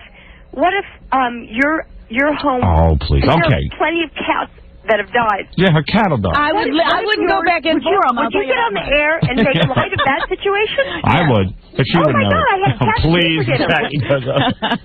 Would you? Yes. Your would not. mic is Then on. you're heartless. Now you're getting it. Really? Is that the truth? You're heartless? Come on now. You know what's going on here. You got emotionally upset because you're in the midst of it. She's emotionally upset because her husband's nowhere to be found in the middle of the house You're where they having to take died. care of this all by yourself. Where's your husband? Like I said, we're on shift. He's sleeping upstairs. Oh, he is upstairs. Yeah. Yeah, wow. What do you plan to do if a fire comes? Well, we have people that go. We have helicopters that tell us what to do if we need to evacuate. The only way out is Topanga Canyon. So. Where's your cat? Did he get burned up? I don't have a cat. No. Yeah, in fact, I had it for breakfast. No, I've got two. Oh, how could you say that? can't believe There are you people went over the dying. time like Cats that. are dying. Oh, I'm sorry. That's not funny. This is no time for jokes. All right, listen. She's feel lonely. better. Good. This is very All right. therapeutic. Excuse me, ma'am. There's a guy who lives in L.A. who is helping me do those calls, you know. All right, listen, Jenks. Well, you're no retarded. no reason to argue. She's a little off, and you're retarded. All right, thank you. Bye. All right, bye. Who was it? Oh, please, I'll tell you off the air with nobody. If I told the audience now who her husband is, you would go, I never heard of the guy. There'd be a collective who. Yeah, he has a silly little job that is meaningless in show business. More meaningless than this.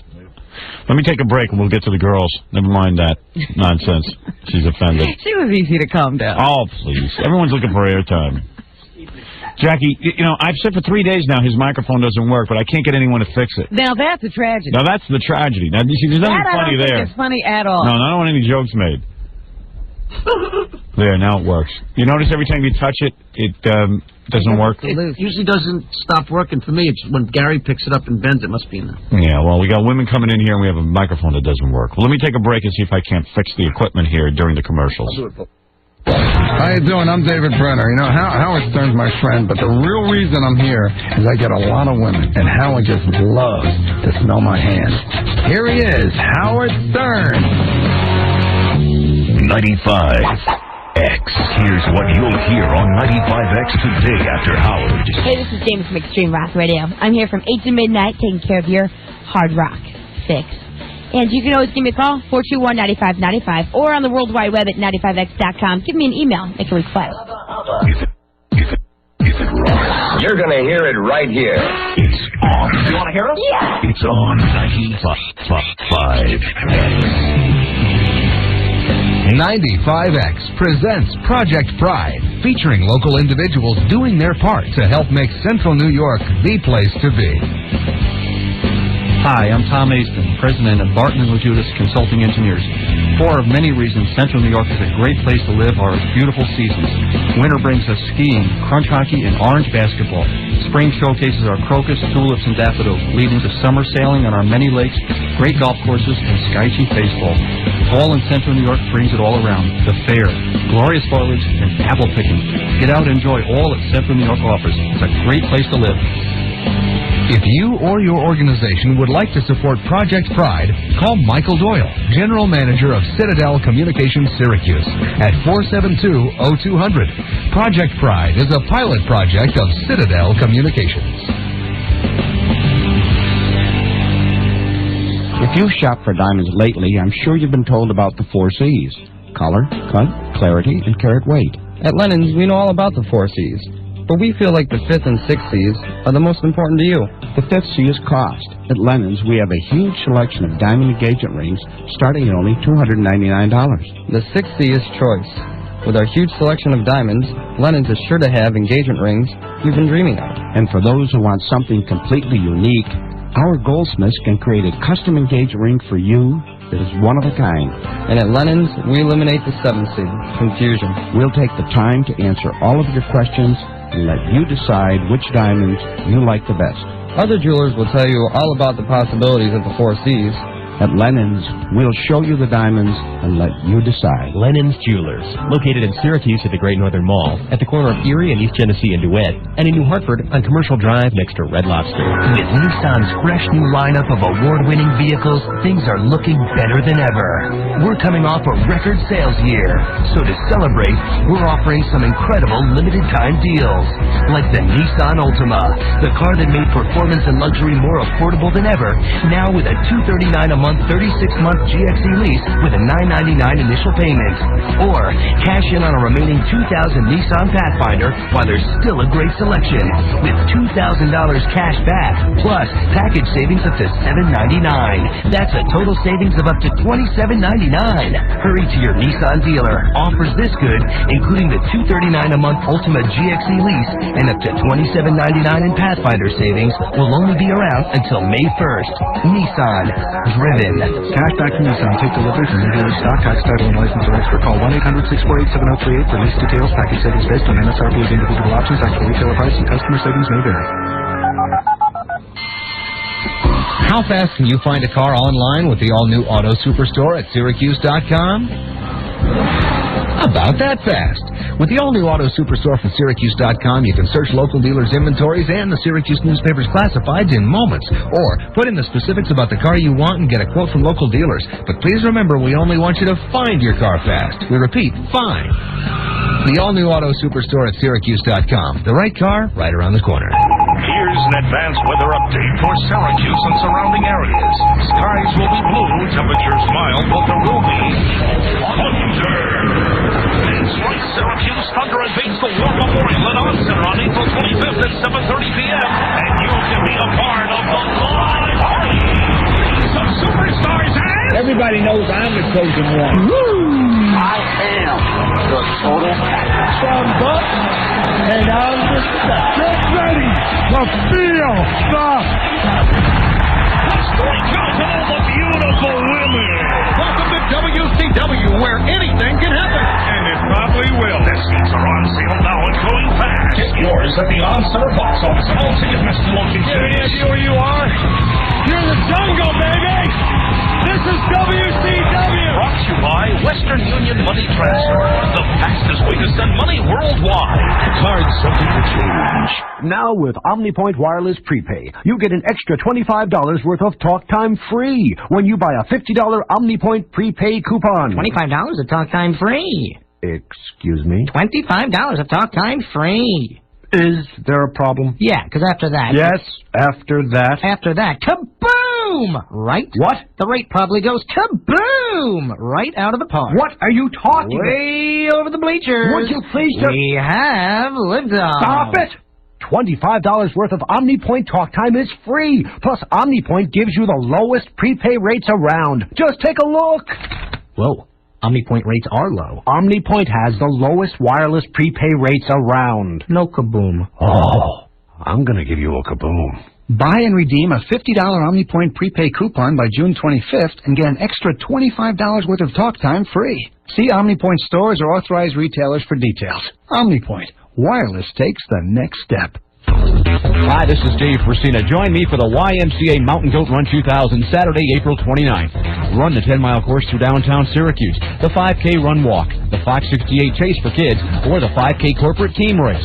Call 474-6851 for more information. That's 474-6851. It's brought to you by Time Warner Cable, Roadrunner High Speed Online, the Syracuse New Times, and 95X. The YMCA Mountain Goat Run 2000, the race that separates the Roadrunners from the goats.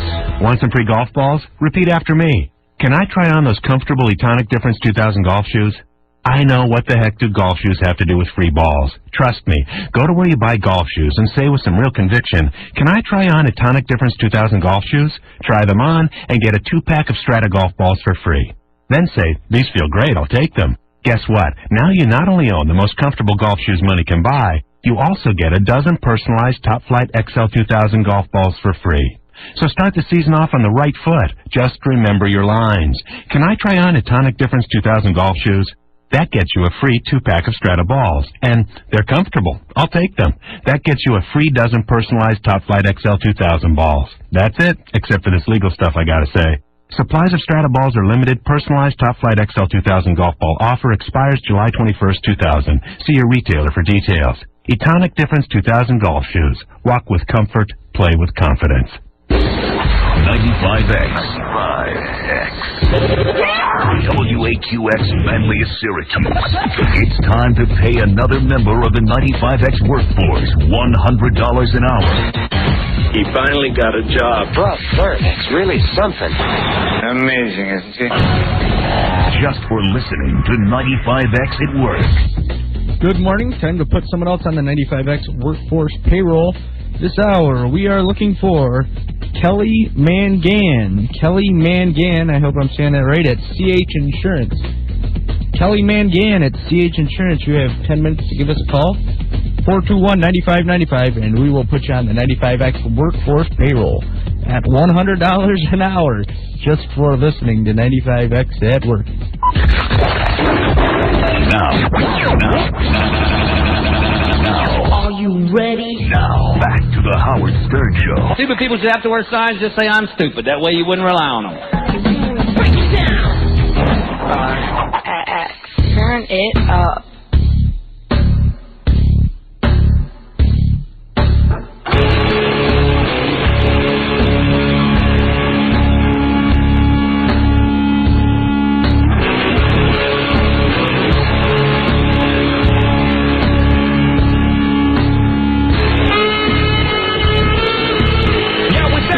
And sisters, this be your psychic friend in the hood hotline. Getting tired of talking to them white faggots on the metal lines, talking about your personal business?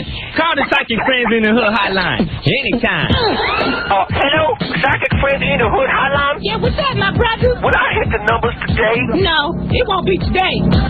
Damn, so good. At the psychic friends in the hood hotline, we feel your pain. Psychic friends in the hood. Yo, yesterday I met this bitch who has the finest ass. You know, I got to know if I was going to get a piece of that soon. Well, according to what the stars are saying, that fine bitch don't want your ass. You best find yourself a hoe who ain't out for your bread, Jack. Psychic friends in the hood hotline, your connection to the future. Who's on the phone? There's a black woman on the phone who's upset with your Tonight Show appearance. Well, as I've always said, if there's an angry black man on the phone, put him right through. Angry black woman, put her through ahead of the angry black guy. It's my rule. Those are my rules. There is a hierarchy. And lesbians always to the front of the line. Hello, ma'am. Yes. How are you? I'm fine. How are you? I understand you're an angry black woman. I'm not an angry black. Well, okay, I'll be that. Well, you don't have to be that. I thought that you were an angry black woman. Yeah. Well, I'm disgusted with you. Thank you so much. And good night, ladies and gentlemen. She's not angry. She's only angry at you. Yeah. You're not angry in general, just me. Yes, what did I do now? I'm not normally angry with you. I've been watching your program for a long time. Oh, I thought you were angry that the Minister Louis Farrakhan talked about the killing of white people on the Long Island Railroad and his fans were cheering. I thought maybe you were upset about that. No, I wasn't upset about that. Okay, what are you upset about? I didn't appreciate what the Long Island Railroad killer did. Oh, well, evidently some people do. Yeah. Got some fans. Some fans. The guy actually has fans. Well, he says good things too, Howard. Yeah, I He guess says you so. say good things I guess sometimes. they're a little bit obscured by cheering for a guy who kills white people. Well, I mean, the same thing with you. The funny things that you normally say were obscured by those racist remarks you made as soon as you went on the Jay Leno show. Oh, yeah, what was that? The things you said about Branford Marsalis, I don't recall exactly what you said, but Isn't he you started lovely? right in on black people, which was totally unnecessary and made things unfunny. Listen to me. You wouldn't know what was funny if it hit you in the face. I would know. No, and you don't. Start You don't that know. Dancer with me thinking that I'm going to get into those things that you get Sweetie, into. let me tell you something. If you call up here, I'll get into any kind of banter I want to because this is still my show. Only for a time. Only for a time because No. I taped David Letterman and Rush Limbaugh came off funnier than you did. I don't think so. That's Yes, not what he I did. hear. That's not what I hear. Yeah, well, that's. I heard it was pretty. Hey, why don't you get Why Gorilla don't in you here? start listening to Rush then? Yeah, why don't Forget you? about us. Yeah, don't listen And to us. Robin, Listen you to him. need to be ashamed of yourself the way you back down sometimes. so how dare you stand She is ashamed of herself. and defend Howard on that? She is I ashamed. have to go watch, listen to Rush Limbaugh. I'm not defending anybody. Hey, If you Gorilla. don't like Howard, listen to Rush. Gorilla watch both No, shows. I What did didn't you say I didn't like Howard. I said I didn't like that incident. Merry Christmas, everyone. Well, what didn't you like? What is it that I said? Let's get into it specifically. What is it that I said to Branford Marsalis that irritated you so much? You started in on the music about. I didn't like the music he plays. You mean that's an anti-black thing? It's what you said about it. Do you have Oh. a tape of what you said? I said it sounded like a funeral dirge. And what else, and what did you say about black people? No, hold on a second. I just said that his music sounded like a funeral dirge. Well, how does that reflect badly on black people? You don't even know what you're talking about. No, I do know You what must I'm be. talking Are about. you I hitting just the? can't Are you hitting the quote what you Four said. Roses? Are you drinking Four Roses right now? No, are you drinking Manischewitz? No, are you? But I don't sound like I'm drunk. You Don't do. start on me. Oh, I see. I see. You won that one. She put you in your I see. Oh, Robin, please, okay? You're a real disappointment. Now, I'm sure. I'm sure. You're a real You're a real disappointment. disappointment. I'm sorry. Yeah, she's going to go work for WBLI next so she can make you proud. BLI, Howard? Yeah. Yeah, okay. Whatever You that work is, for LIB. XKR. LIB. Yeah, whatever. Ah, shut up. Yeah, you shut up. No, you shut up. And if you think that you're going to beat Jay Leno, you're crazy. Well, we'll see what You happens. think the only people that are going to watch you are perverts and horny old white men. Well, there's a lot of that. There's a lot of them. There's a lot of audience like that.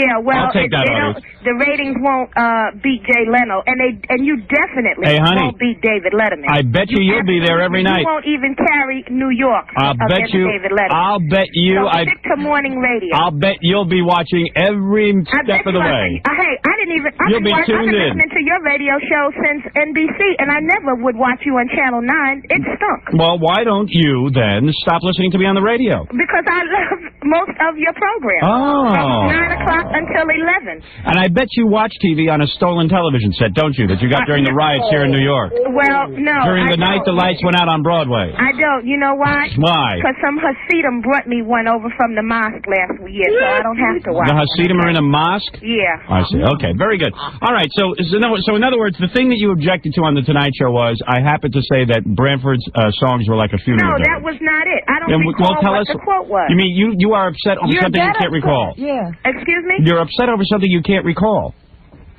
You don't have to recall the words. I You see. know All the right. emotion. Thank you very okay? much. And Thank you. Friday night at 12 o'clock, I was teed off. Yeah, well, who cares? Because you can't even remember what teed you off. Because you know what? You were drinking Four Roses. Yeah. You were loaded, and you sat in front of the TV, and you know what it was? Well, you were drinking Manischewitz. You were so And by turned the way, on by what me, was that honey. pirate outfit You had were on? a pirate outfit or no Yeah, pirate what outfit? Was that pirate outfit? Let me tell you something, Did baby. you steal that shirt from a Seinfeld episode? All I know is you sat there. Did you take that shirt from the Seinfeld episode? All I know is you sat there and watched every bit of it, and you loved No, it. I didn't. No, I Yeah, didn't. sure. No, I didn't. Sure After you didn't. You punched Yeah. out those cardboard faces. I turned it off. Oh, You good. stunk. You And let me wrong. tell you something. And let me tell you something about you. Not only do you sit there and watch it, but you can't stand that you're horny for a white man. You sit there all lathered up over me. You gotta be kidding. Oh, yeah? Listen, one of the reasons I can't watch your television program is because I don't like to see you in person. Yeah, and I'll bet you had your legs spread with a vibrator in front of the TV set all night. Excuse me? I said, I bet you had your legs spread with a vibrator in front of the Oh, TV, please. sitting moaning for Howard. You're I wouldn't not even look talking at to you, you Mr. Stern. pig. I wouldn't You're even look at talking to you. Mr. Stern. I wouldn't even look at I you, have you no need pig. for machinery, okay? I wouldn't I'm a even real look at you. man. I wouldn't even look at you. What do you think of that? I wouldn't know you even. wouldn't look at me. I I don't wouldn't want look you at you. looking at me. That's right. If I ever got jungle fever, you'd cure me. Yeah, she hung up because she knows I speak the truth. Oh, boy. A coward. Welcome to Monday. Good morning. Good start. Gorillo, how'd I do on the Tonight Show? Take that. You're damn right I did. Tell me what you said. Critic at large. Now listen to this kid. Go ahead. I said that was a slamming show. It was like you put it on Channel 4 and you were watching you with Jay Leno, and it was like hysterical. And then I was laughing, and it was a commercial, and I flipped over to like Rush Limbaugh, and I was like, It was just sit there talking about, I don't like President Clinton, and I think it was wrong that we fired Bush. Yeah. And it was like the same stuff over and over again. Yeah. Sucked. Yeah, well, I got plenty to say about Letterman and my so-called friends over there. I've had it with those douches. The douche factor set in on Friday night. I'd like to talk about that at some great length, but I have to take a commercial break first. I got plenty to say. I was in California for a couple of days. Yeah, I want to hear about everything, because I don't know about the book signing or anything. Yeah, I'll tell you everything, if I can remember it. I also heard you signed a movie deal. Who told you that? Who told me? Yeah. My cab driver. How would he know that? Cabbies know a lot. Yeah? Yeah, they seem to be in touch with everything. If they know so much, why are they driving cabs? I don't know. Yeah, All right. I guess they don't want to get ahead of the rest of us. Some cab driver was yelling at my daughter the other day. She said he was a real a-hole. What? Your daughter said that? Well, she didn't say it in those words, but she might as well. Some cab driver? She was in Manhattan the other day, and she got in a cab, and the guy was giving her a hard time. About? She Being said, a kid? She was in there with a little friend of hers, Uh-huh. and, they're two 10-year-old kids. So there was a big, the guy was smoking. Oh. The cab driver. My daughter does an excellent impression of a Pakistani cab driver. I'd like to hear that. You got to hear it. It was funny. She's telling me the story. She says, I was in there, and she didn't even know the guy was like a Pakistani. She just started doing an impression of him. And she goes, she says to him, could you stop smoking? And the guy goes, this is my cab, and I do what I want. If you don't like it, get out. And this is to a 10-year-old. And then all of a sudden she looked up and saw the sign. It said, no smoking in this cab allowed by law. But, she kept her mouth shut. Oh, she didn't say anything. No, she didn't want to get thrown out of the cab. We will not be taking crap from people like you. Yeah, right, that's what it was. We'll not be taking crap. No Get crap. out of my cab right now. Yeah, from a 10-year-old. All right, let me take a break. I'll tell you everything that went on right after these words.